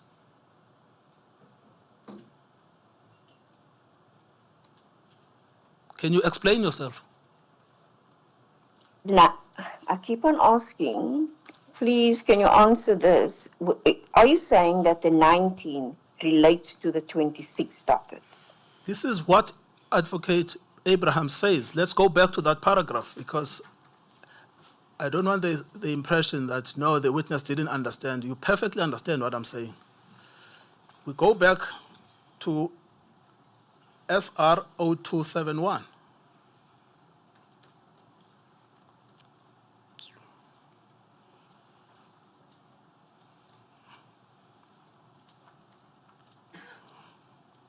That is correct, yes, if he refers to the 26 dockets. No, 23 cases which are in the indictment. And out of those, at 539, he then talks about 19 crime scene reconstructions. That is correct. That's why I'm asking you the question. I'm still expecting an answer. Why did you not ask for the copies of these reports which you knew existed and come from the 23?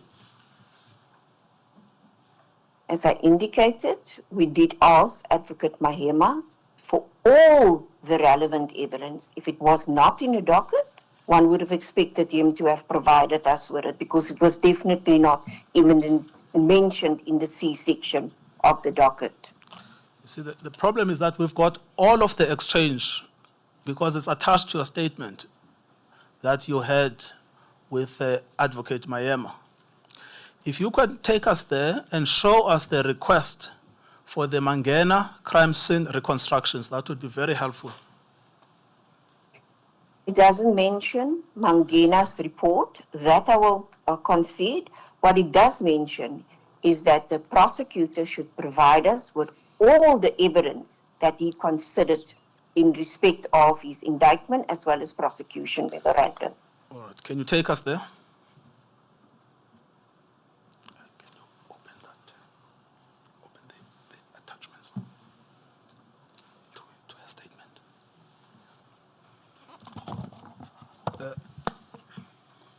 So show us where the request is made.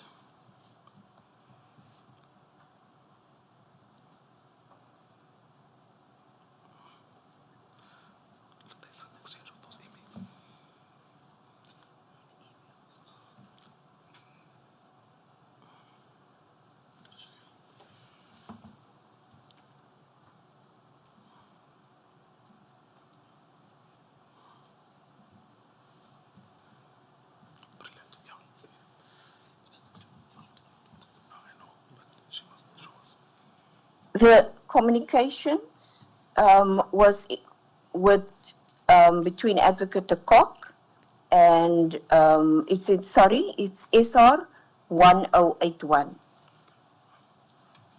1081. Let's go there. That is correct, yes.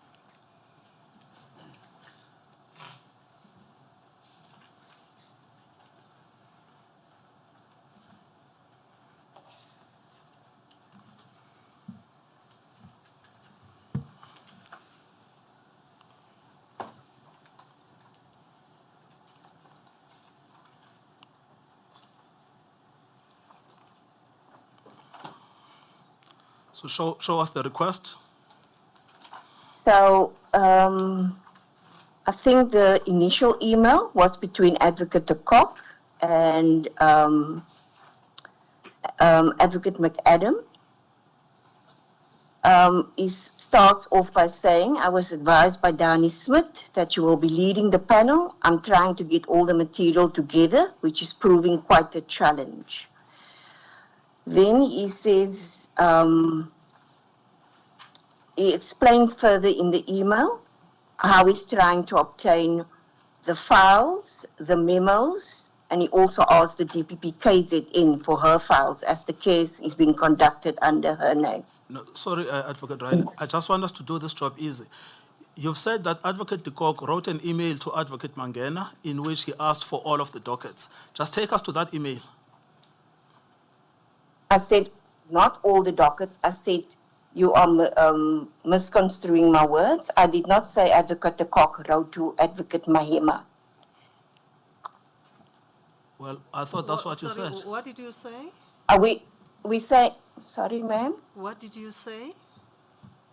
I said we tried to obtain all the relevant evidence, which included the dockets, to consider our decision on. That's what I said. And you referred to the communication between Advocate de Kock and Mr. Mahema. I didn't say that there was communication between Advocate de Kock and Advocate Mahema. You see, we are writing notes here. You are not taking notes of what you are saying. That's why I'm looking at my notes and I'm asking you a question.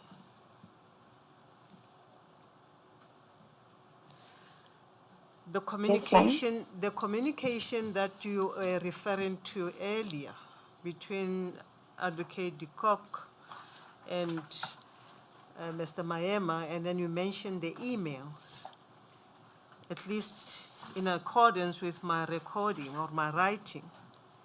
And the council is asking you, take us to the email. What I meant was that there was, on the part of Advocate de Kock, we were seeking all the information, all the dockets, as well as all the files. That communication, and I apologize if it came across that I said that Advocate de Kock personally communicated with Advocate Mahema. That communication was primarily between Chris McAdam as well as Danny Smith. And that is what those emails referred to as Annexure 4 to my affidavit. All right. So, in other words, there is no communication from Advocate de Kock to Advocate Mahema asking either for the Mangena reports or all of the dockets, correct? Not between Advocate de Kock and Advocate Mahema. That I will agree with. Yes. But there are other communications between Advocate de Kock, Advocate McAdam, as well as Advocate Sibongile Mznyati, where they explain that they have spoken to Advocate Mahema to specifically inquire about his alleged non-cooperation. He said he was unaware of the mentioned non-cooperation. He said he gave McAdam the original documents of all the dockets and documents and file is in his possession. He spoke to Advocate McAdam yesterday. He will give him the presentations that were made to the previous NDPP as part of the motivations for the racketeering authorization. Yes. Now, the reason why this question is important is not simply to catch you out. It's because Advocate Mahema was the leader of the prosecution team. What he testified in this inquiry, he expected, is that he would be called in by your panel to explain the evidence they worked on, to explain the logic of their thinking, to explain their strategy. But that opportunity was never given. That's why I was curious to see the communication between the chair of your panel and the head of the prosecution team, which I cannot find. I'm doubtful whether there is such communications between the chair of the panel, Advocate de Kock, and Advocate Mahema.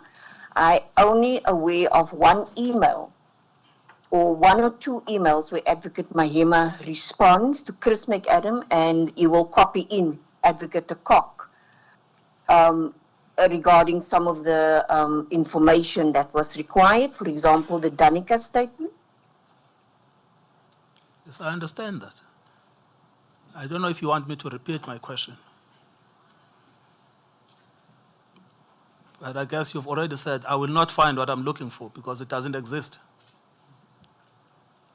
Yes, I agree with you. All right, there thank would you. be no communications between Advocate Akok and Mahema. Yes, thank you very much.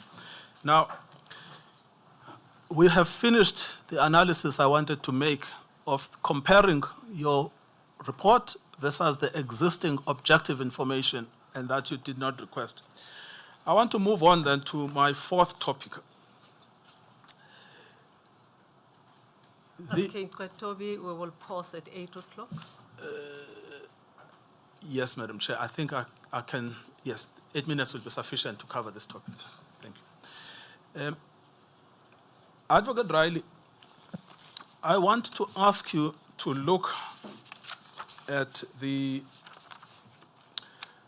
provisions of POCA, which you will find in the cross-examination bundle at page 275 and 276.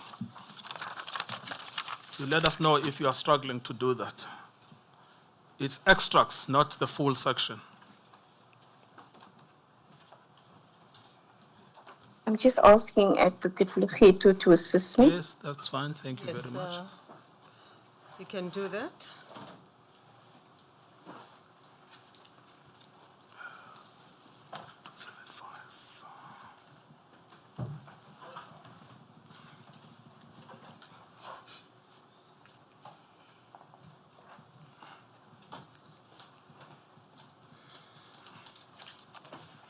Yes, I'm at 275, page 275. Yes, if you are at 275, I want to ask you to turn your attention to a pattern of racketeering activity, the definition. Can you see that? That is correct, yes. Means the planned, ongoing, continuous, or repeated participation or involvement in any offense referred to in Schedule 1. And it includes at least 2 offenses referred to in Schedule 1, of which one of the offenses occurred after the commencement of this act, correct? That is correct.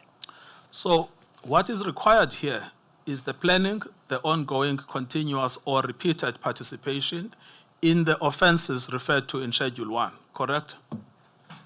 That is correct, yes. Yes. There is no provision here that says that your participation in those offenses must have been for reward, correct? Just repeat that, please. I didn't hear properly the last part. There is no requirement that the participation of the alleged offender must have been for reward, correct? Must have been? For reward, for payment, for profit. Okay, yes, that is correct, yes. If I can then ask you to turn your attention to the indictment itself, particularly under the heading Summary of Substantial Facts.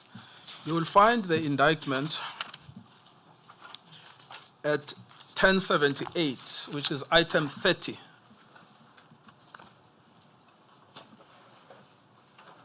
It's 1078 of what? 1078 of the cross-examination bundle, Madam Bundle. Chair. Yes, thank you.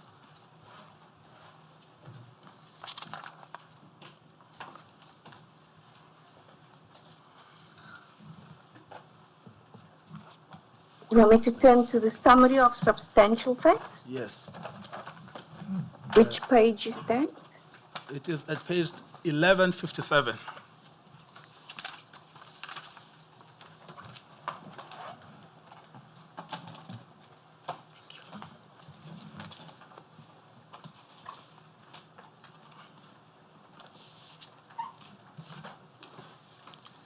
That is correct, yes. Yes, if you turn over the page to 1158.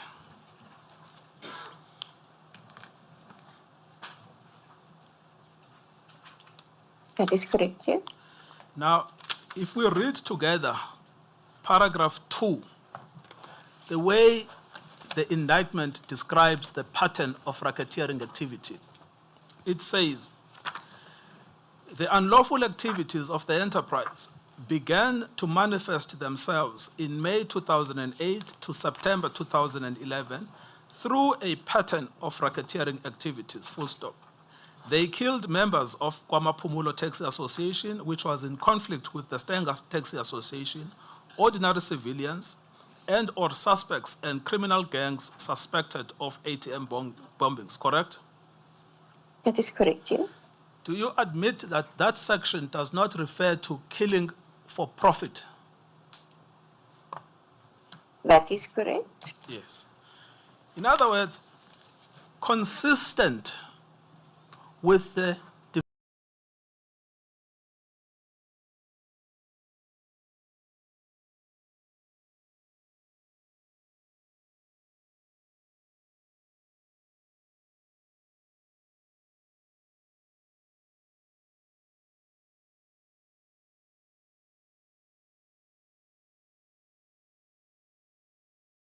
activity. What? We go to this issue of an enterprise. Now, what I want to ask you about an enterprise is firstly to take you to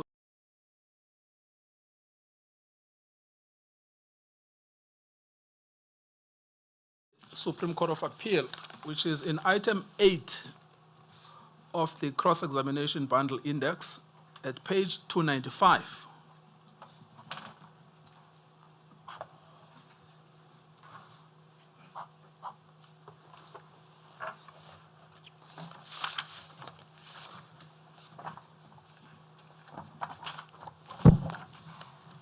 Do you have the judgment called ASEN versus S? That is correct. If I can ask you, please, to go to the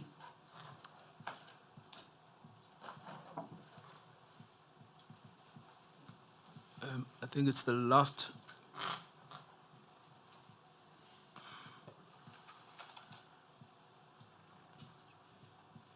It's that definition of it's that definition of I think it's paragraph 6, but I'm looking for the page where paragraph 6 appears.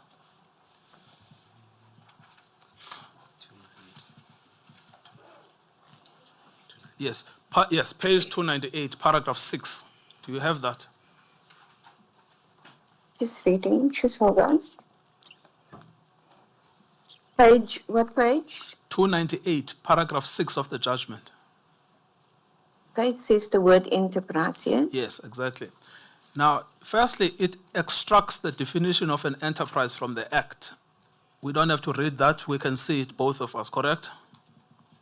That is correct, yes. I want to take you towards the end of that sentence.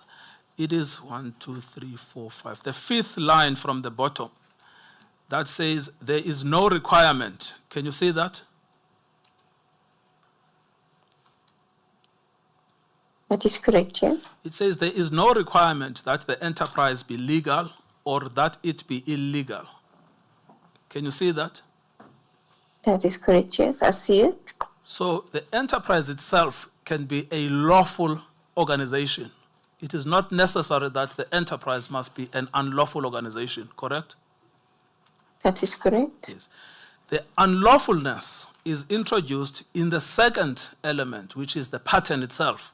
And that is what the judgment says. It says, it is the pattern of racketeering activity through which the accused must participate in the affairs of the enterprise that brings in the illegal element, correct? That is correct. Yes, thank you very much. Now, I think you and I are completely ad idem on the meaning of an enterprise and the meaning of a racketeering activity, correct? That is correct. That is correct. Thank you. Madam Chair, it's 8 o'clock, so we may take the adjournment. Yes, thank you. As I said earlier, you should all assemble in chambers. As we take a break, we will reconvene after, say, 30 minutes. If you can come to chambers, and we will come back. Advocate Riley. Yes, ma'am. We are going to pause for 30 minutes and we'll reconvene at 8:30. Thank you, ma'am. I confirm. Yes, thank you.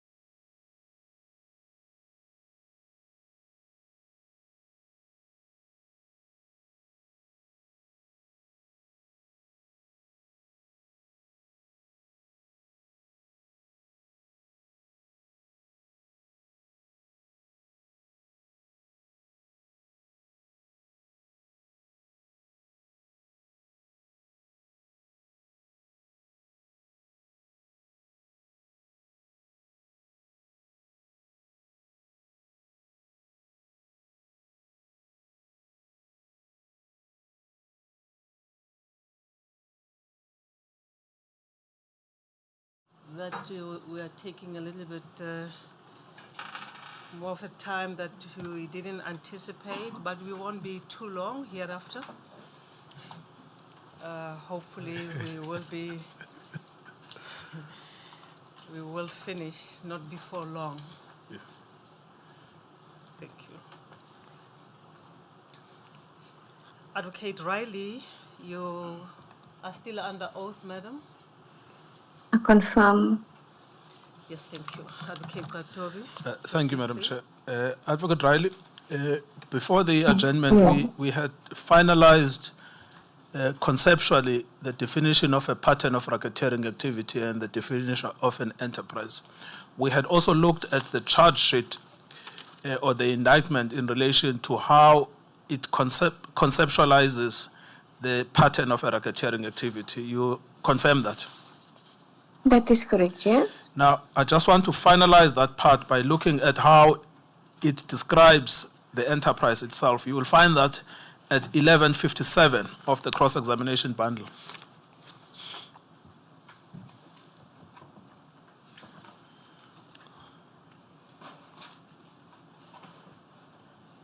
Please repeat that, Counsel. Page 1157, Madam Chair, of the cross-examination bundle, yes, under the heading Summary of Substantial Facts in the Indictment.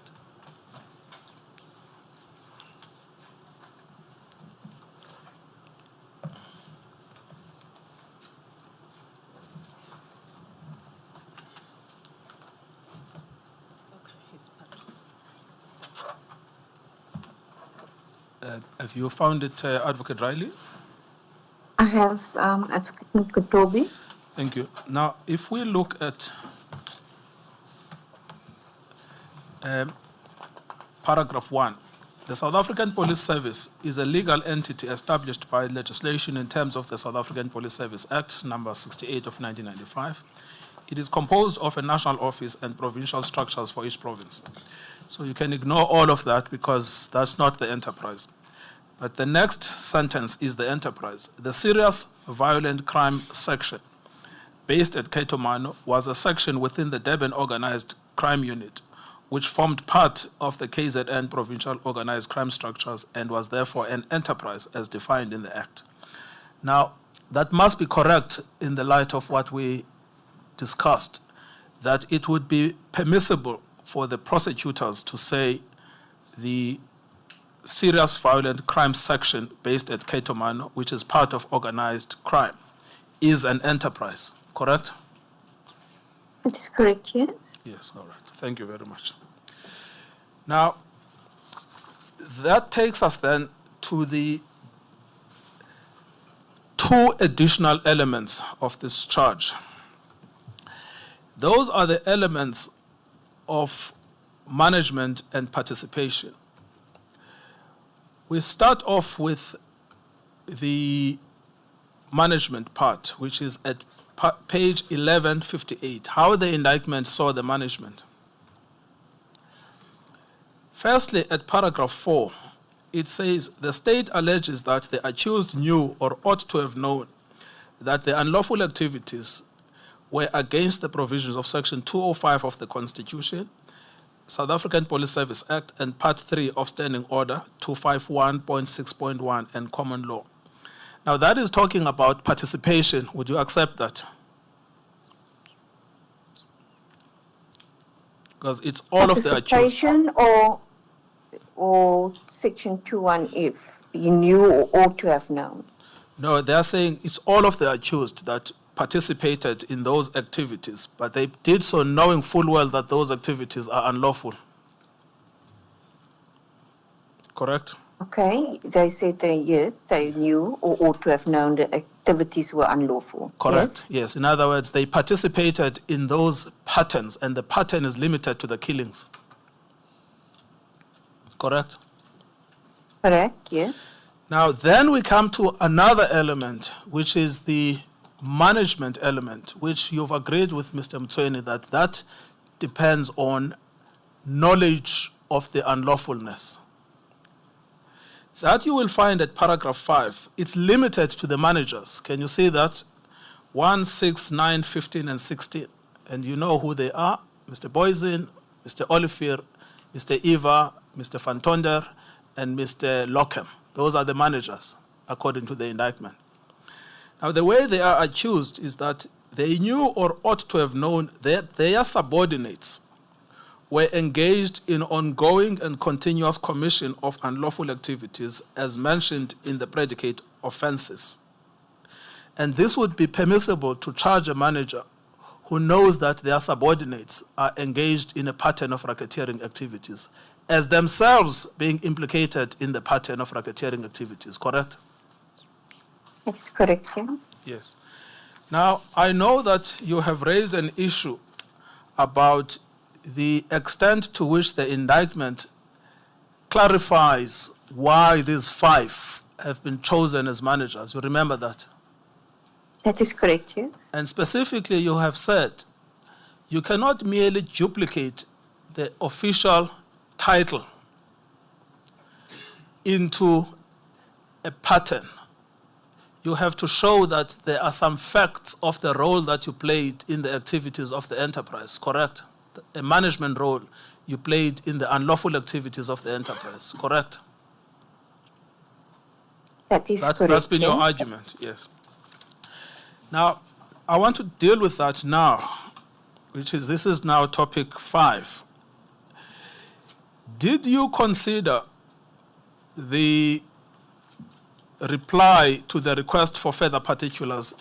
It is a lengthy document. It's 1,052 pages long. And it's not referenced at all in your report, nor is it even referenced in your statement. Now that document starts, if you look at the index we gave, it starts at page, it's item 31, starting at page 1,230 to 2,249. Did you actually ever read that document at all?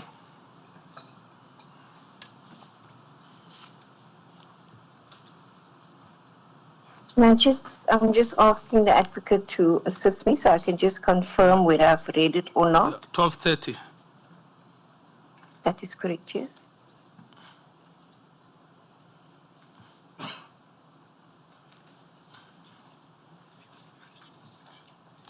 It's various parts. There's 5.1. Oh, that's okay. Very good. What? Is it in your bundle volume 3? Madam Chair. Because I don't have. Oh, no, Madam Chair. It's volume 4, 5, and 6. Sorry, it's volume 4, 5, and 6. Yes.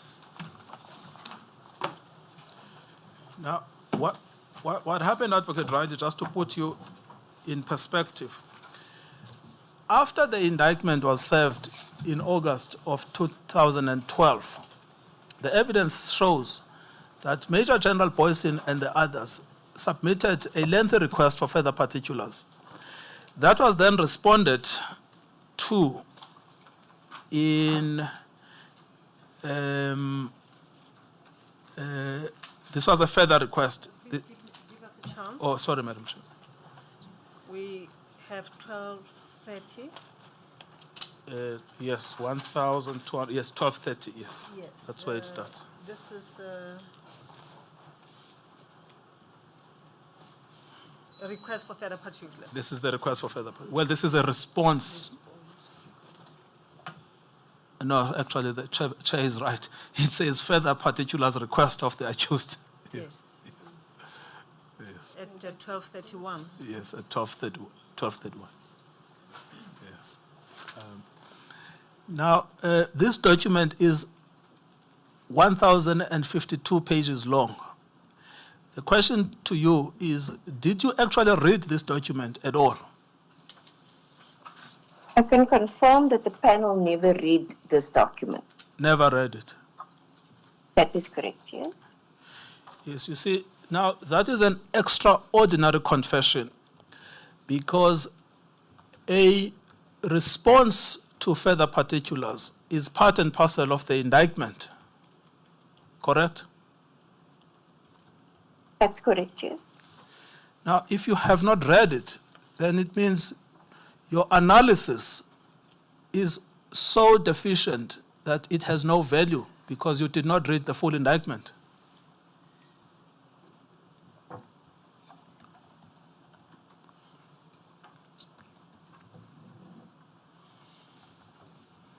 Of what was said in respect of the further particulars. Correct. Now, this is the reason I'm asking is that as a matter of law, a response to a request for further particulars is regarded to be part of the indictment. When you admit that you didn't read it, you didn't read 1,052 pages. What I'm putting to you, you can say I'm wrong. I'm happy for you to say that. Is that your analysis that you gave to Advocate Batoy was so deficient that it had no value because you did not read the full indictment? Let's correct something here, Council. At 12:31, the bolded words in the trim lines seek to suggest that this was a request for further particulars. When you read the body of that document, please kindly take notice that the state hereby furnishes the following further particulars, which means it is a response indeed. Yes, correct. But the words in the trim lines are misleading. Yes, no, they are. I was just saying you read it correctly, but because we knew what it is, then we said, no, it's a response. But we were wrong.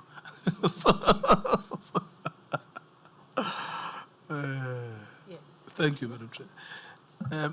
So, Advocate Riley, I've put to you the proposition that your entire report, together with your statement, are so worthless because you did not read the full indictment. 1,052 pages of the indictment were never read by the 4 advocates that were asked by Advocate Batoy.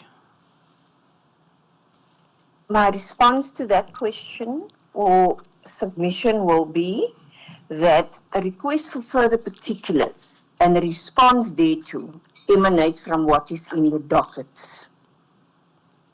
Yes? It's the evidence in the dockets. They respond in terms of the evidence in the dockets. Yes?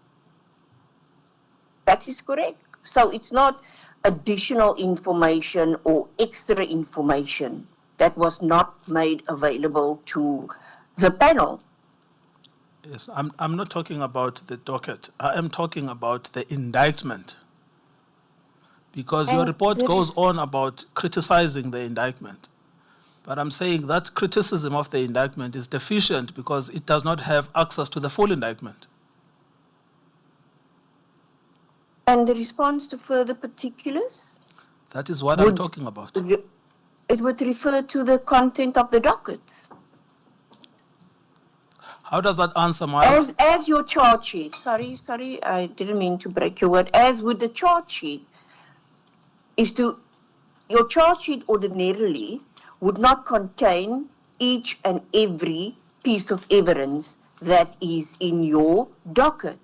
And if I understand it, a request for further particulars is for the defense to request more information on the charges of the indictment. So your request for further particulars and your response thereto, every response thereto will emanate from the evidence in the docket. You cannot have anything else other than that.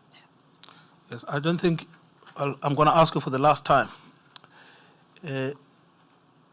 Your criticism of the deficiencies in the indictment were themselves deficient because they did not read the full indictment, because a response to a request for further particulars is part of the indictment.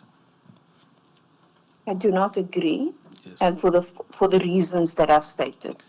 Now, if you actually go to the portion I wanted to take you to, which is you go on in your report challenging the indictment because it does not sufficiently flesh out the management role of accused 1, 6, 9, 15, and 16, Boysen, Mr. Major General Boysen, Captain Olivier, Captain Eva, Captain Lockham, and Captain Van Tonder. Captain Eva is no more.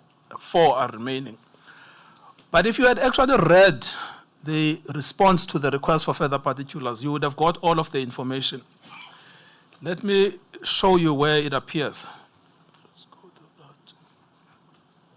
Start at 1332.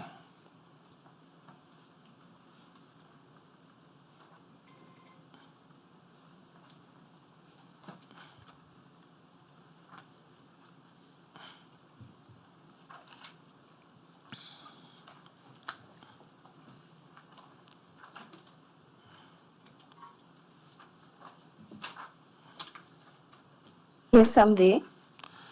If you are at 1332, you will see paragraph 5.1. That is correct, yes. And the defense asked, why are you saying these people are managing the enterprise? Precisely the question that was raised in your report. The state answered, yes, accused 16 managed the activities of the enterprise together with accused 1, 6, and 16, who were the co-managers of the enterprise. Whenever any of them would not be at that particular scene, the most senior member would fulfill that management role. In count 8, accused 4 had more information from his informer and then shared it in the briefing with other members at Pietermaritzburg before they set on tracking Magojela and Tembe. Accused 8 was a passenger in pursuit car 1, driven by accused 4. Accused 9, 15, and 16 created an environment where other members of the enterprise could function to advance the objectives of the enterprise. So here is your first answer. We have charged these people as managers because their job was to create an environment for the fulfillment of the unlawful activities by the other members. Now they explain why they say that. Sorry? I said I still have to find out where that evidence is. I understand that they but indicate that there was no evidence in a docket of that nature where the senior management would fulfill that management role. well, There was no evidence in any of the docket where accused 9, 15, or 16 created an environment where other members of the enterprise could function to advance the objective of the enterprise. If I've come across a statement of that nature, I would be able to tell you that. all right, well, let's carry on. 5.2, accused 9, 15, and 16 created an environment in which the activities of the enterprise could take place by giving his members access to resources without engaging the unit commander, knowing that he has the blessings of the provincial commander. So there is your evidence. Major General Boysen skipped the unit commander to provide resources to the members. And I can show you now where the documents are. All I'm saying is there's no statement to that effect. That if that is a reliance primarily on Colonel Aya's statement, and we have discussed the reason why we say why we do not believe that it will muster No. Colonel Aya. Yes, no, I know There's that. no evidence to that effect. No, I So know that. I would still. Carry on, finish. Sorry, can I just repeat? So Yeah. I would just say there was no evidence or no statement to that effect, and you can't read it into Colonel Aya's statement Yes. that he was giving that Boysen was giving access to resources. No, we will Because he was the unit commander in any case. We will commander. go through the underlying evidence. I know that you are criticizing Colonel Aya, but what you can never say is that there is no evidence. You can say that I don't like the evidence, but you can never say there is no evidence. You will just be blind to the facts. I'll come back then to 5.1. 5.21, the enterprise remains the same and continues to be the same in all of its activities. In this incident, now this is the incident of the killing of Mr. Magojela, Ndimande, as well as Sibusiso Tembe. The accused persons who participated in the enterprise are accused 1, 4, 5, 6, 8, 9, 15, and 16. They continue. Accused 4 ensured that all the participants are briefed and updated as to the latest information regarding to the movements of the suspect. He was the driver of the pursuit car number 1, the silver BMW. He pulled his vehicle alongside that of the deceased while his companions were firing shots at the deceased and when the deceased vehicle came to a standstill, he went closer to the driver's door and fired shots towards the driver at close range. Again, you've been told that this was his role. Briefings and updates as to the latest information regarding the movements of the suspect. Accused 9, That's 15, normal and police 16. work. Sorry? That's normal police work in terms of if you are going to try and track and trace a suspect, there's communication between the police officers regarding and the sharing of information. Unless you can provide me with a report from inside where somebody said that is what happened regarding accused number 4, Mostert, giving information that does not relate to the tracking and tracing of that suspect, then I will accept it. But for me, it's the police has to share information. Yes, but what And is... that doesn't mean, sorry, let me just repeat, but that doesn't mean that that necessarily amounts to an unlawful act on his part or show that he was part of management or part of the illegally gave information. Shouldn't you wait for counsel to take you where he wants to take you, madam? Because you earlier answered that there is no evidence. Maybe you should wait for him instead of giving a long answer. Let him give you the evidence that you said does not exist, and you can take it from there. And if you can answer briefly to the questions, please. Yes, thank you, Madam Chair. Now, if you go further down in that statement, I'm still explaining to you how the indictment described the leadership role or the management role. At 1334, 5.6.1, it says the work and functions of each person employed by the enterprise or associated with the enterprise can be summarized as follows. Accused 5, Eric Nell was part of pursuit car, fired shots in the direction of the Hyundai with his R1 after the vehicle came to a standstill. He secured the scene. Accused 2, Pumelela Makanya, was part of the pursuit car and also fired shots in the direction of the Hyundai. Now, I would admit that those are the shooters. Those are the people that execute. Accused 15, Anton Leckham, was the driver of the pursuit car, the gold Toyota Corolla police vehicle with registration number ND309345, and was driving behind the silver BMW driven by accused 4. So here he is described as an enabler of the shooters. Accused 16, Eugene van Tonder, was part of pursuit car 2 and fired about 7 shots towards the Hyundai with his R5 rifle. Boysen supplied information on Magojela's whereabouts to Paul Mostert and arranged the helicopter flight after Magojela was located on the N3 highway, where he landed immediately after the shooting. Olivier accompanied Boysen in the helicopter and alighted at the scene. Accused 4 managed the tracing, and ultimate shooting of the deceased, Magojela and Tembe. He started when he instructed the owner of the VIP protection that was providing security services to the KwaMaphumulo to remove their securities from their members. Now, you've been told what each what each member is doing and what the managers are doing in providing an enabling environment. Now you say, well, show me the evidence. Let's do that now. Firstly, I want you to look at page 2250, item 32.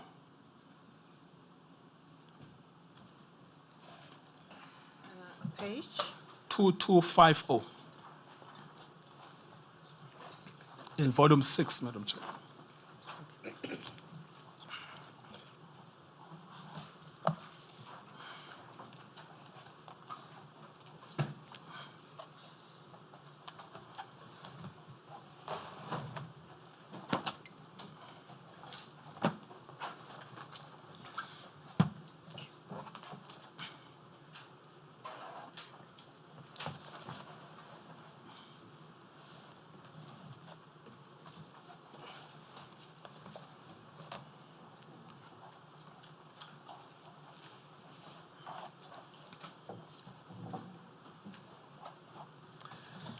Now, you've seen this document before, correct? I'm still waiting on the document. Oh, I see.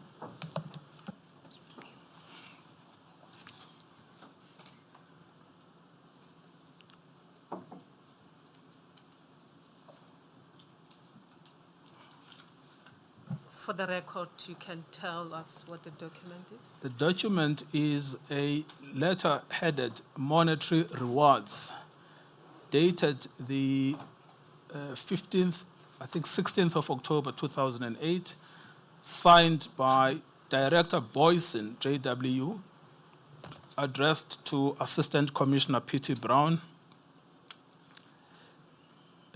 of the Detective Services, KwaZulu-Natal.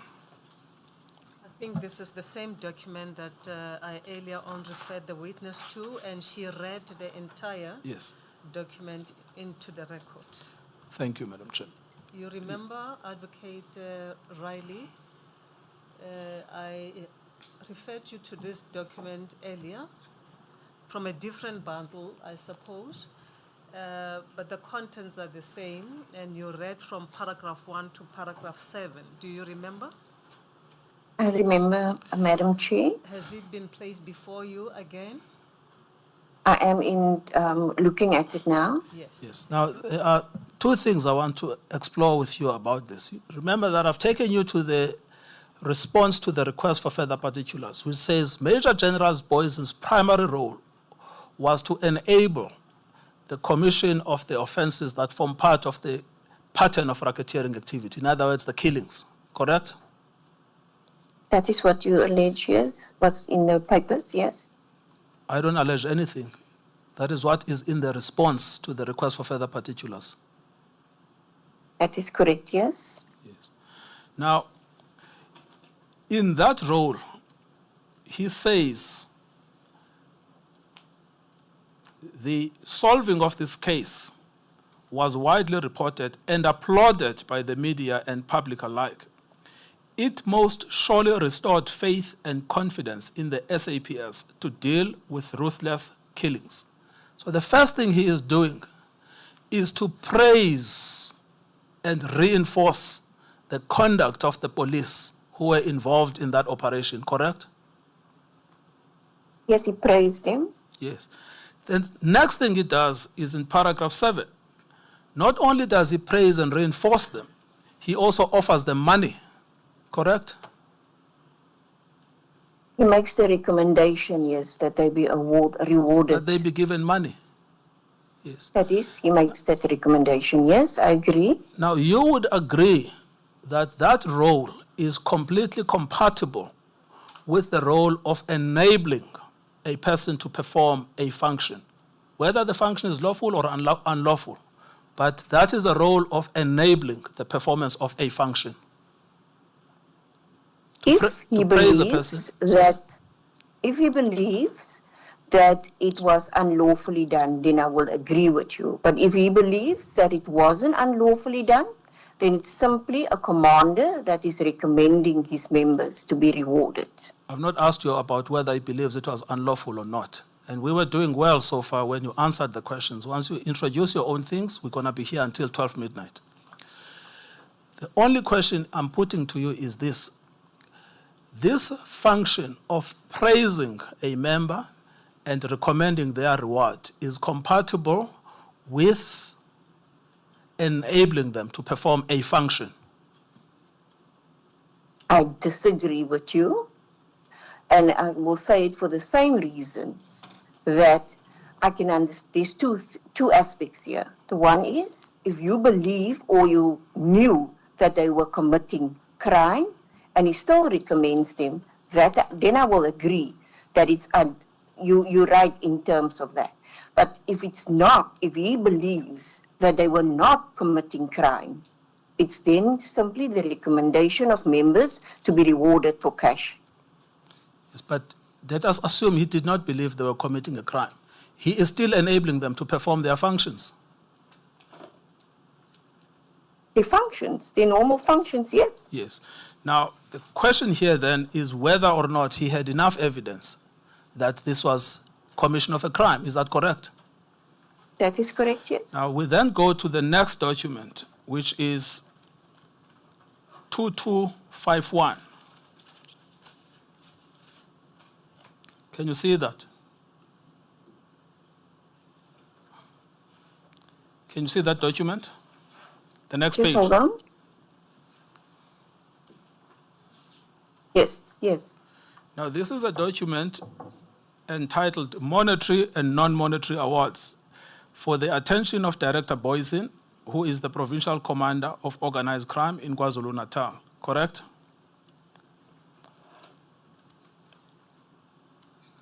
Is that correct? I'm reading.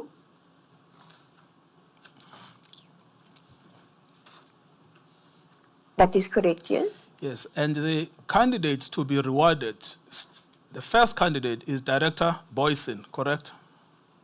That is correct, yes. And they are all rewarded for allegedly solving the Maphumulo case, correct? That is correct, yes. Now, how did that happen? How did they solve the Maphumulo case? You go to the following page, which is page 2253. Correct? I'm going there. I'm there. And then under paragraph 3, they talk about the apprehension of 2 more suspects, correct? That is correct, yes. Now, we know that that is false. Those alleged suspects were not apprehended, they were killed. Is that correct? That is correct, yes. Now, under the summary of events, the first person who passed on the information and started off the entire operation is who?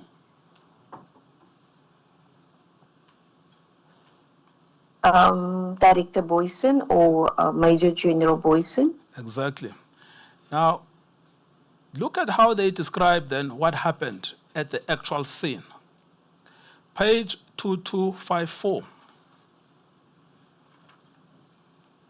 I want to read this because it's a very, very, very important passage. It says, the investigation team, that's the second sentence, which at this stage consisted of Inspector Mostert, Nell, and Makanya in one vehicle, while Captain Van Tonder, Lockham, and Eva, whom followed in a separate vehicle. Inspector Mostert managed to catch up to the vehicle, and in an attempt to get the suspects to pull over, the official blue light and the siren was used. A shootout then took place between the passenger of the suspect's vehicle and the investigation team, resulting in the driver of the vehicle being injured in the process, which resulted in the vehicle stopping. Do you admit that there is no statement there that says that the people inside the vehicle shot at the police first?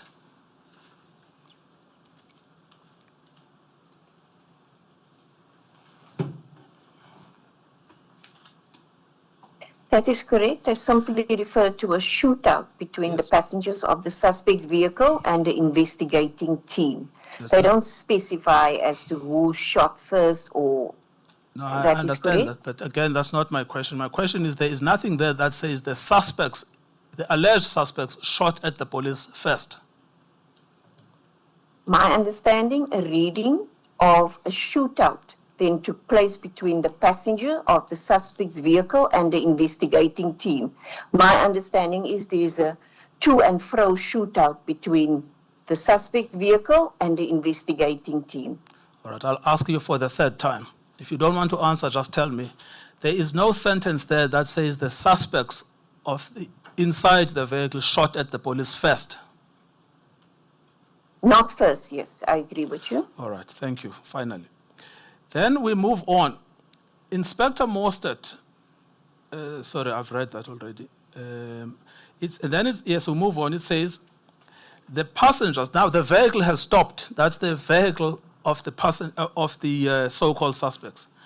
The passenger in the suspect's vehicle during the shootout made an attempt to flee from the moving vehicle, which resulted in him being flung out of the moving vehicle. So next thing that is important is that the passenger is running away, is fleeing, correct? There's an attempt to flee, yes, I agree. Yes. Well, there's nothing called an attempt to flee. You are either running away or standing. So he is running away. Now, I don't read that. Sorry? I don't read it. There was an attempt to flee. So I don't know what the attempt to flee means. Yes, well, okay. Do Let's work on your assumption. But you can read the whole sentence. Yes. Because he says that it resulted in him being flung Yes. out of the moving vehicle.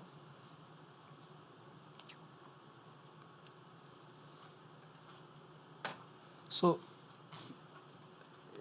Advocate Riley, we have a suspect, so-called suspect, who's a passenger.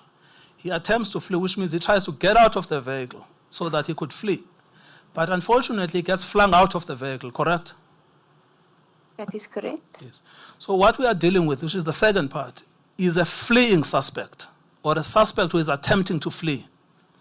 Look what they say happens next. Both the suspects were fatally injured in the shootout. The driver was positively identified as Timson Magojela Ndimande. We've read this throughout. There is not a single reference that Mr. Ndimande ever attempted to shoot at the police. If you can find it, show me. In this passage. Yes, this is the passage that is describing what happened. No, they don't. In the passage Yes. that is describing, they're not saying that he fired at him. Yes, the first They time. simply refer to a shootout. Yes, the first time we hear his name is when he is fatally shot.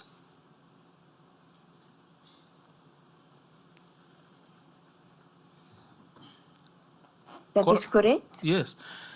And then we talk about the passenger. The passenger is also fatally shot when he is attempting to flee. Is that correct?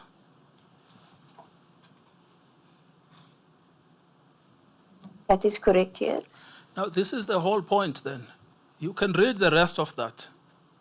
The driver was positively identified as Timson Magojela Ndimande and was the main brain behind the assassination of Superintendent Chauke. The other suspect was his bodyguard. In both of these killings, at the time this was made already in 2008. There is absolutely nothing in this letter that shows that the police were under threat. That shows that the police were being shot at. That shows that the police had no other alternatives but to kill these suspects. What we have is the most extraordinary thing of killing a fleeing suspect, which I would submit to you is clearly illegal.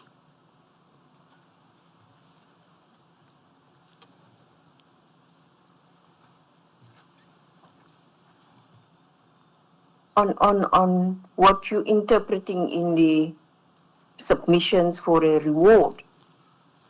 Well, No. Advocate Riley, please just confine yourself to the question, please. do you want me to repeat, perhaps? Madam Chair, my question still remains. There's evidence in a docket, No, and then it's there not your is... question. You are not asking questions, madam. You are answering questions.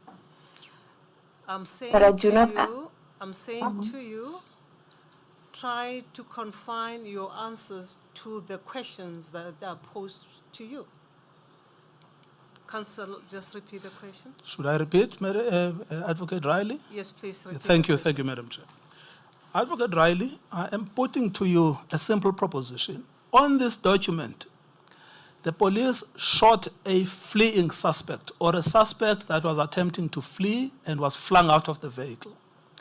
They shot Mr. Ndimande without any reference to how he posed any threat to them.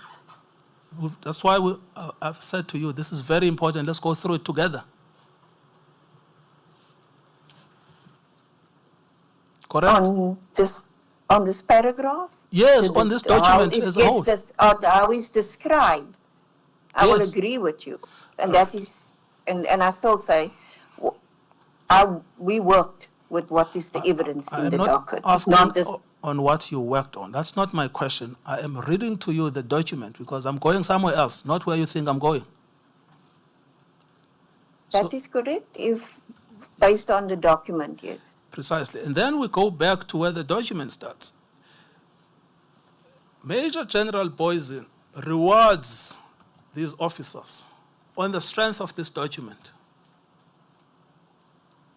Remember the reward I started with of 10,000 rands, which is page 2250.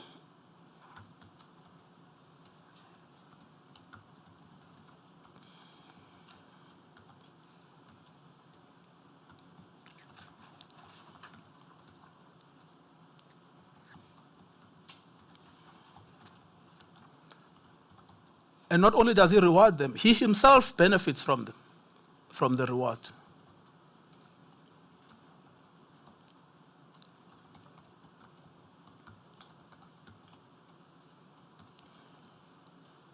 Now, this is in circumstances, they sit there in the office, they're paying themselves money. They have a document that shows clearly that a fleeing suspect was shot, and Mr. Ndimande, who posed no threat to them, was shot and killed.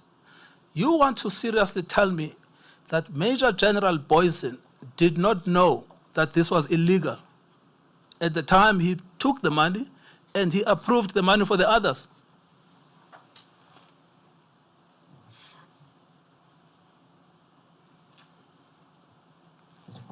I don't know, what am I supposed to say in terms of this document?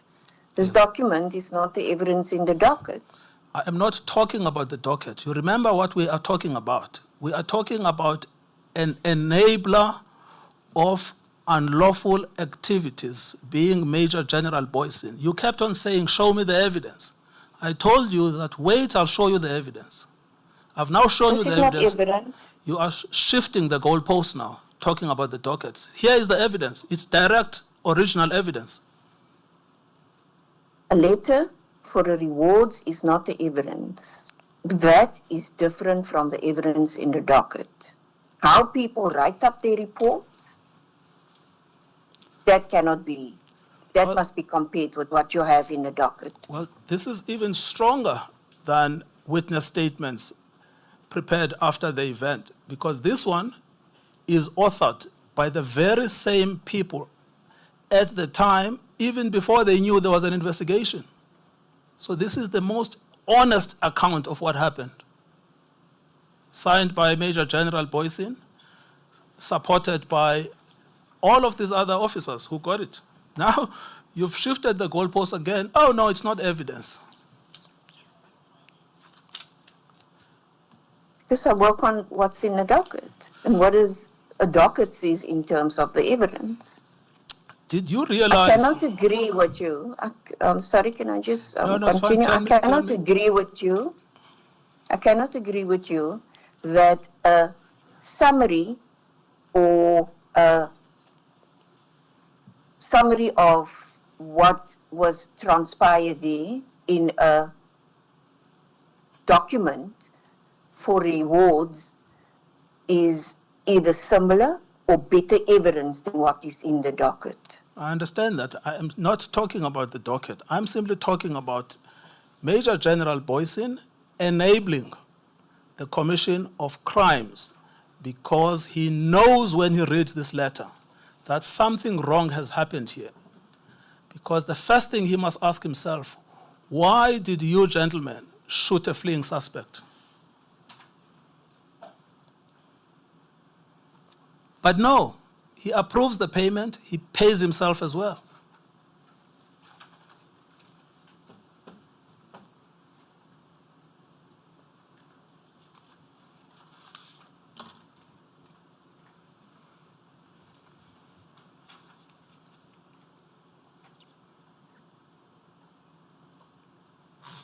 Do you have any comment, Advocate Riley? I don't agree with the submission by advocate. All right, thank you. Now you've got another point you've made. You are saying this was this information was not in the docket. Are you serious about that?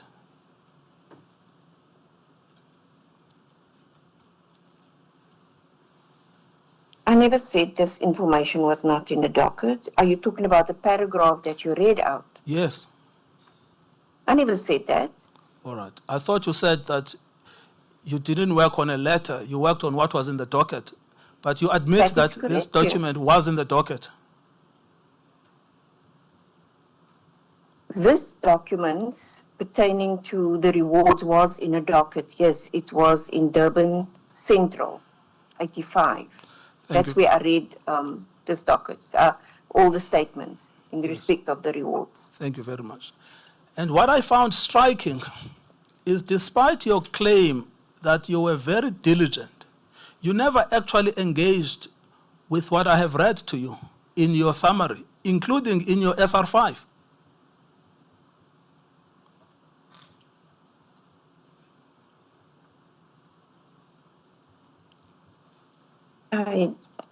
No, I didn't. Yes, thank you very much. Now, you know why we ended up on this route is because you refused to accept the submission I made that the indictment, when it is read together with the response to further particulars, places Mr. Boysen at the center of conceiving, strategizing, managing the commission of these crimes. And it is a lie that he came after the event. He was there at the beginning. Do you have any comment on that? At which event, sir? The killing, we're talking about one event, please. It is the killing of Mr. Ndimande and the killing of Mr. Tembe, because that's the crime that he is charged with under the racketeering offenses. It's those two murders. I'm saying to you, it is a lie that Major General Boysen came after the event. He was there at the beginning, he oversaw it, and then he came afterwards, and then he wrote a letter to congratulate the members and then to motivate for their payment. We could not find any evidence to that effect in any of the dockets, in particular the Howick docket. Yes, well, because you decided to ignore the existing evidence. The evidence in the docket, Yes. where there was no evidence that he was on the Howick scene before the time, or that he engaged with people. If it was done in the course of his duty as a police officer. There's no evidence from any witness that said that he engaged with him other than knowing that they are tracking and tracing certain suspects. Well, you know what? I first accused Major General Boysen of lying. I'm going to accuse you of doing the same thing. How can you say that the only offense of Major General Boysen is knowing that these people are looking for the suspect, when we have just read the original letter that says he is the one who got information from an informer and passed the information to Mr. Mostert? That is correct. But that is exactly what I said. If he was not on the crime scene, and if he provided any information regarding the tracking and tracing of a suspect or handed over that information, it was part of his duties as a commander or another police officer. Because I thought we also agreed that my submission was that I understand that that is the manner in which the police operate. Yes. Advocate Nkabinde, I'm sorry, I really tried not to interfere or interpose, but I have to ask this question. Advocate Riley, you keep on Yes, ma'am. referring us to the fact that if Major General Boysen did this, he did it in the course and scope of his duties as a police officer. And I don't think that is in dispute, because these people, this group of people were all police officers. Do you appoint a police officer?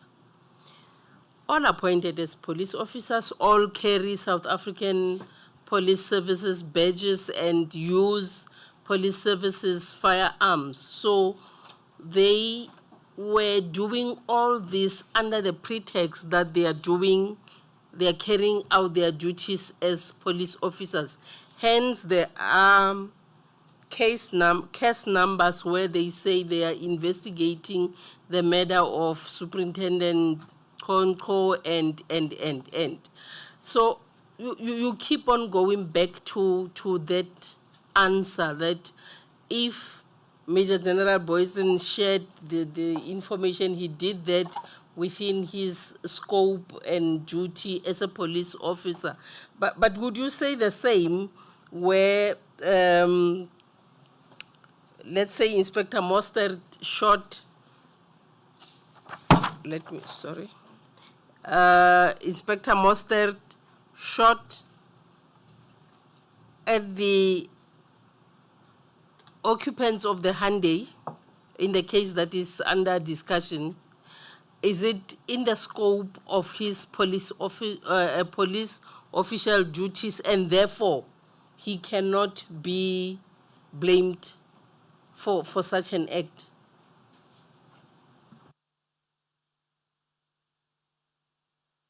If I understand if he shot at someone and that person then it would be, and that person has never shot first at him, and he was acting in self-defense. But if it was not the case, then I would agree. Yes, he did not act in self-defense, and therefore that can never be during the course and scope of his duties as a police officer. And what about the information that Director Boysen gave to Inspector Mostert pertaining to Magojela and Tembe, and which led to the group of police officers cornering them and firing at them, ending up killing them? Would that still be within the scope of his duties as a police officer? If the suspect, whether with or without a warrant, the police was looking for that person, tracking and tracing of that person, and Major General Boysen, as the provincial commander or as any other police officer who has information about where the suspect is provided to another police officer, that will be during the course and scope of his work, unless it can be proven through evidence that they, in actual fact, gave that information with the intention to go and kill that person, and that person wasn't being sought by the police, or even if the person was sought by the police.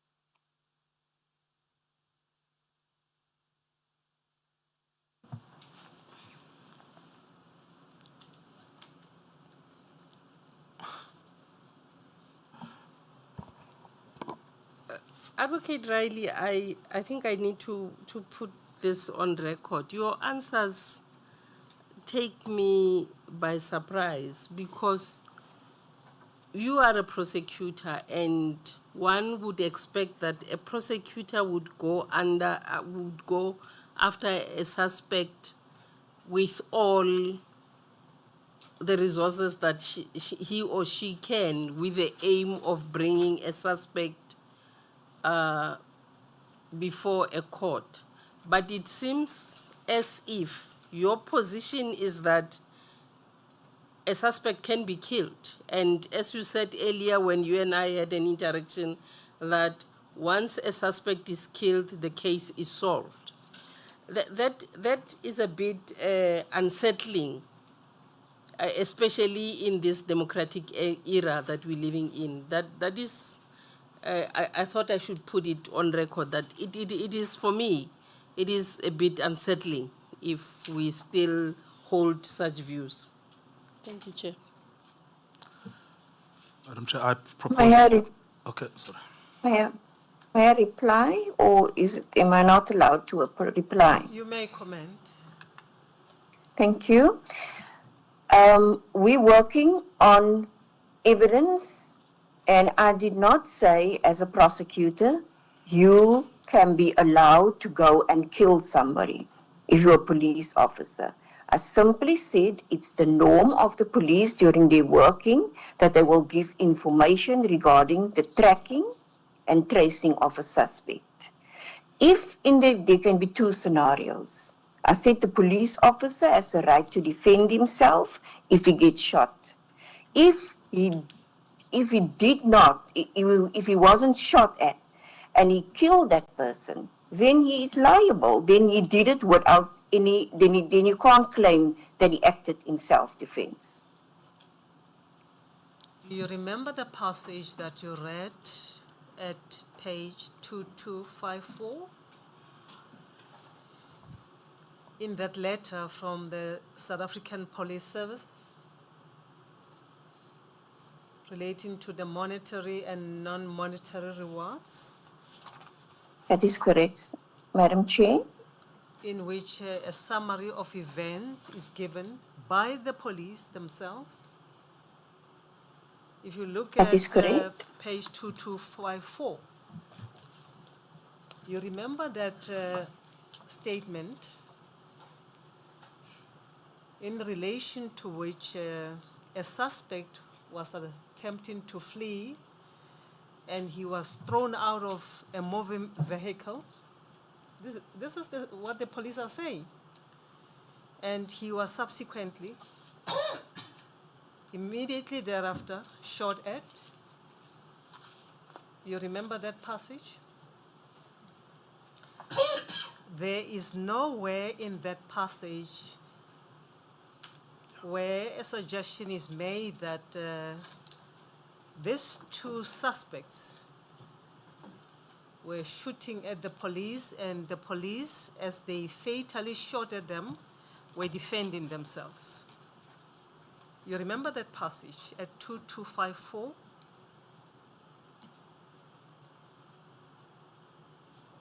Madam Chair, if my understanding of a shootout is between, there was No. to and Do you fro. remember that passage? I do. I read There is it. nowhere in that passage where a suggestion is made that the suspect were shooting at the police and the police acted in self-defense.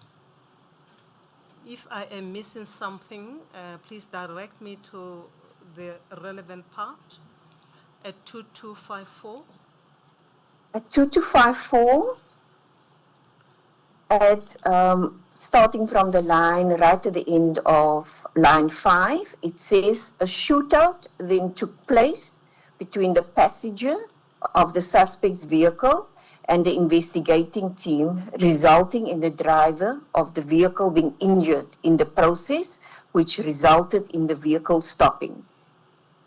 So I do say I don't know if there's agreement. For me, a shootout is between two groups of people. And the way they describe it, there was a shootout between the passengers of the suspect vehicle and the investigating team. So my reading, unless I'm incorrect, is that there's shooting between the two vehicles, the investigating team and the vehicle of the suspect. You are drawing an inference. Where in this passage do I find a line that says the police were shot at and they acted in self-defense? It's not said that they acted in self-defense. Thank you, Madam Chair. I propose to really move from this topic. I think the last exchanges have put everything we need to know about the approach of this witness clear. Now, can I also ask you something that is common cause, just to get your confirmation? The police killed 8 people in response to the investigation over Superintendent Chauke's murder. Do you remember that? That is correct, yes. They did not arrest a single person. That is correct. Yes. In relation to the killing of Inkosi Zondi, which was the Peggy Temba case, the police killed 3 people, correct? That is correct. They did not arrest a single person. That is correct. Yes. The person who oversaw the Zondi investigation was General Boyson. Yes, I can confirm that. Yes. His own statement appears in the Peggy Temba docket. That is correct, yes. Yes. He also oversaw the Chauke investigation because he alleged that both of them were high-profile investigations that required his personal attention. That's quite possible, yes. Not possible. It is in his book, Advocate Riley, which was published 3 years before your report. Now, maybe I should rephrase. It's quite possible that provincial commanders, when you have high-profile cases, that they will oversee it or be in charge of it. Okay, thank you very much. Now, when you look at that, that is 8 plus 3, 11 dead bodies, where Major General Boyson is the overseer of the investigation, out of 28 dead bodies. That's approximately half of all of the bodies we are dealing with. You want to tell me that Major General Boyson had no knowledge that these were unlawful killings?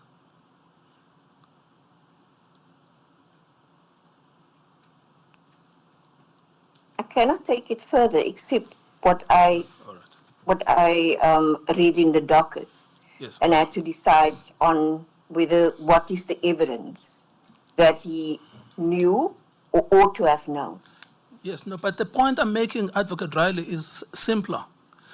The 2 dockets where Major General Boyson was personally in charge of had the highest murder rates out of every other docket we've dealt with.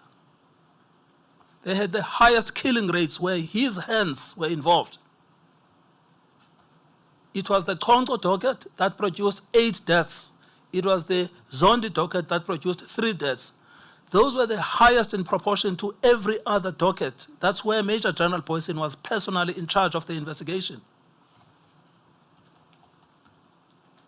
And you want to tell this panel that he had no knowledge about what was going on in the dockets that he was personally assigned to investigate.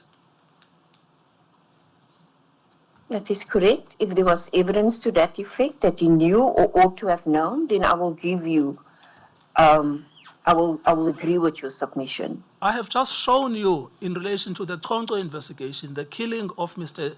Magojela Ndimande and the killing of Mr. Sbusiso Tembe, where he knew, because he signed the letter of rewards, he knew that they shot at a fleeing suspect. What other evidence were you looking for? You said he personally knew or he Yes. received the information? He personally knew because he Because- signed the recommendation for the payments. You can't say personally knew. If you're a provincial commander, then you are going to receive information. You are supposed to receive information about incidents of this nature in writing. Well, we've gone So- through that episode. I'm not going to repeat it with you, showing his personal knowledge. But it seems that your mandate is to defend General Boyson at all costs. Can I move on to something else? You've I given just us. want to respond to, may I respond to that, Madam Chair, about Yes. my mandate? Yes. Yes, you may comment, ma'am. I disagree with you in terms of my mandate. I don't know where you got that from in terms of what my mandate was. Well, I'm getting it from your responses that are so defensive that you would even ignore plain evidence staring you in the face. And I disagree that that is evidence. Yes. Thank you, Madam Chair. You've given us a number of authorizations that are signed by Major General Boyson. They appear at item 33 of the cross-examination bundle, 2257 to 2303.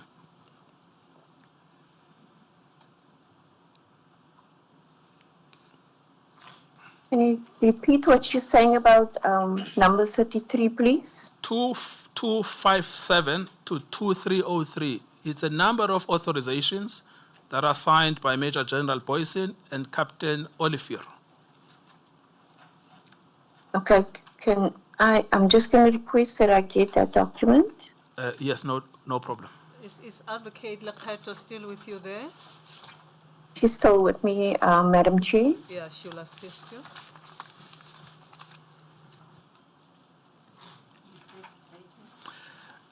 It is at page 225. Oh, sorry, it's item 33 of the index, volume 6, apparently.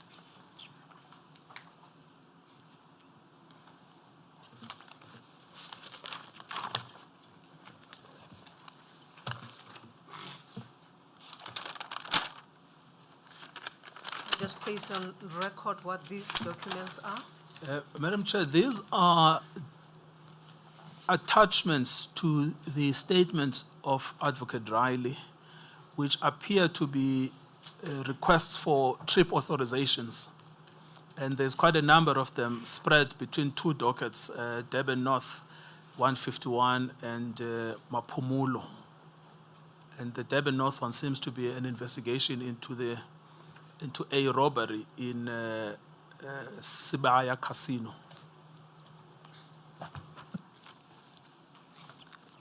Do you have them, Advocate Riley?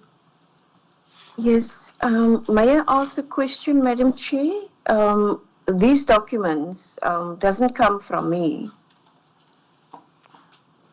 Well, they are attached to your statement. I mean, where do they? That's why it's called SR. That's meant to be for you. It was never attached to my statement. I'm sorry. Well, they are attached to your statement, all of these documents. I never attached this to my statement. I don't even refer to this in my statement. I don't know where these documents come from. Well, can you go to your statement at SR2? SR2.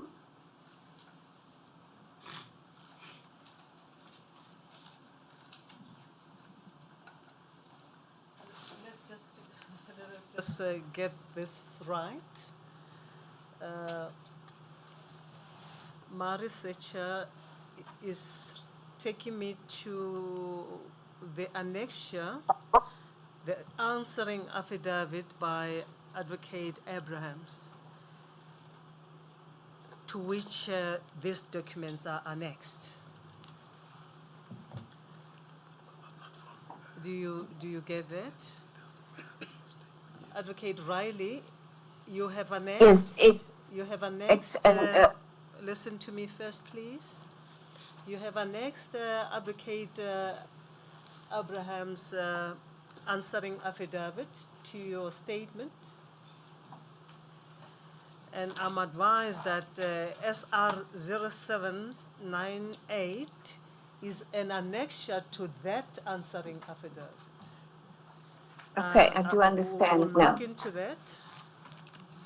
Do you find that, Advocate Koitobi? Madam Chair, I need to also be directed. Apparently, that's correct. Yes. It is volume file 3. Yes, we found it, Madam Chair. File 3. Yes. Do you have file 3 there, Advocate Riley?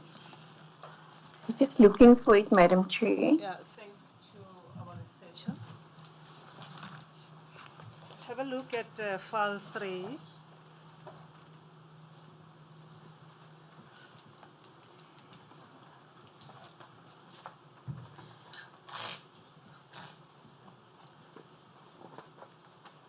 These are documents attached or annexed to your affidavit.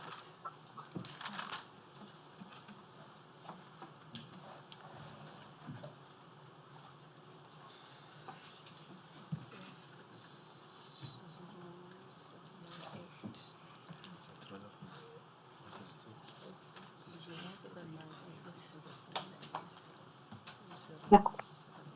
It's part of SR2. Is it 2? It's part of SR2, but it starts from the other boundary. But this is file 4. Yes.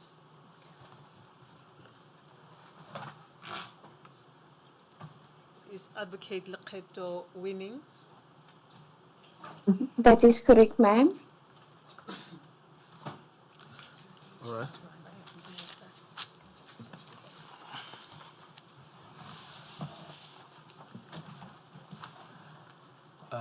Advocate Riley, at what stage are you now? Have you found the source of these documents?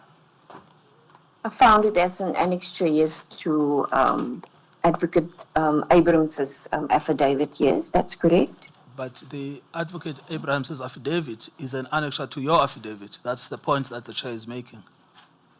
That is correct, yes. And that's how these documents ended up being an annexure to your affidavit. That is correct, yes. Yes. Now, I have. It is correct that this is your document. In other words, it forms part of your founding statement. That is correct, yes. Thank you. Thank you, Madam Chair. That's been a lot more productive than I've been able to get. Sorry, I apologize. Yes, thank you. Because the Advocate, I've analyzed all of these documents, starting from 0797,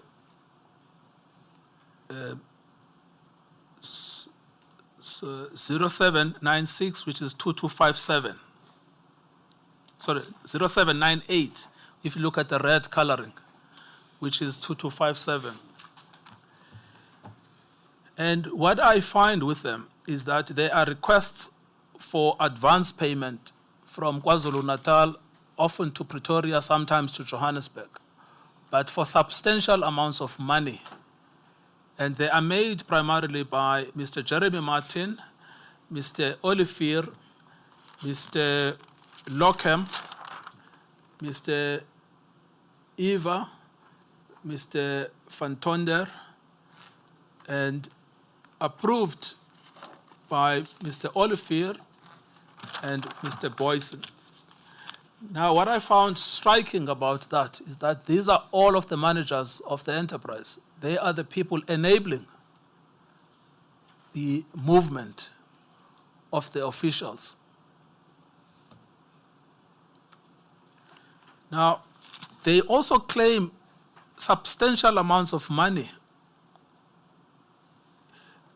There is one claim for 90,000 rands, 92,000 rands actually. If you look at 2261, that's a claim made by Mr. Lockham. So if you look at the amount there at 2261, the amount is at the top, says total. Yes. Can you see there, is it 92, is that correct, that it's 92,000? That is correct, yes. Looks like it, yeah. Yes, and then you go through, let's go to 2263.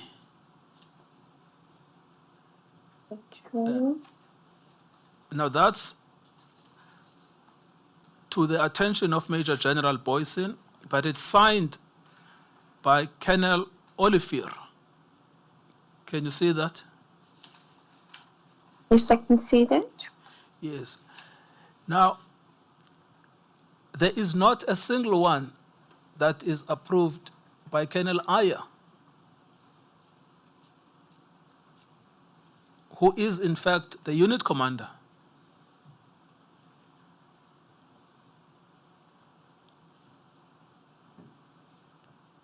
None of these.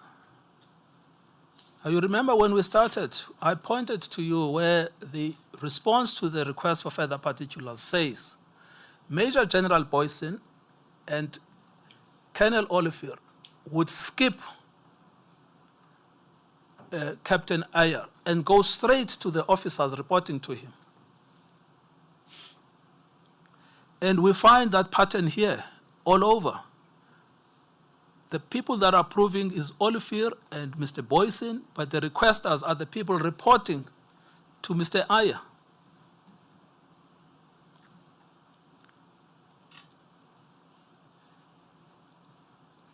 How do you explain that?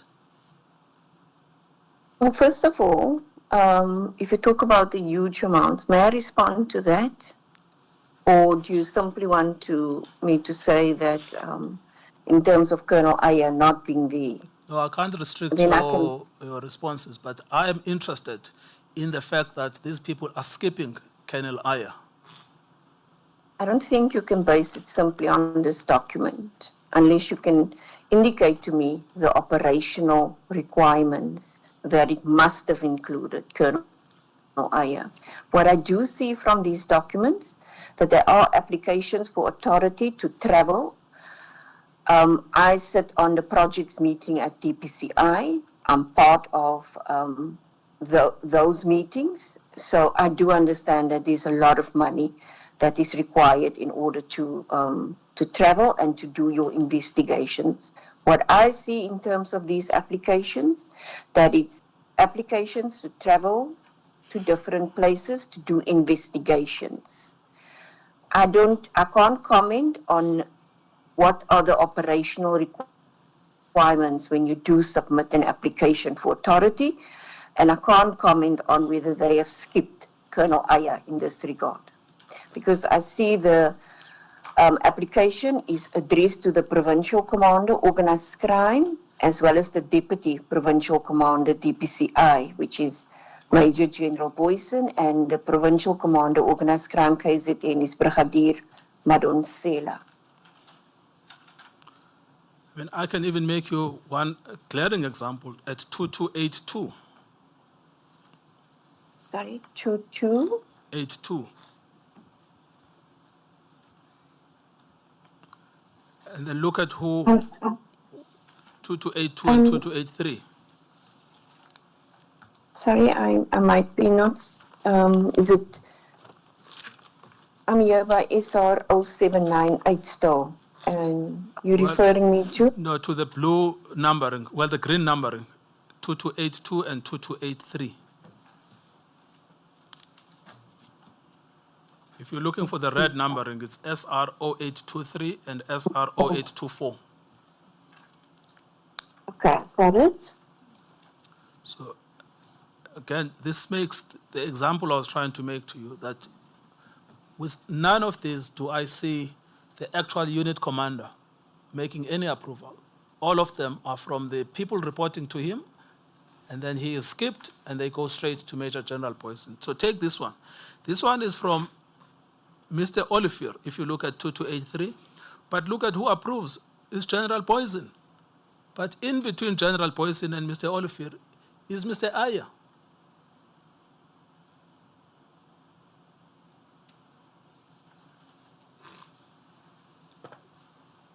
How do you explain that? If you deny that they used to skip him. I indicated this is an application for authority to travel. I'm not familiar with what is the operational requirements when you do an application of this nature. All right, so your point on this, you would accept the facts that Mr. Ayer does not appear, his subordinates appear, but they are approved by Major General Boyson. Your point is that you don't know what the operational requirements are. when you apply for authority to travel, whether it should go to Colonel Ayer or whether it should go to the provincial commander directly. Yes. Now, you would remember that one of the issues you have is that you cannot accept the evidence of Colonel Ayer, who says these people used to skip me and go to Major General Boyson on inter alia traveling requests. And I've now shown you the evidence, what he means by that. Can you comment on that? That's what he says, yes. They skipped him. Yes. That's what I read in his statement, yes. Yes, but I have shown you the evidence because you have this tendency of saying, I want to see the evidence. I've shown you the evidence. You now say, well, you want to see the operational plan.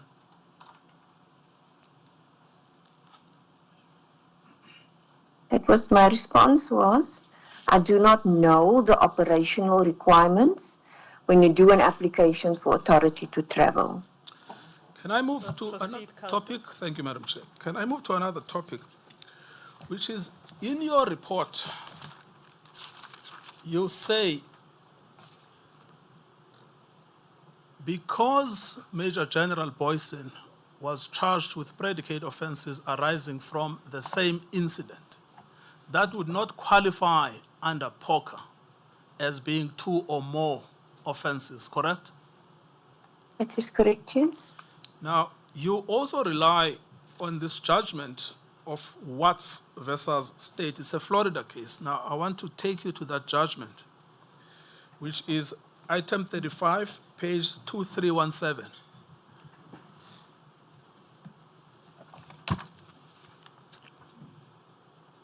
Of the cross-examination bundle. 2317, volume 6.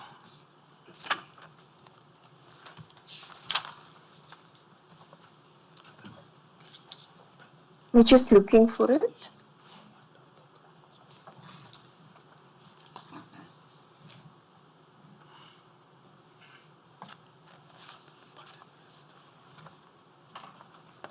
So if you go to Anthony Watts versus the state of Florida, Before that, did you find it, Advocate Riley? Not yet, Madam It is Chair. in that same volume in which the trip authorizations or applications were made towards the end of that bundle. 2317.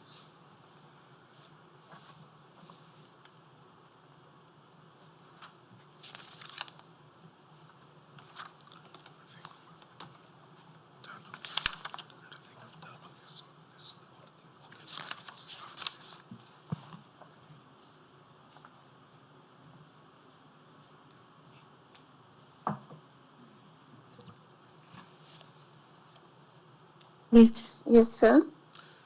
now, this is the case that you rely on in your report. And in fact, if I recall correctly, even in your statement, you rely on this case. That is correct, yes. Now, if you go to, yes, that same page, 2317, you read the judgment where it deals with section 895.02 brackets 4 defines a pattern of racketeering activity as, can you see that? Hold on.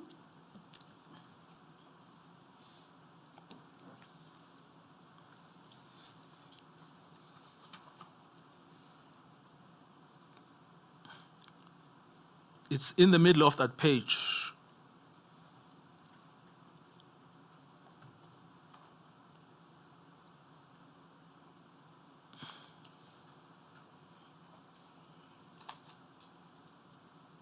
And it starts with the sentence, section 895.02 brackets 4 defines a pattern of racketeering activity. Can you see that? That is right. Now, how does it define it?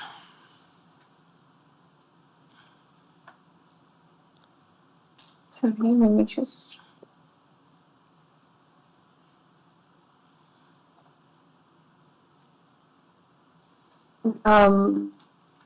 Defines a pattern of racketeering activity as engaging at least 2 incidents of racketeering conduct that have similar intents, result, accomplices, victims, or methods of commission, or that otherwise are interrelated by distinguishing characteristics and are not isolated incidents, provided at least one of such incidents occurred after the effective date of this act, and that the last of such incident occurred within 5 years after a prior incident Yes, of racketeering racketeering. conduct. Precisely, thank you.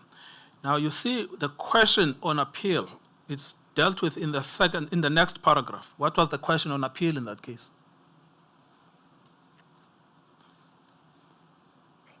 The question of appeal is whether the 2 incidents requirement is satisfied when the state proves that the defendant is guilty of 2 offences which arose out of the same incident. We find that this does not satisfy the 2 incidents requirement. Yeah, stop there. This issue, Or well, I mean, you can continue if you want to read about State versus Rosso. I don't want to stop you.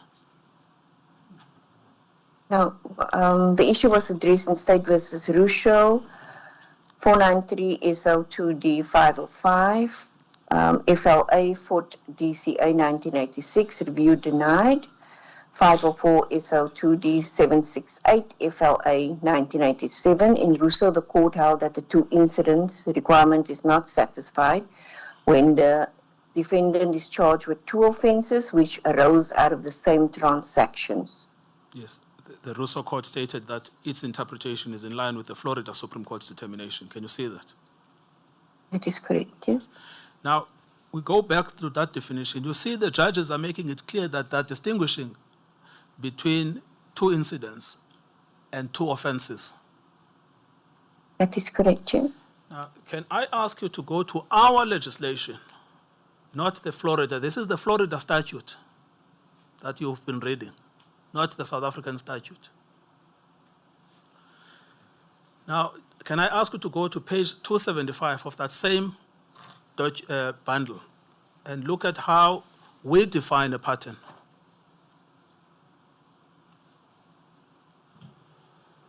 Which page? Commission of Which To- volume? Volume 1, Madam Chair.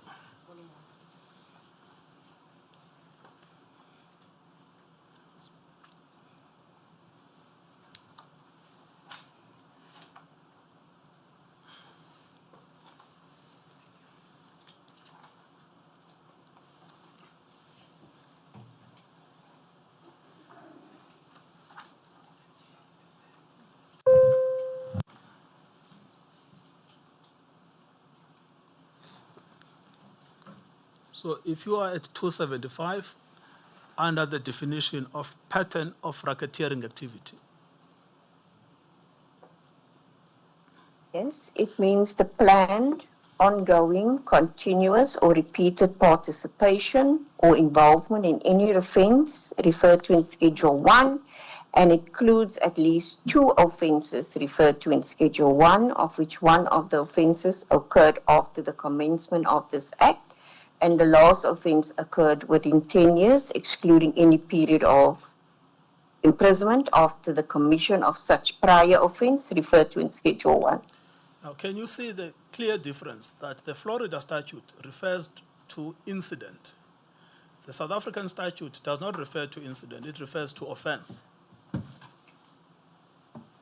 That is correct, yes. Now, can you then explain why you used the Florida statute and not the South African statute? I referred to a case in terms of what they describe as 2 incidents. No, the case, as I've shown you now, the case you've referred to is Anthony Watts versus the state of Florida. It took That the is definition correct, from yes. the statute and put it in the judgment.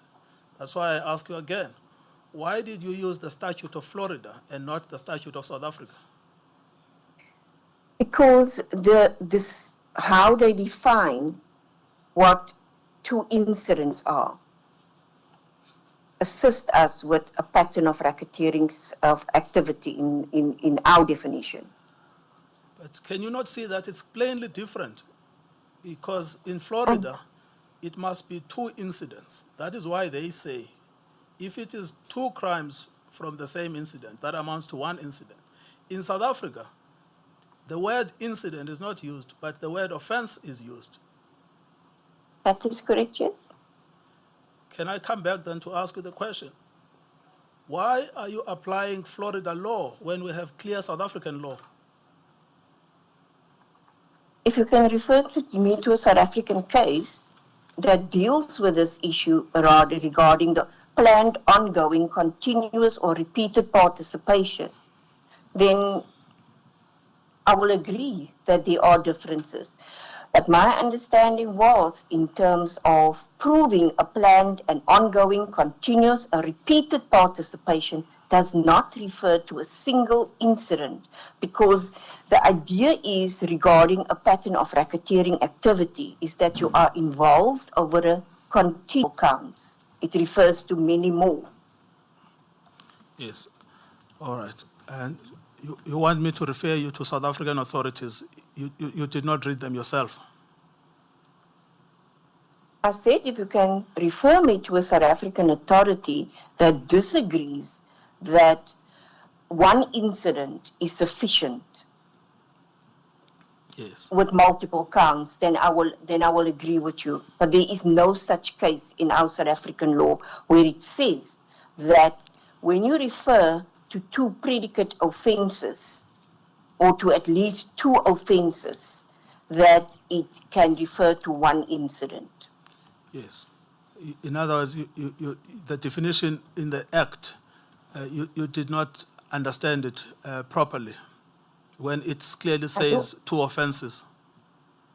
Says 2 offences, but if you look at the pattern of criminal activity, it also, racketeering activity, it is planned, that is part of the definition. Planned, it is ongoing, it's continuous, and it refers to repeated participation or involvement in any offense. And in my interpretation of that, when you must satisfy that requirement also about the planning, the ongoing, continuous or repeated participation, that it doesn't refer to 1 incident or to 1 incident with multiple offenses. It refers to more than 1 incident.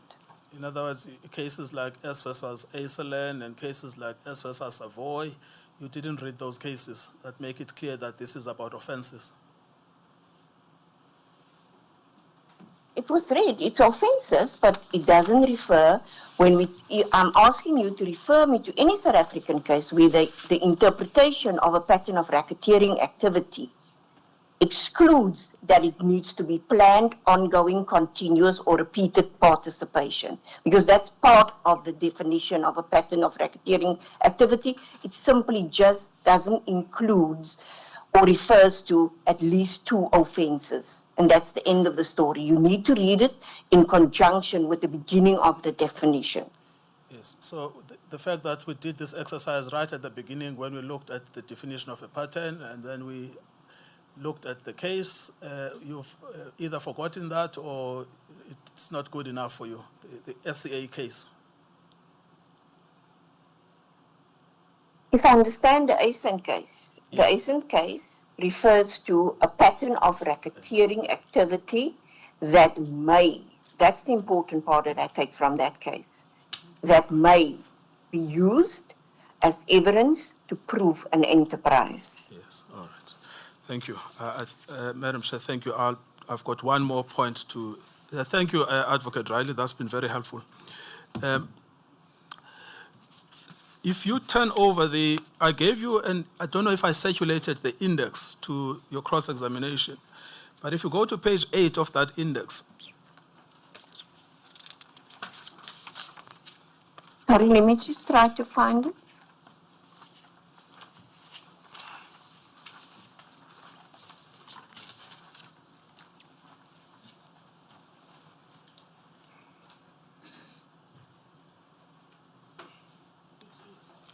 Page 8, yes. Page 8 or number 8? No, page 8. Oh. Apparently they The end at index. 7, yeah.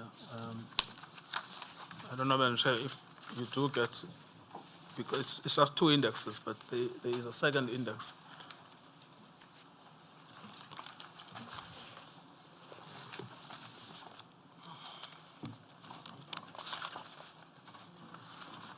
Page 8. One is Bongani Mkhize High Court application. Yes, Is that that's the one. that That's you're the one. referring That's to? the one. Yes, thank you. Thank you.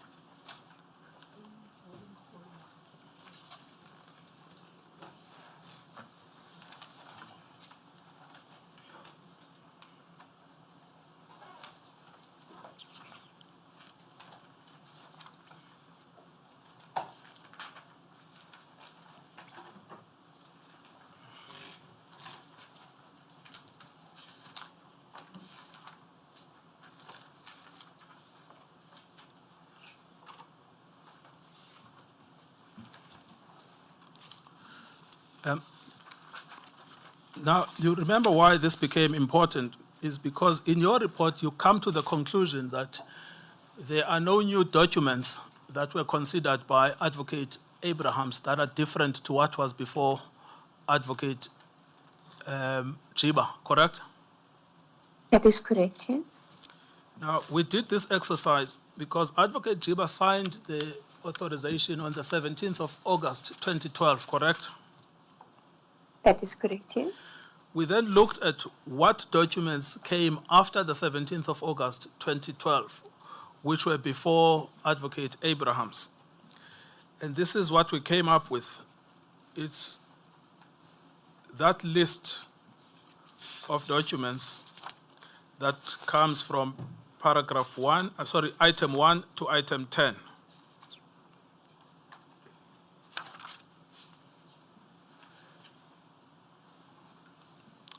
Now, insofar as Captain Mangena's documents were concerned, the evidence is that they were signed in September 2013.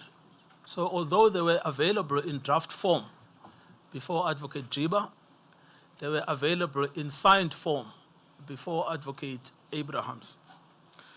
Now, can you then explain why you said that there was no new information that was considered when it is obvious that there was new information?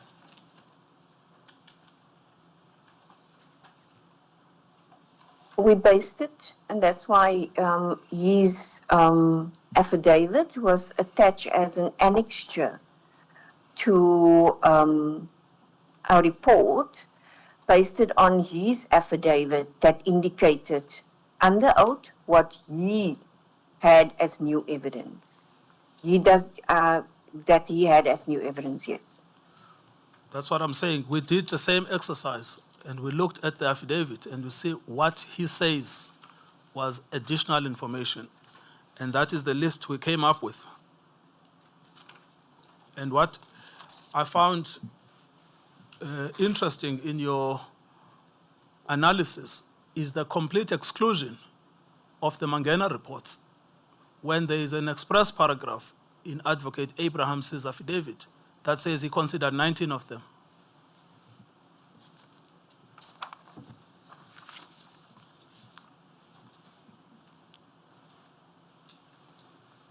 Yes, I agree. Okay, then if you agree, then do you have an explanation why you said there was no additional information when you agree that there was in fact additional information?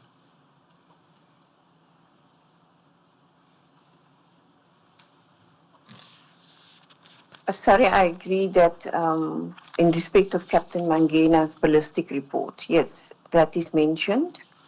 But it's not mentioned in your own statement when you analyze the new information. I agree.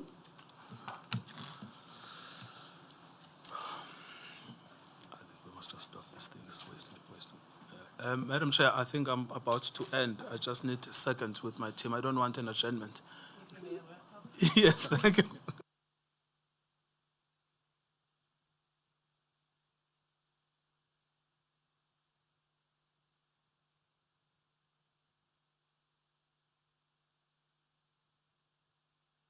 Thank you, Madam Chair. I have no further questions.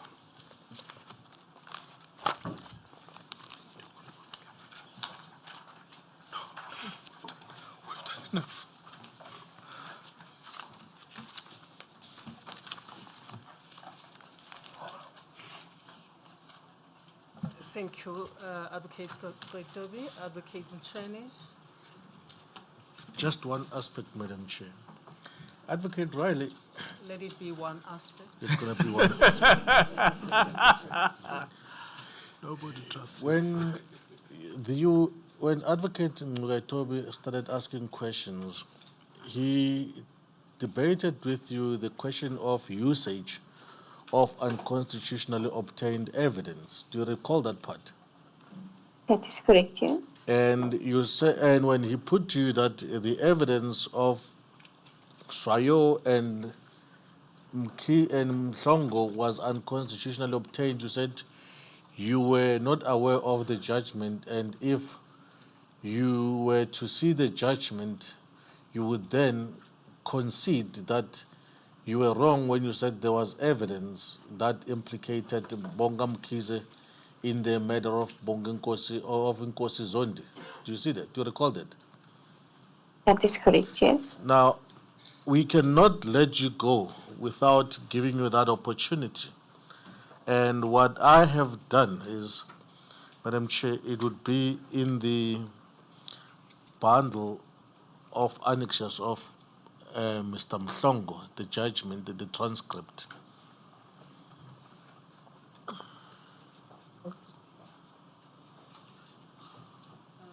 Sorry, it has to be fetched. It's in relation to witness Mr. Mhlongo. Yes, the evidence that it was unconstitutionally obtained. In fact, if I might just ask Advocate Ngaidobi's team to assist me, the transcript pagination number is page 85. I know that the document is in the cross-examination bundle. We do remember the judgment of the High Court in KZN. Yes, but I just want the witness. Yes, because she said if you have it, you can proceed because we remember that judgment.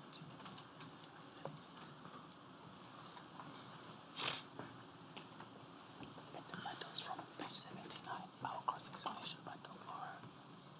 So if you go to Riley's cross-examination bundle, so yes, the cross-examination bundle, it's 16.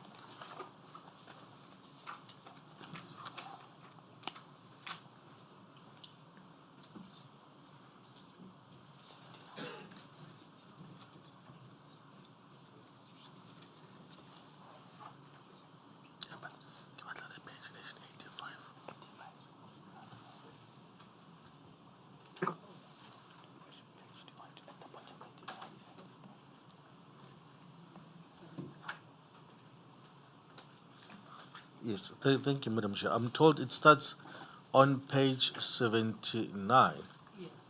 But where I would like you to go to is page 164.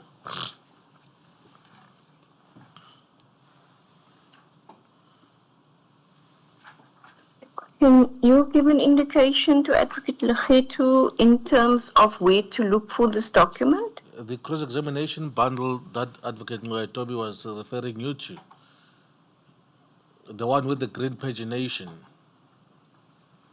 Refer him to refer her to On volume 1. Is volume 1 of that cross-examination bundle, Advocate Riley. And Advocate Legetu can take you to page 79 of that volume 1.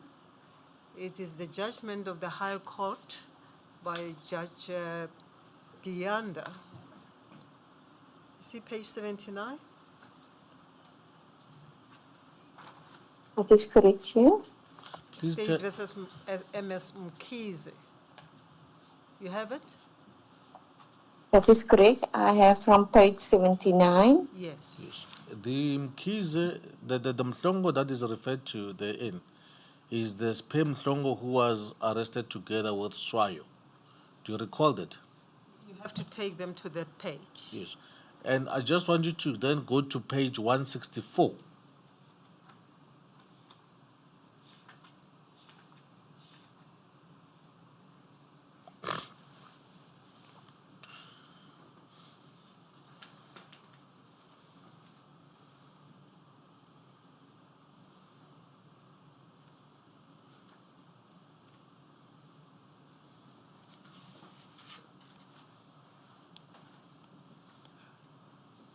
Do you have it, Advocate Riley? Yes, I do, Madam. Page 164, thank you. Proceed, Yes. Councillor. And then starting from that is the part that deals with the evidence of, I think it's Mr. Zungu, who was the investigating officer, testifying during the trial, within the trial of Mr. Spem Hlongo. And then from line 10, it starts off as follows. 11. And then a confession was taken from Swayom Kize. Well, I think it was a pointing out, was it? Yes. And then it says, a pointing out was done by Swayom Kize, accompanied by a statement on the 2nd of February 2009, right? And then he answers, if I can recall, my lord, the confession was done by Swayom Kize. And then the question then, and you will also remember, warrant officer, that the moment Swayom Kize was in the sanctity of a courtroom, he immediately said that he was forced, that was a forced pointing out and confession. And then he said, I had that, my lord, and on bail application at Umlazi. Do you see that? That is correct, yes. So basically, it first thing that it highlights is that it points out that Swayo, when he applied for bail, retracted the confession that he made. Do you see that? That is correct. And then we move on to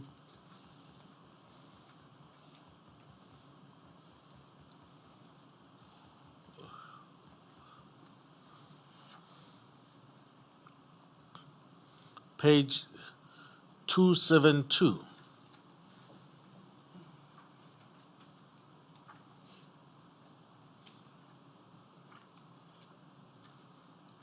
In fact, let's go to 273 quickly.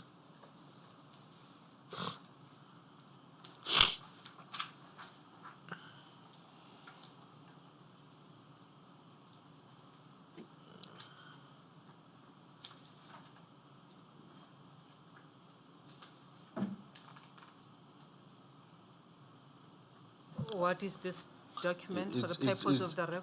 It's the judgment by Judge Gyanda in the trial, within the trial of Mr. Spem Kize. Are you there, Advocate Riley? Repeat that again, Advocate At Sweeney. page 273. Okay.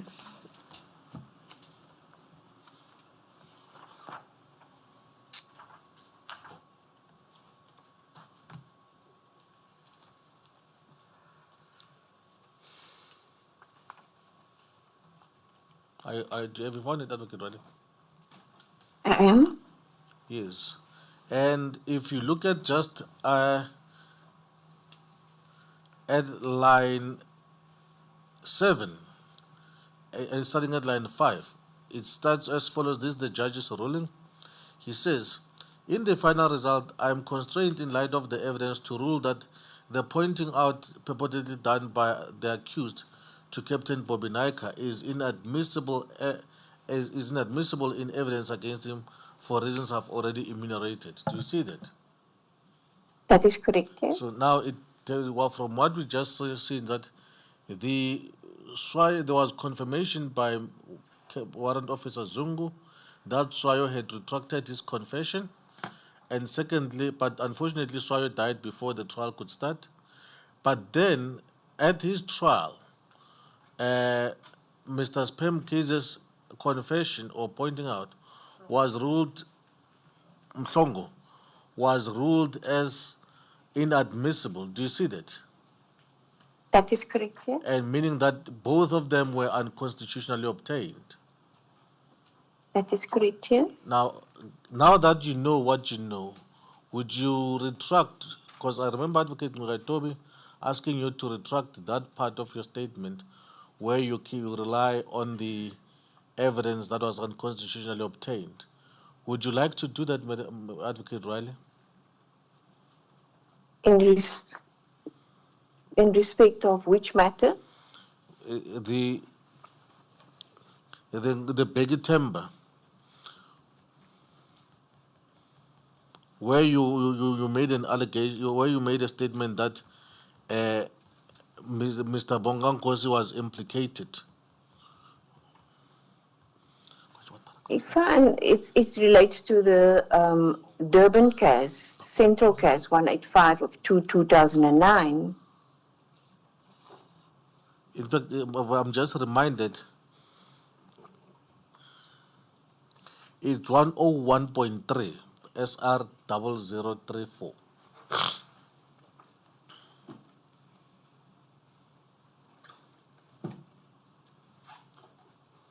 Yes, it's the Durban Central case.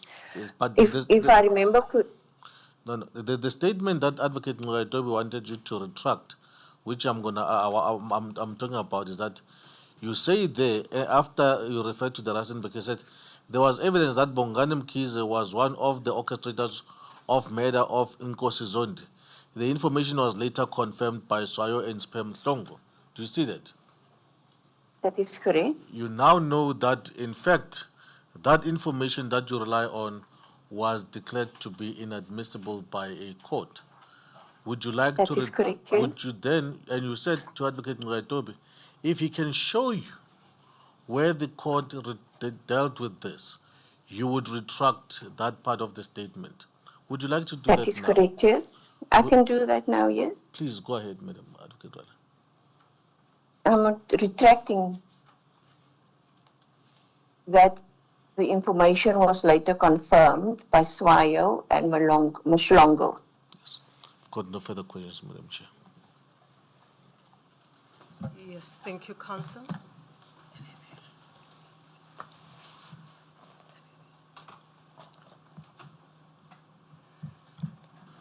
Thank you, Advocate Riley.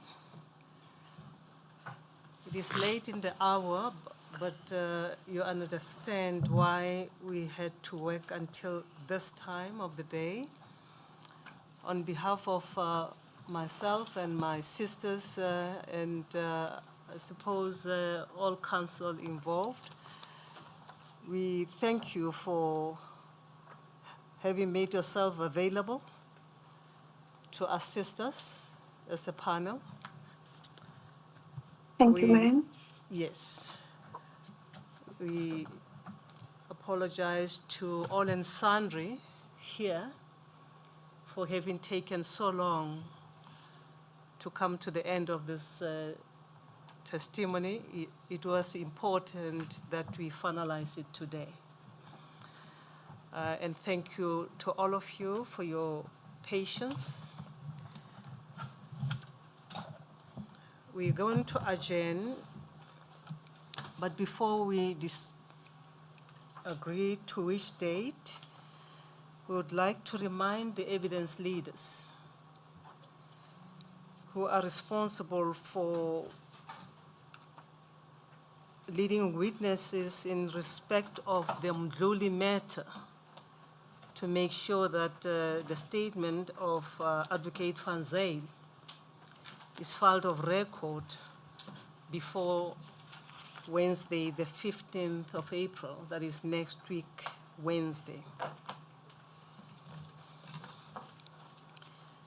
As we discussed in chambers earlier, we will adjourn until next week, Wednesday, that is the 15th, and we will resume at 9 o'clock on the 15th of April, 2026. Once again, Advocate Riley, thank you very much. We adjourn. Thank you.